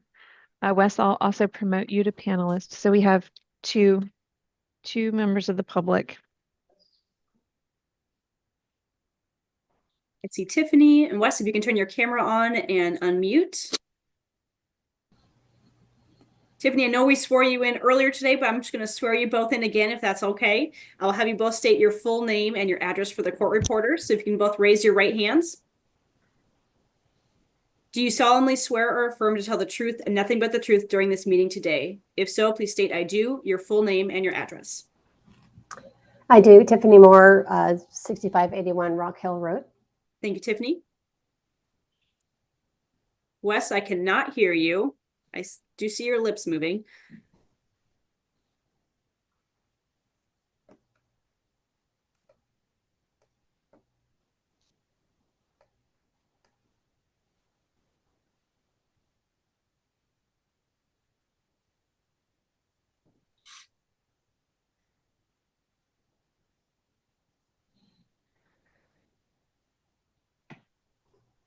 Well, maybe while Wes figures out his technology, Tiffany, did you want to provide any testimony in support or opposition to this project? Sure, I'm in opposition to this one. I don't know a great deal about it, but I'm going to make two very key points. Um, I oftentimes learn about something by just sticking through these hearings to the end. I was here for a separate case, but there's always something to learn. I was a part of the working group that helped to craft the infill development pathway a couple of years ago. And one of the things that I and a few others argued for very hard was that this pathway not be available for development or redevelopment of housing that is existing and in workable form. In this particular case, unless there has been a tragedy like a fire that I'm unaware of, this is a beautiful home that is currently livable in extraordinary ways. The original intent of this was to help us develop empty lots, particularly 25-foot lots in some of the oldest parts of the city. It was an attempt to make opportunities where we are missing housing, where we literally don't have enough housing, to add doors to the city. It was not intended to allow us to redevelop existing doors that are otherwise occupiable. Again, and I'll just make a point that this is a beautiful home on that corner lot. The dimensions of this lot were available to the property owner prior to purchase, and so the commitment to redeveloping this lot would need to take into account the existing size, location, odd shape of it, as opposed to coming to this body, which is supposed to approve these when there is an extraordinary, unknown, unidentifiable reason that something can't be developed. None of those, in my opinion, is met with this particular case. The use of the infill ordinance in ways that allows overdevelopment was an argument that was made very strongly and will continue to be made. That's not its intent. It's not intended to allow for the overdevelopment and overbuilding on unusually shaped lots or small lots, but to add doors to our city. I'd also like to have a bit more clarification as to whether an individual who lives in the neighborhood has taken the time and been informed on this, or the actual neighborhood association, which is important when we consider this kind of change to a neighborhood that includes the demolition of an existing home. Thank you. Thank you, Tiffany. Do the applicant want to respond to Tiffany's comments? And then we can see if, Wes, do you want to see if your audio is working? I cannot hear you. Did you want to, Jay or Herman, did you want to respond to Tiffany? If you have anything to add. Well, I own the structure currently, 5001 Sunset, and although it is a beautiful home on the outside, there is quite a bit of issues on the inside. It's an old stone foundation that leaks. I'm not really certain what the expectation is for life cycle of a house, but it's over 100 years old. And in my opinion, it has met its life cycle lifespan, and to build something modern that has another 100 years in it, to me, seems like a very good move forward.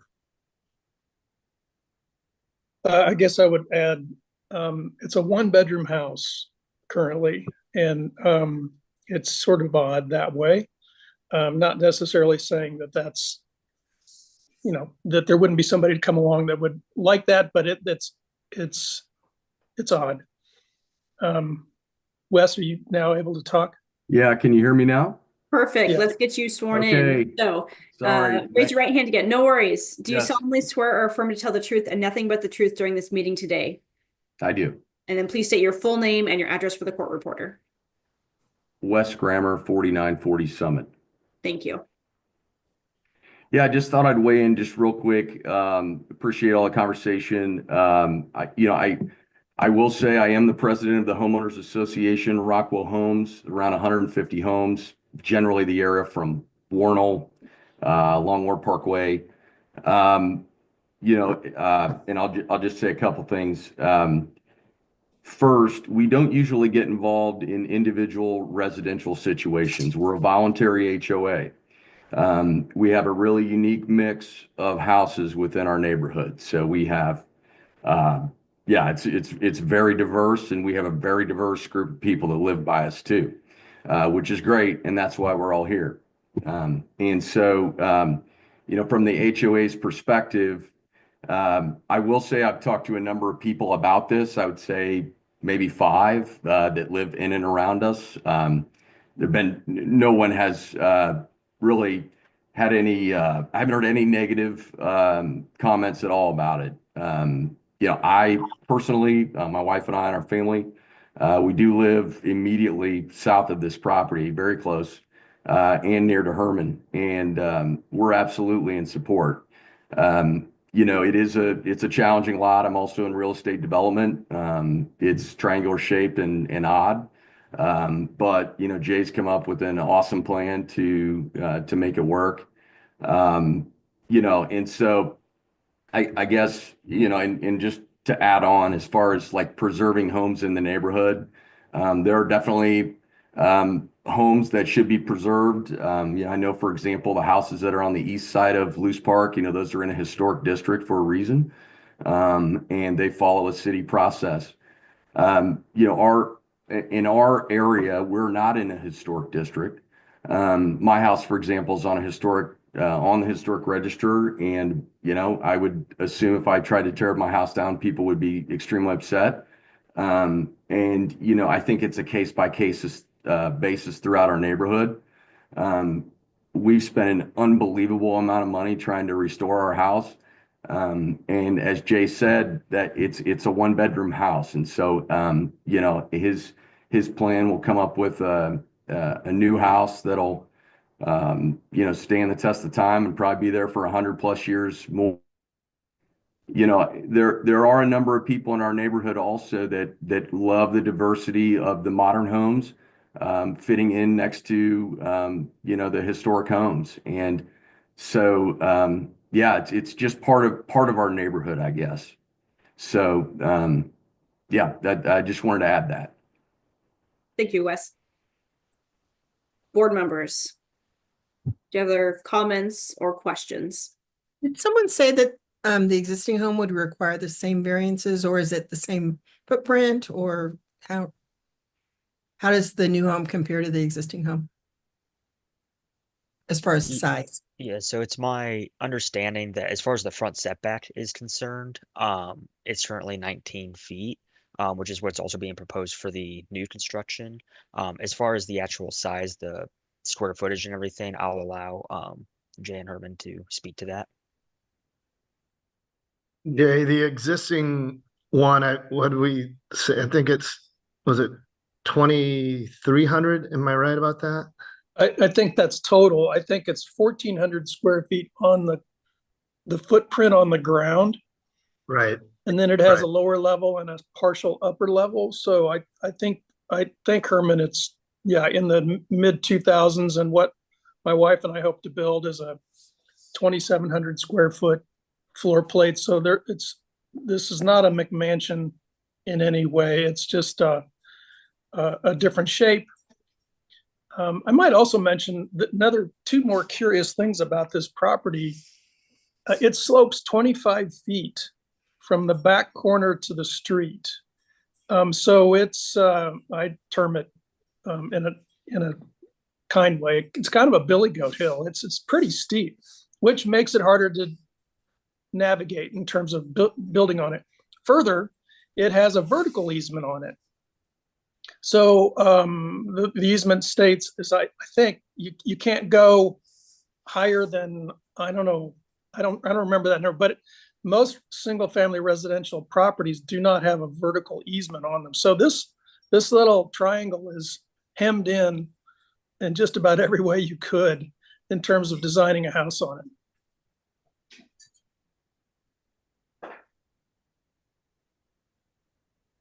Board members, other questions?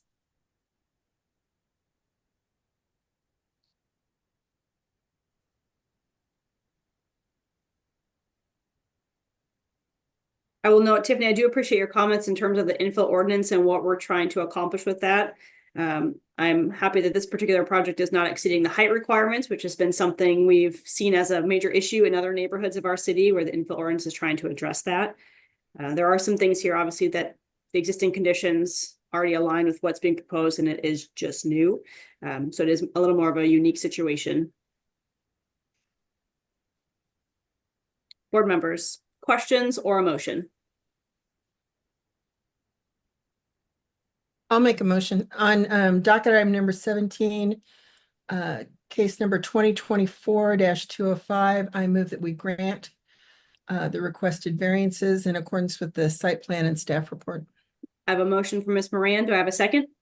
Second. I have a second from Mr. Meyer. Sarah, please call the roll.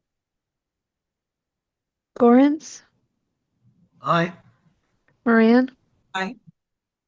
Wright, Aye. Meyer, Aye.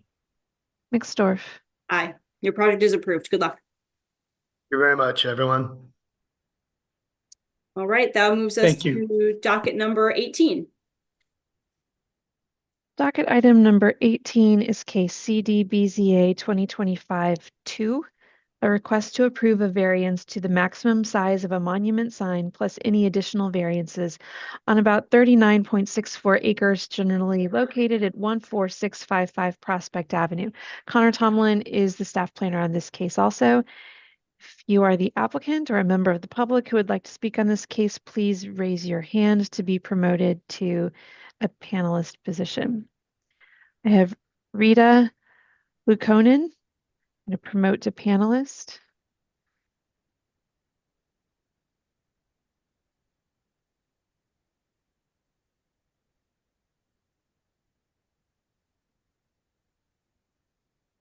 If there's anyone else, please raise your hand. Oh, and Chad and Jeff Murray.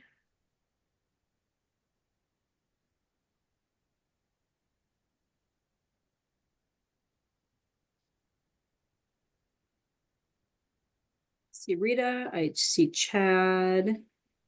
Do not see Jeff yet.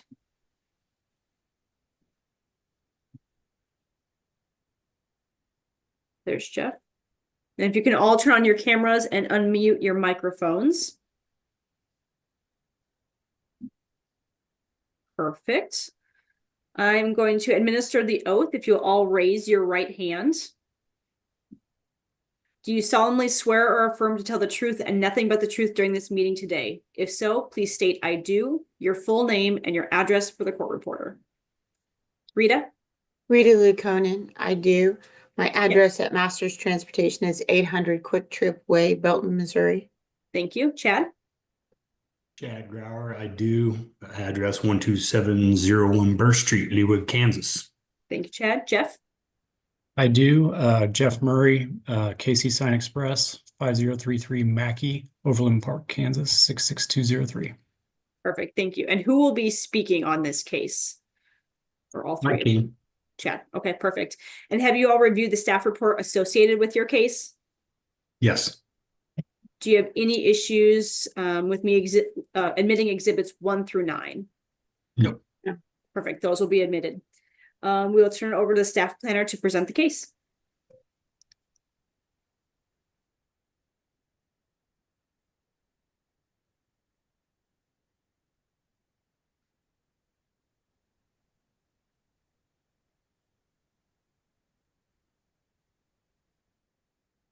Connor, you are muted.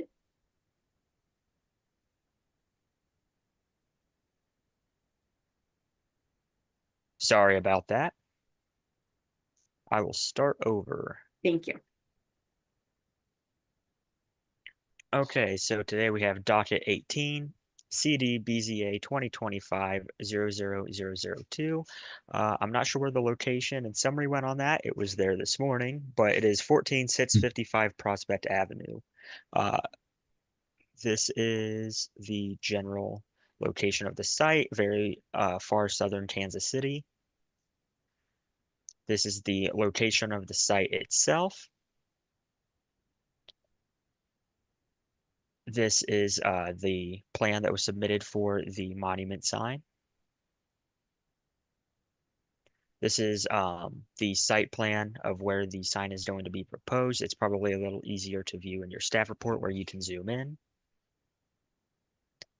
And then the variance request is a variance of 30 square feet to the maximum size of a monument sign to permit a maximum monument signage of 80 square feet on the subject site per submitted plans. Again, this is a variation of 30 square feet or a 60% increase. A substantial change to the character of the neighborhood is not anticipated as there's not an abundance of signage for properties of this size in the area. The difficulty could be obviated through a change of design. That concludes my presentation, and I can take any questions the board may have. Board members, any questions for Connor?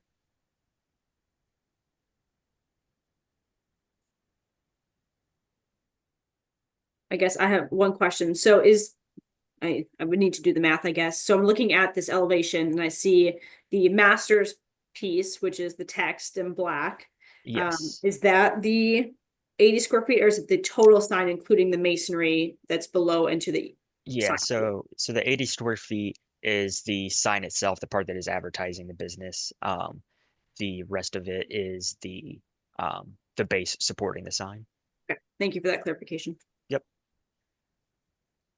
Does this business take up the whole 39 acres on the property? So Yes. yeah, this whole parcel, if you look at, I guess I'm not sharing my screen.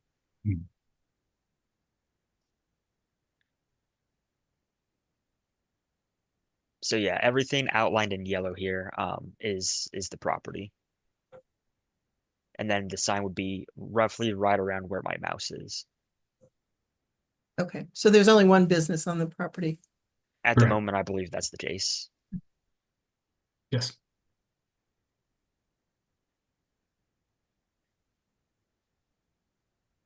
Just one small clarification. The square footage wise, the actual master's letters themselves, they are under 50 square feet. The background panel is kind of like a support structure, but that is included in the overall 80 square feet. But it is not actually, I mean, it's signage per se, but it's not displaying anything. It's just a black background piece. And how tall are those letters? I didn't see them called out necessarily. I mean, I see a couple of courses of stone, so are those like 18-inch high, 2 feet? What? No, I guess larger, 4 feet tall. The M in Masters. Hold that. It looks like it's about 3 feet 4 inches. Oh, I see that now. Yep, I was too zoomed in to see that. Thank you.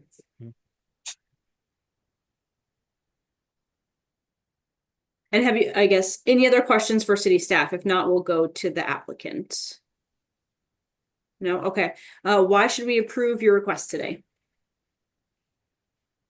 Simply to allow it to be seen from the highway, which is far enough away that it's to be size appropriate to actually be helpful. It just needs to be this size, given the setback from the highway. What is the current distance from the highway to where the sign would be? Do you have an approximate? Connor, could you pull that up on that site plan that you had? Yeah, give me just a moment. I can get out Bluebeam and scale it here also, if helpful. Bear with me. Is this what you were wanting, or were you wanting the aerial imagery?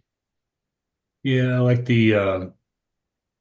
I was thinking that you had the dimensions from the highway, but I don't think you do. Let me see. No, I just have it to the Bear with me, I'll pull it up on Bluebeam here. And then we would need to admit that as another exhibit. Sure. Yeah, let me see. Need to pull up files quick.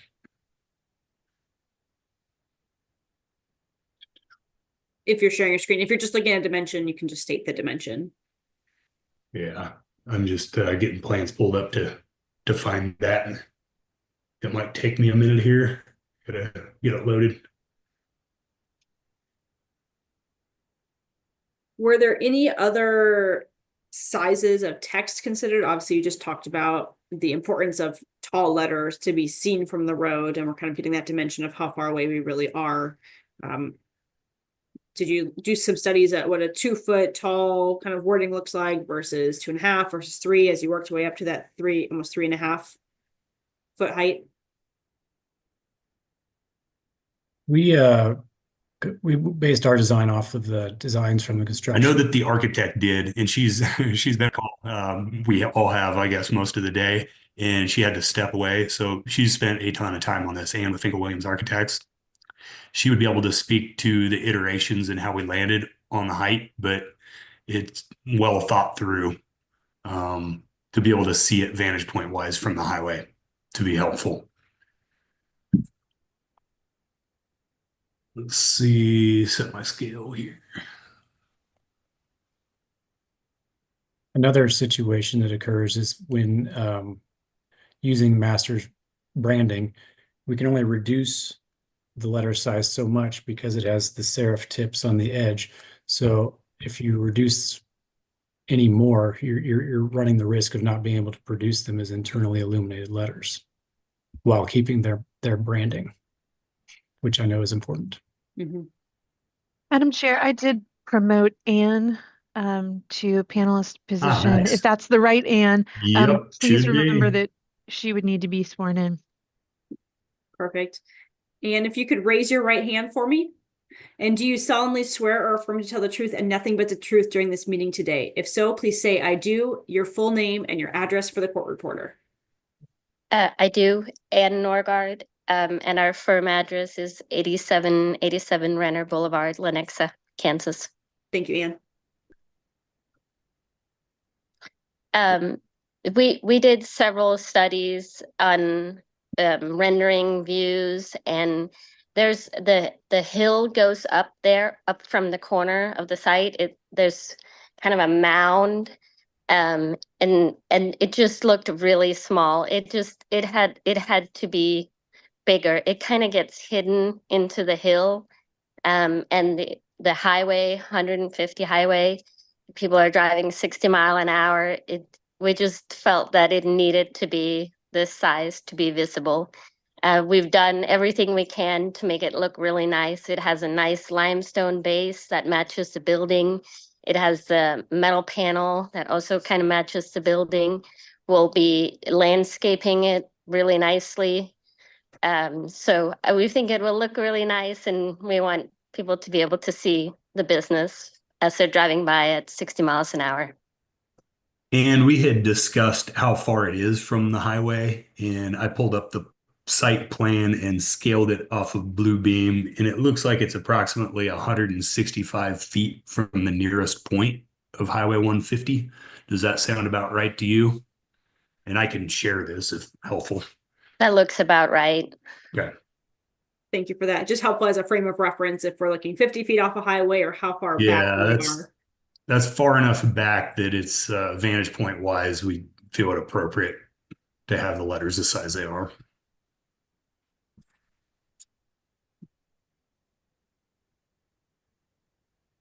Board members, other questions or thoughts?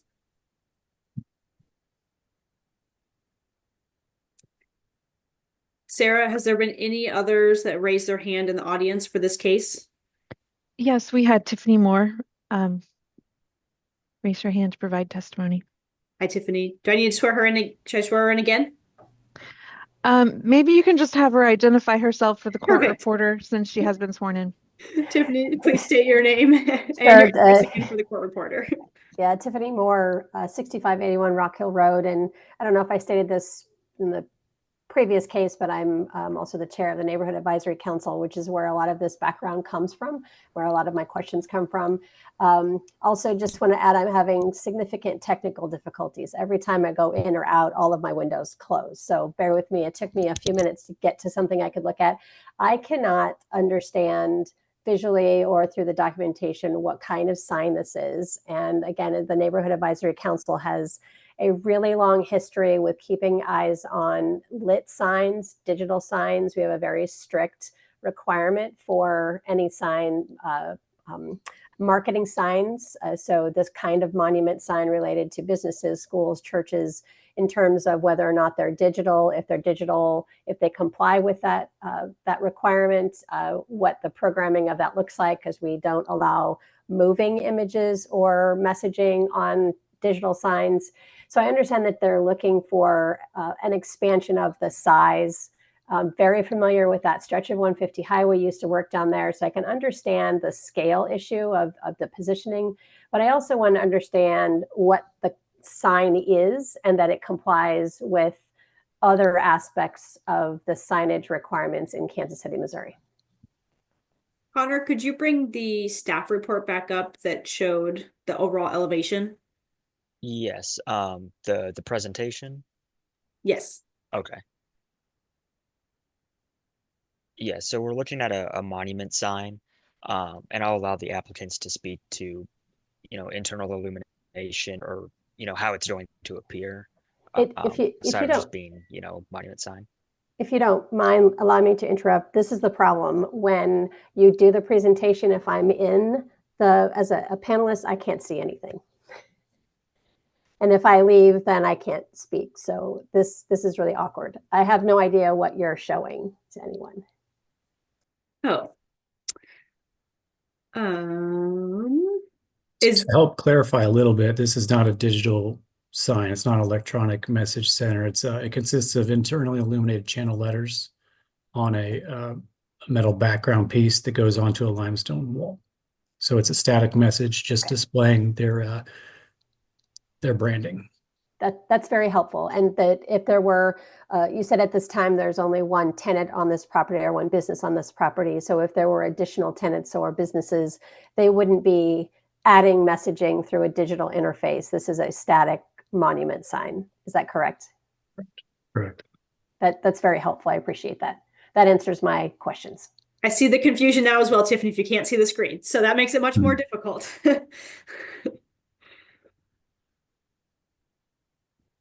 Are there any other comments?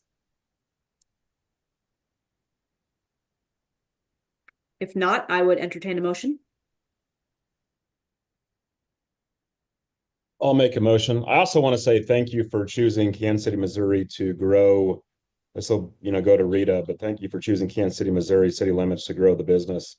We appreciate Thank it. you. So We're happy to be here. Make on docket item 18, case number 2. I recommend that we approve the applicant's request in accordance with staff report and site plan. I have a motion. Do I have a second? Second. Go ahead. Second from Gorenz. Sarah, please call the roll. Yes, Gorenz. Aye. Moran. Aye. Wright. Aye. Meyer. Aye. McStorf. Aye. Your project is approved. Thank you. Great. Thank you very much. And I believe, Sarah, that is our last case for the day. Is that correct? That's our last case of the day. Yes. Okay. Holy cow. Thank you, everybody. Yep. Thank you. Have Thank a good you. day. And as a reminder, I am not available I think Ebbets and I are both unavailable at the February 26th hearing. So I believe, I don't know if Maggie or others are leading that hearing, just to make sure we have enough people then present for a quorum if possible. Right. My understanding. If we don't have 12 inches of snow, sorry. Yes, my understanding is also that Maggie would act as chair for that meeting. And just as a reminder, if you have any conflicts come up between now and then, please let us know ASAP, because I think we will have just 5 for that meeting in 2 weeks. Yeah, and if it would happen to be on Zoom, I'd have a real hard time because I only have one screen at home. I just have my laptop. So yes, let's cross our fingers about the weather. But I'm trying to go back and forth between my phone and my laptop and my paper copy, and it's kind of tough.